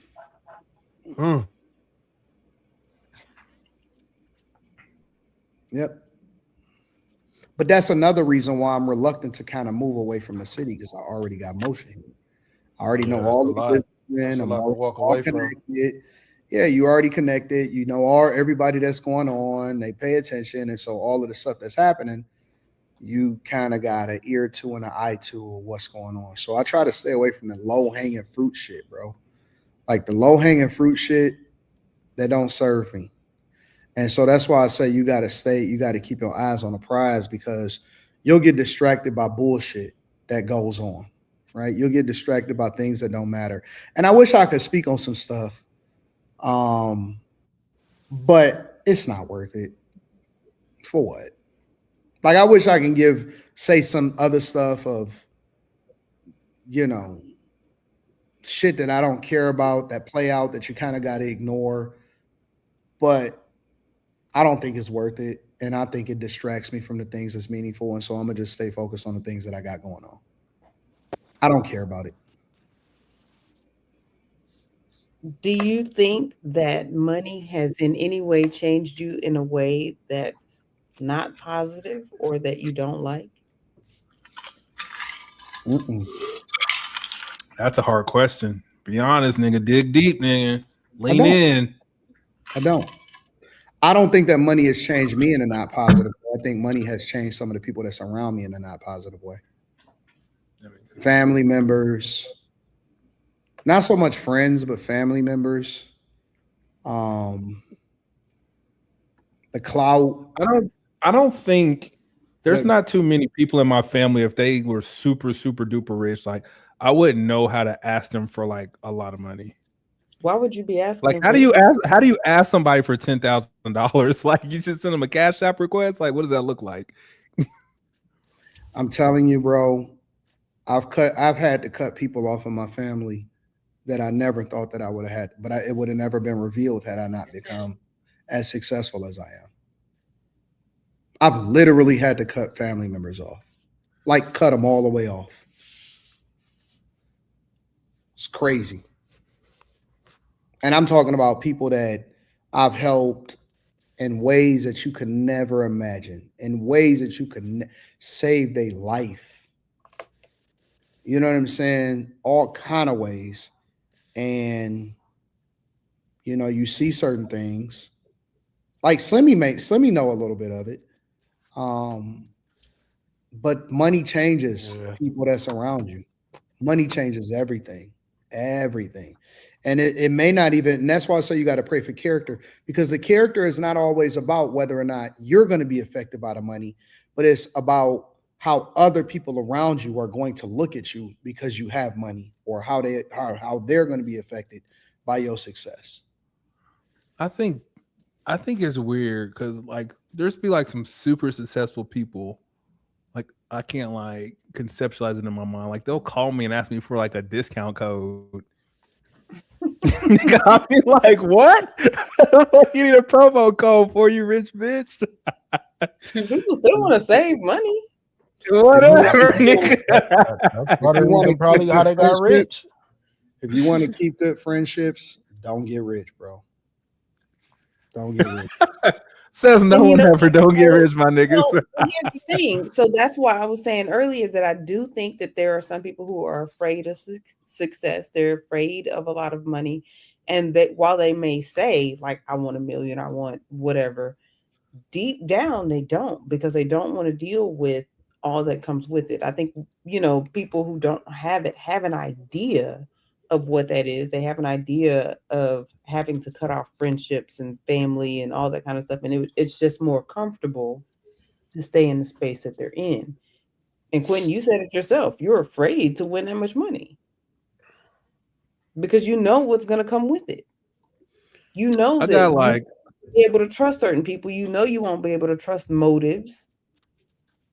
I mean, there's a lot that comes with it. When I roll up in the Lambo, y'all know I got some money, nigga. Just straight up. I ain't even gonna tell nobody, nigga. I'm gonna push the. You can turn. You don't. Most of y'all knows you can turn off the exhaust. You can pick up what kind of the exhaust sound in your car and shit. I'm just gonna turn it up to a loud setting.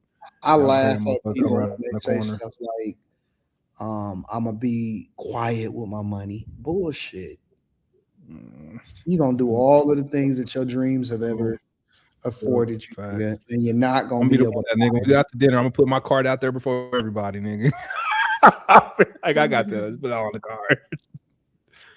Nah, I'm gonna be over here talking about who got the calculator. I only bought $35.19 worth of stuff. People amaze me when I say that they go, "Oh no, I wouldn't do this." Man, get the fuck out of here, bro. I ain't gonna have no baggy boxers no more, nigga. Shit. Jesus. I mean, does money change that, or is that like? And I've also said that I'm gonna stop.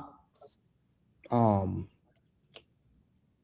gonna read the super chats in a second. I said that I'm gonna stop like limiting myself in order to try to, you know what I'm saying, make myself more consumable to people that's around. You know what I'm saying? Like, why I gotta drive a Camry because you don't like the fact that I got money enough to get a Lambo? I don't want to keep driving a Camry. So you know what? That's a question that I've always had, right?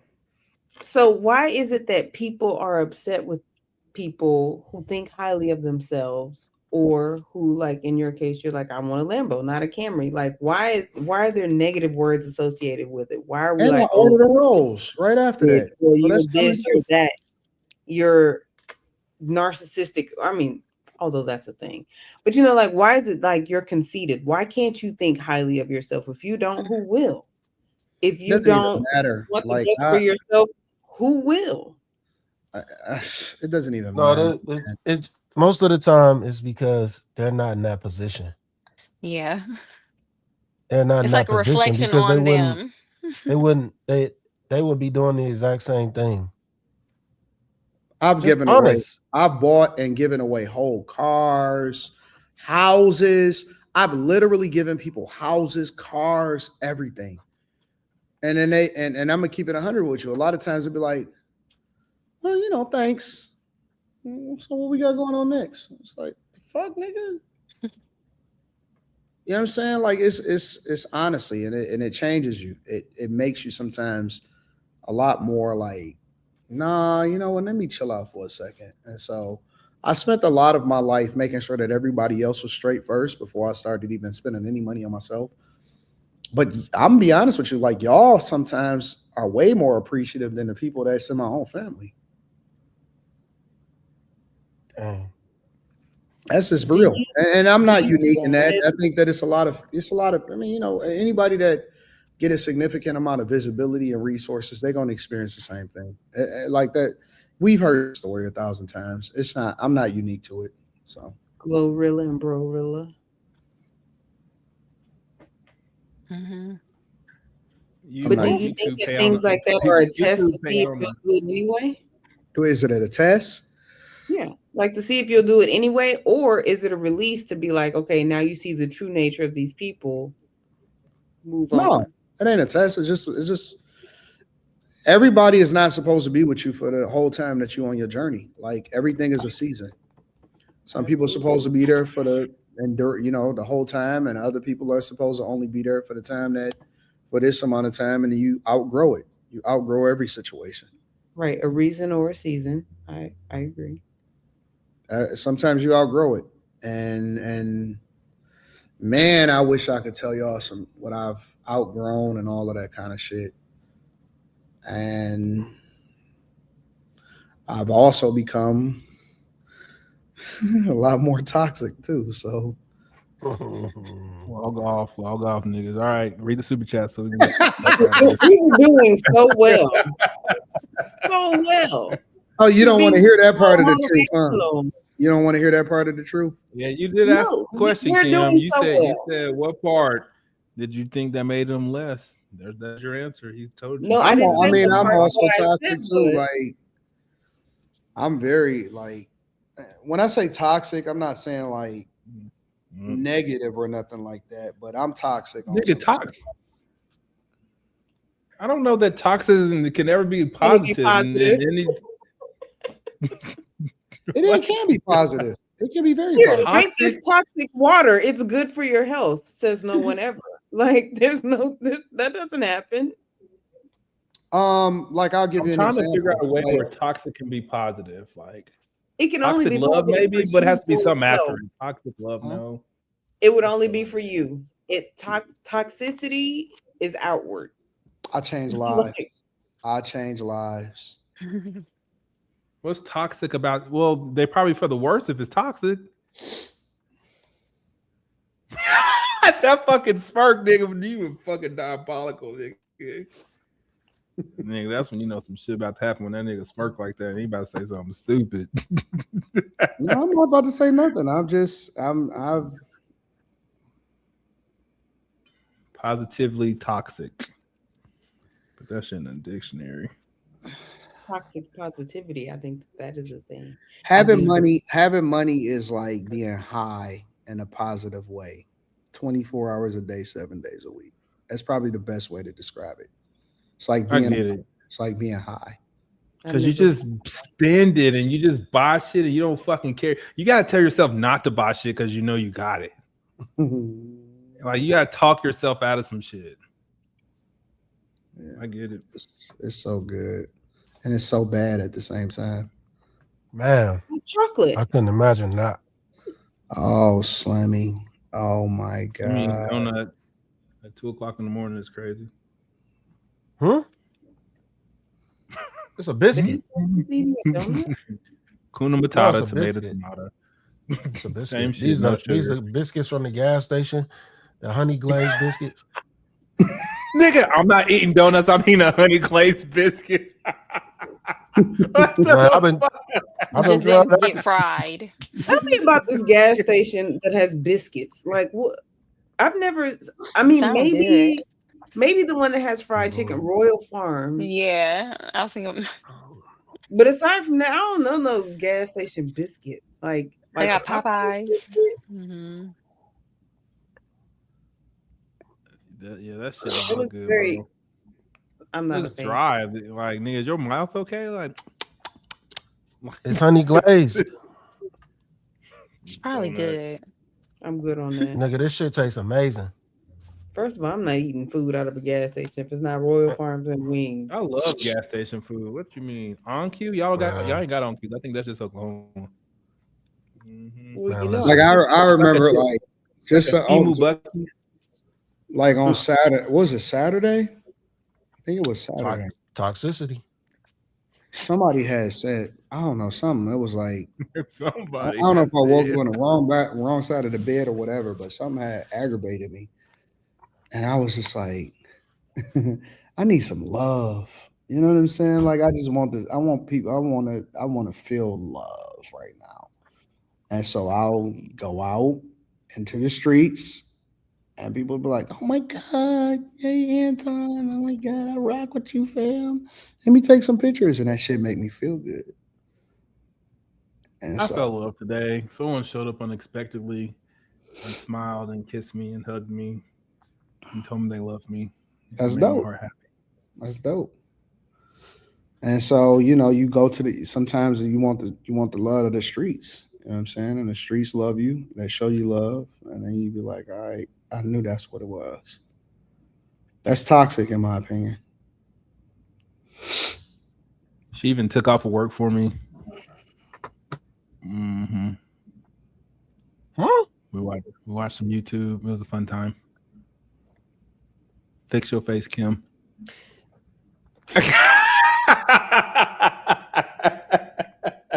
Like you can instantly turn it on. You know what I'm saying? Like I know that wherever I go and where I park, they're gonna put me in the front. I already know that. I know that. I know when I pull up to whatever spot, everybody want to know who it is. So it's an ego feed. I know that all my little black girls.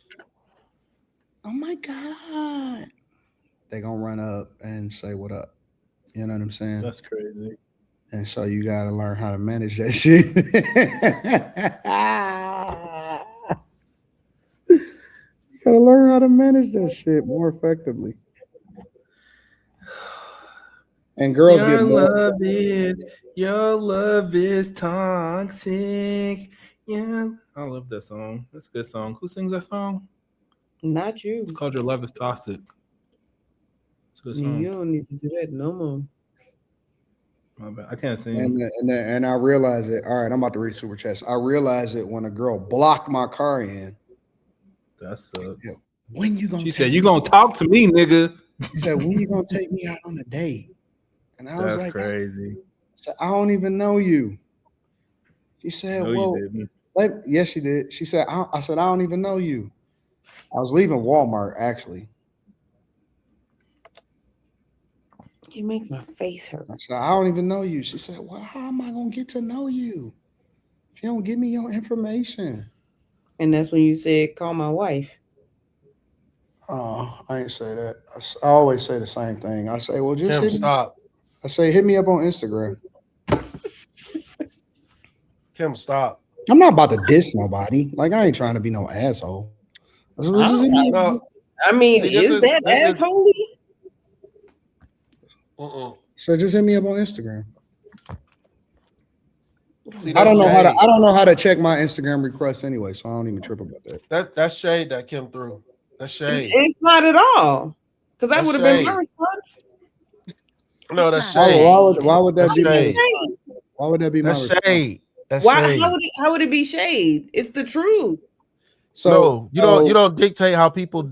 Wait. Here's the thing that Kim don't understand. Now we got to get to the super chats.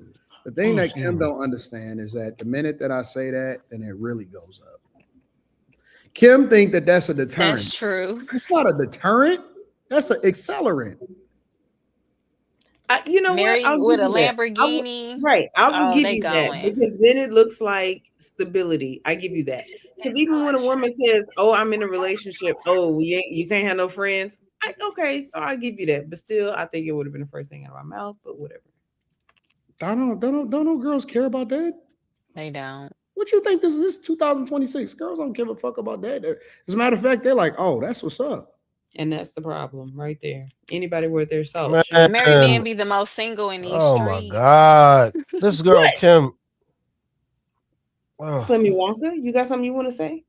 No, I'm gonna just let you have it, man. Go ahead. Just go order your pajamas and be nude. You just stop being. You gotta stop being so naive. You gotta stop being so naive. All I can do is live in the world that I'm in. You live in a fucking bubble. It's nice here. We all do. No, we don't. No, we don't. Pretty pillows and glitter. Women get to live in bubbles and they get to be oblivious to everything and act like they don't know. Women are so aggressive. Like I was in a car, riding with my girl, and I looked over, and she was like this. Yep. Like they don't give a fuck. They genuinely don't give a fuck. They don't care nothing about that. And I was like, nothing really matters. I was like, three. No, I'm just kidding. I'm messing around now. I'm messing with you. That's a joke. That's a joke. I don't give a fuck about it. I know you're just trying to get under my skin so I can say something stupid. Only just I just need y'all to order your pajamas. Just be ready for Friday in your new pajamas. Listen, and honestly, to be honest with y'all know where I be. I be working most of the time, so I don't even be tripping about this shit. The only just commentary says, why is he upset with a decision he put himself in? I don't blame her. The brother needs to take responsibility for the 5 years he wasted. What's up, Kimmy?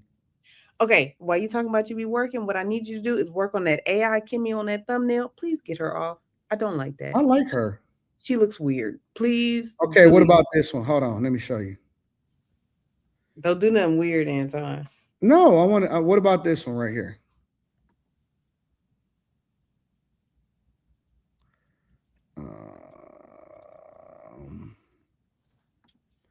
Do you like?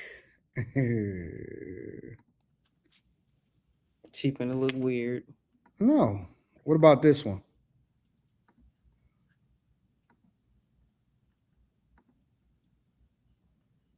Who is that?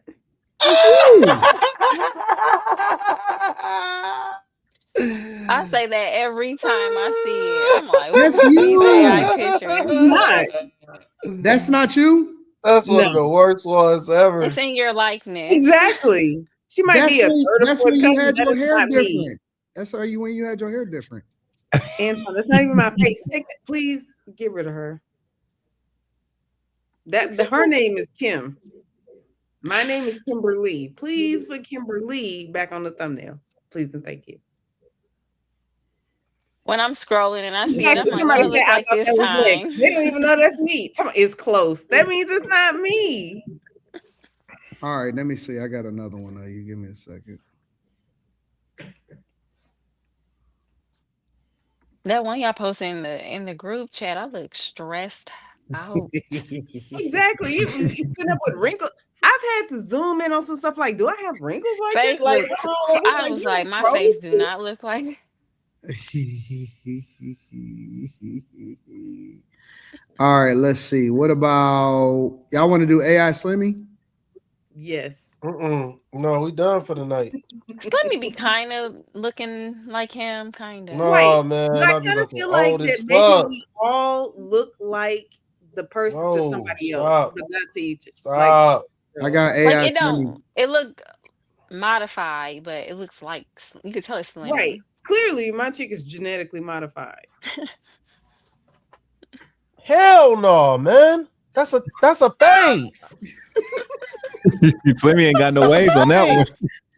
That's a fade. I don't wear fades. I ain't wore fades since I was a kid. It's AI Slimmy look dope. Nah, man, this nigga look weird. In the storage unit. Slimmy, you look dope. No, man, I'm not with it, bro. All right, you want another one? No. We could just move on. No, man, that's a little better. That's more. Yeah, that's more me. Thank you. At least I don't know why I don't know why I got the weed lips though. Like it looked like I just burned hella blunts back to back to back to back to back. All right, what about this one? Well, that looks Yeah, that's somewhat accurate. I think that. Oh, that was yeah. Nigga, send me that shit, my nigga. He can use it so instead of I'll that put one on my that Facebook, nigga. What? See, why Why did would that you- one get so wait, close? what? But I'm over here rocking with. Cause when you change your hair drastically, it's gonna change your likeness. 'Cause it's My trying to face adjust. looks the same. My face doesn't change, but Kim. It doesn't register like What that. what though. AI do you use, Anton? First Don't of all, worry that about Kim it. is one of the You three use the one that's Kims. like $200 a month, though, don't you? No, Yeah. don't tell us, because that one person gonna use it and all his stuff gonna Right. be looking like Anton's again. Oh Yeah. yeah, absolutely. This nigga gonna just. Yours is Copy and paste. Okay, Molly's next. See, Molly says she don't like her, so I'm not gonna do Molly. I mean, really? I would But say you they threw already mine up popping there? up. Who was that? Me, nigga. Why is it deformed? Why are you a midget? Why does that shirt say Pike?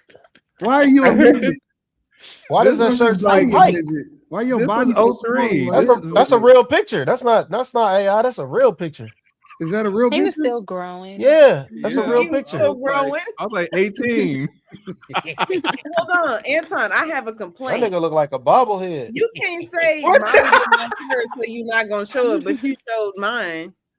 Molly says she don't like hers. I didn't like I mine didn't either. like mine You threw either. her up on the screen. Lemmy, you like yours.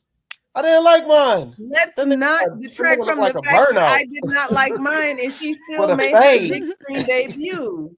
The worst. Brittany's is the worst, nigga. She got on the Like, on the she over there thumb like of hers this. is absolute. I don't know why you thought that was okay, nigga. Because I got it off of her Instagram. Okay, That shit is horrible. Anton, of all the Brittany pictures look I have good. on my Instagram, pick one of those. Who is this girl? Brittany looks good. Y'all want to Man. see a Brittany? I'll give Kim, you a that's just Brittany. what you had on that night. This is a My Britney. face doesn't look like that, Slimmy Wonka. I'll go with this one better. Oh man. Oh man. Hold up, man. Why they do her like See, that? that don't really look like her. I mean, you could tell it's supposed to look like her, but it don't look. No, it's that not. was way too masculine. I hope No, that it didn't make wasn't. no real cover for the show, did it? No, but here I'll show you another one. Here, let me see. Oh, I'm so Y'all mad don't that like we it, so not I'm not seeing going. Molly, and I hated mine, but she made her debut. Molly says she on don't this like screen. hers. You can pull up the one I looked extra I said I stressed. didn't If like that was mine. That's how we Did he started look this extra conversation, what? but she was still up there. the What one do they you put look? in the group chat. Oh man. Slimmy, I'm gonna use the one that I posted yesterday for my countdown. If you don't start posting that shit. Slimmy hated it. Nah, man. That shit look weird. That's enough. That's enough. No, you should get AI for that. No, you got an AI Molly. You AI to everybody else. She ain't exempt. Molly don't Right. like it. So I didn't like mine. What are you trying to say? We got on them goggles again. We reverting back to You 5, see 6 that? months ago. You see that? This nigga put the goggles. They ain't even. Because He Slimmy, put I on a literally monocle. started the It conversation was a with, I monocle. It don't was a like monocle this mine. time. It was a monocle. He didn't put the full goggles on. He just had one, the little lens. how come I gotta have goggles just because I said that? I'm gonna tell you why. No, nobody else wanted that shit up there. You threw that shit up there immediately. I'm gonna tell you why, so that Slimmy's not being biased. I literally said I hate my AI Kim. What do you do? Boom, this one. This nigga said, "Hey, let's do AI Slimmy." I said, "No, don't do it. No, don't do it. And No, don't do it." Boom, this one. Then he put up that burnout with the fade.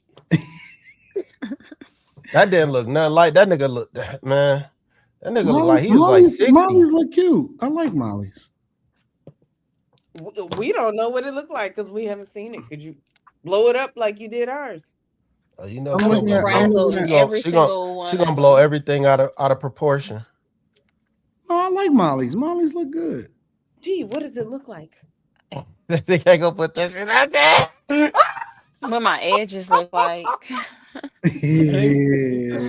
Hold up, man. Hold up, man. What is this favoritism? What are y'all talking about? You see that? Hold on, let me get. I got AI. He won't show it because it's that bad, y'all. It's not No, that it don't bad. matter. It's up there when they post on Is on the YouTube girl anyway. that he posted posing as me? Look at he threw me up there. Now He that threw don't me look up like there. me. That's Molly. Right. He only did that because you sharing the screen with Slimmy. You see how he did that? Yeah. That's Molly. I think that other one, me and Slimmy were on there together, and I was looking crazy. Nah, You don't think that this way looks worse. You don't think that this is you? I don't think that looks anything like me. Really? Hey, that one with me and Miss Sanchez was fighting, nigga. It'll make my arms look big, nigga. I sent that to a whole bunch of people. That was a long time ago. Wait, what do you mean you sent it to a whole bunch of people? Wait, what do you be doing with these shits? Are you cropping yourself out and using it as images of who you are? Of course he is. Man, I know this nigga not putting these on dating profiles. Yes, he is. Probably. No, I'm not on no dating website. I don't do that. Tinder or Bumble or whatever it is. People are. Nope, I don't got But they gonna know it's not you. So who could you be sending this shit to? Look, if the women can catfish, they're like, he that's not can you, too. daddy. What? I don't know, man. What's wrong? He ended up using his picture talking about I've been in the gym. I don't know what And y'all then you want see me him to in do. person, he could be done took a break from the weights. I don't know what y'all want me to do. People love these. I told you what I want you to do. Take that heifer off. What heifer? People love Late, these. man. I sent you like 75 pictures to choose from originally. Go back to one of them. Those are old.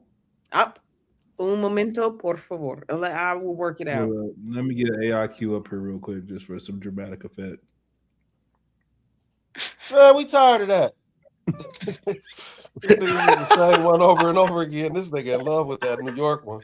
This nigga use the same one every Why am I time. supposed to change it up? I don't get it. But you're acting like it's new. I'm not either. I'm not Let's acting get like IQ up here for dramatic effect. Look, I got my little gap in my mustache and everything. Nigga, fuck you mean? No, that's a natural gap. Y'all be making fun of me because it's missing. Punk ass niggas. Why did they cut that into your mustache, man? What do you mean? I don't grow hair right there, nigga. Oh.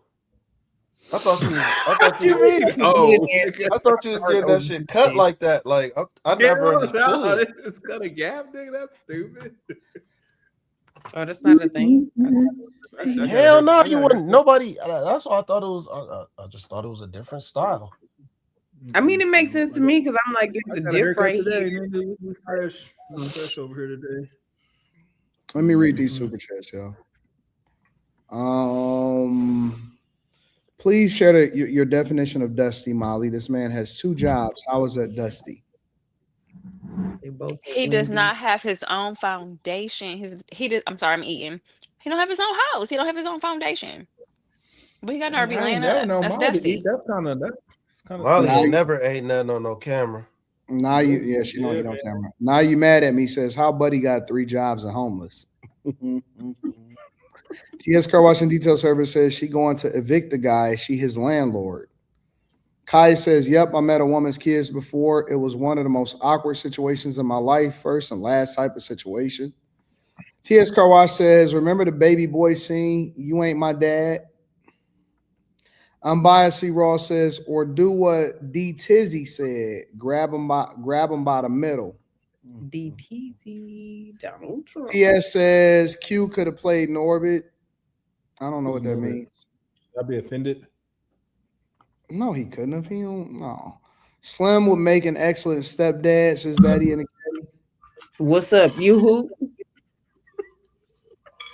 I agree. I think Slim would be a good stepfather. No, we're not doing this. After he say you who, what else he got? Nobody said that you would be a stepfather. We said no. That we don't even good one if you one. You could just say father. Like we don't do the step.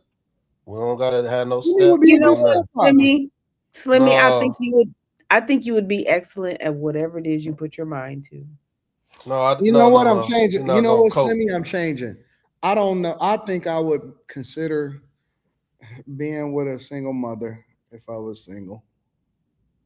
I beg your pardon?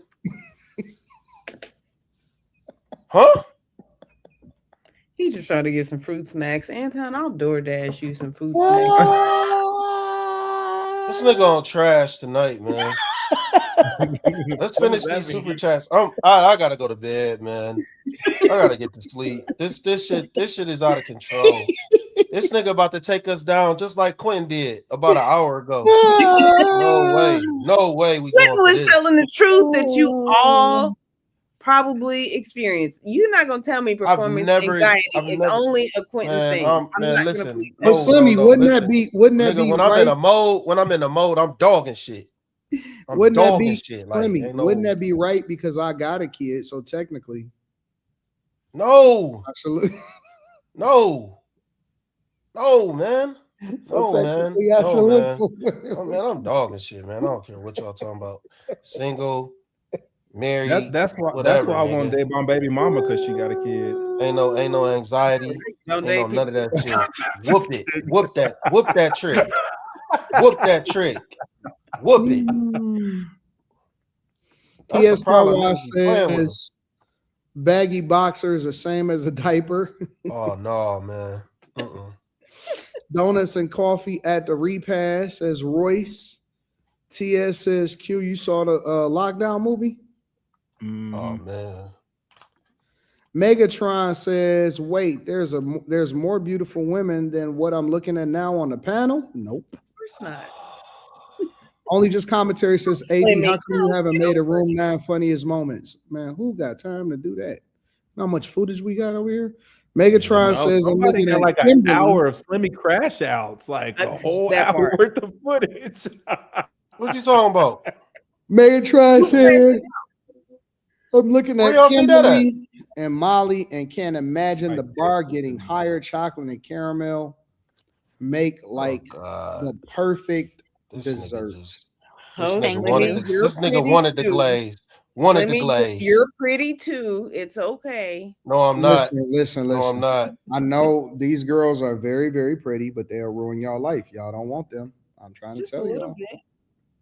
Josh McLean says, been on cloud 9 for 24 hours. Shout out to the Cavs for laying down like they should have. Knicks in 5 or 7. It's my time. It's that time, baby. They're gonna be in Oklahoma City on Wednesday, getting their ass kicked. Josh McLean says orange and blue skies. V-Day Poppy says best podcaster on YouTube. Awesome group of people. Thank you, bro. Thank you. Appreciate you. And thank you for the 20 ball, bro. Lightning says earlier I didn't mean real men, but men who aren't online. Like men in real life do what they need to do to get women. Oh, to get women if they won't. Oh, that make more sense. Megatron says I'm about to start wearing glasses to put more eyes on Kimberly. Jesus It doesn't Christ. make you have more ass because you have glasses. That's Real crazy. Antonio says I always salute to say 1 have billion. 4 eyes. Don't do that. Salute to 1 billion views machine status, big bro. Shout out to Real Antonio. I appreciate you, bro. That's fire, man. Megatron says congrats on all of your current and future success. Dirty Woman in the building. Shout out to you. Says get a panel spinoff talking head shows on the Anton Daniels Network, 24-hour streaming in addition to what you're doing. You know what? That would be great. I got to get them to even be able to show up on time. Man, nigga, you act like nigga, I'll be watching these. I'll be watching these Thunder games with the woes, nigga, in the streets. When I get Boy, off they ain't the trying to be plane, here on I time. What y'all show up. talking about? TS says AD babysitting you them need some hats. 24-hour stuff, I Release got you. I'll put in some vacation days at the other place. TS says Joe Budden podcast, Shannon and AD work ethic is different. TS says once I got a taste of winning, I say winning. Also says Joe said he not ready for 500 M's yet. That's great. You know what? Honestly, I'm not sure if I'm ready yet.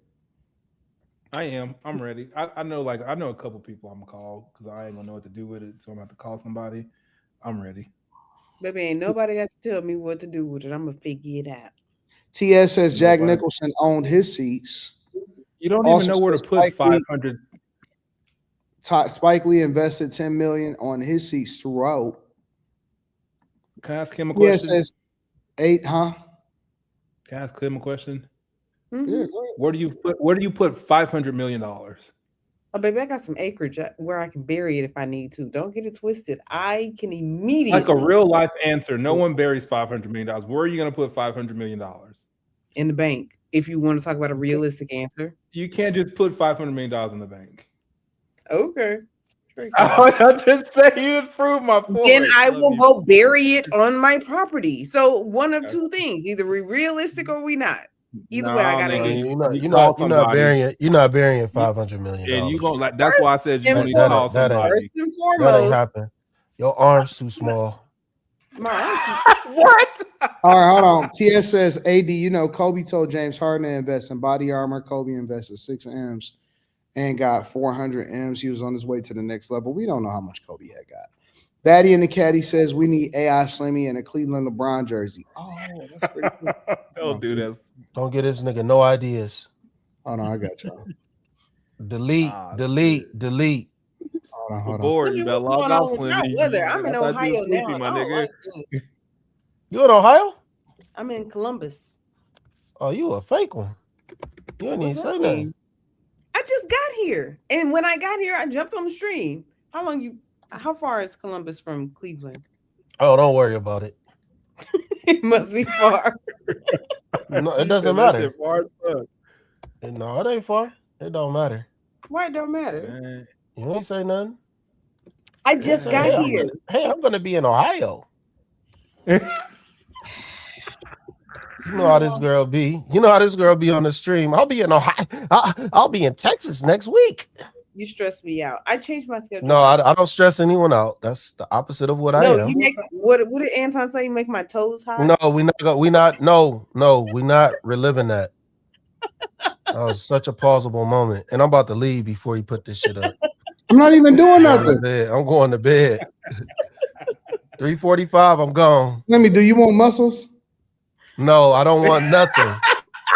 Do you want to talk to muscle picture, nigga? I need a new facial picture for my soldiers. Well, Slimmy kind of so let's give him some muscles. Give me an earring, give me some waves and some muscles, nigga. I'm gonna have him talking to Snow Bunnies in the honor of Umar Johnson. And we gotta put him on with the Cleveland jersey. And we gotta put him in Cleveland. Definitely got to give him some muscles. Got to give him some height. All right, Slimmy, we got you, big dog.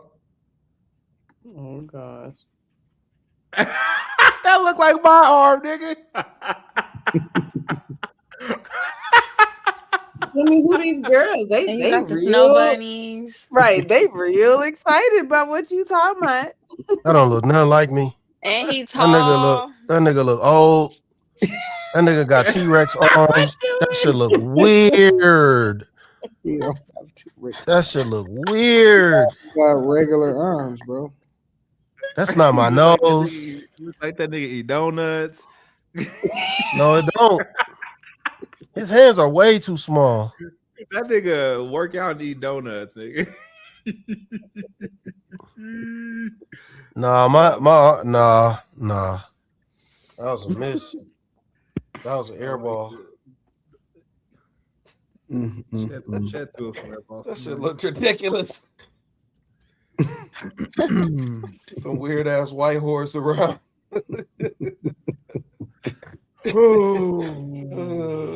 Snow bunnies never.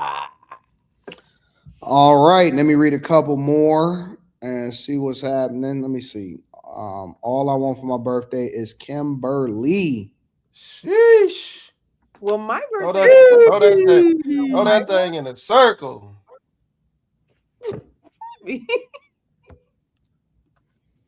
Shout out to Kimberly. He got buns on the brain. I see. You do. No, he said all I want for my birthday. I probably shouldn't tell y'all this nigga. I was practicing like how to throw it in a circle in the mirror. Like I didn't. Yo, all right. We love y'all. We appreciate y'all. We out.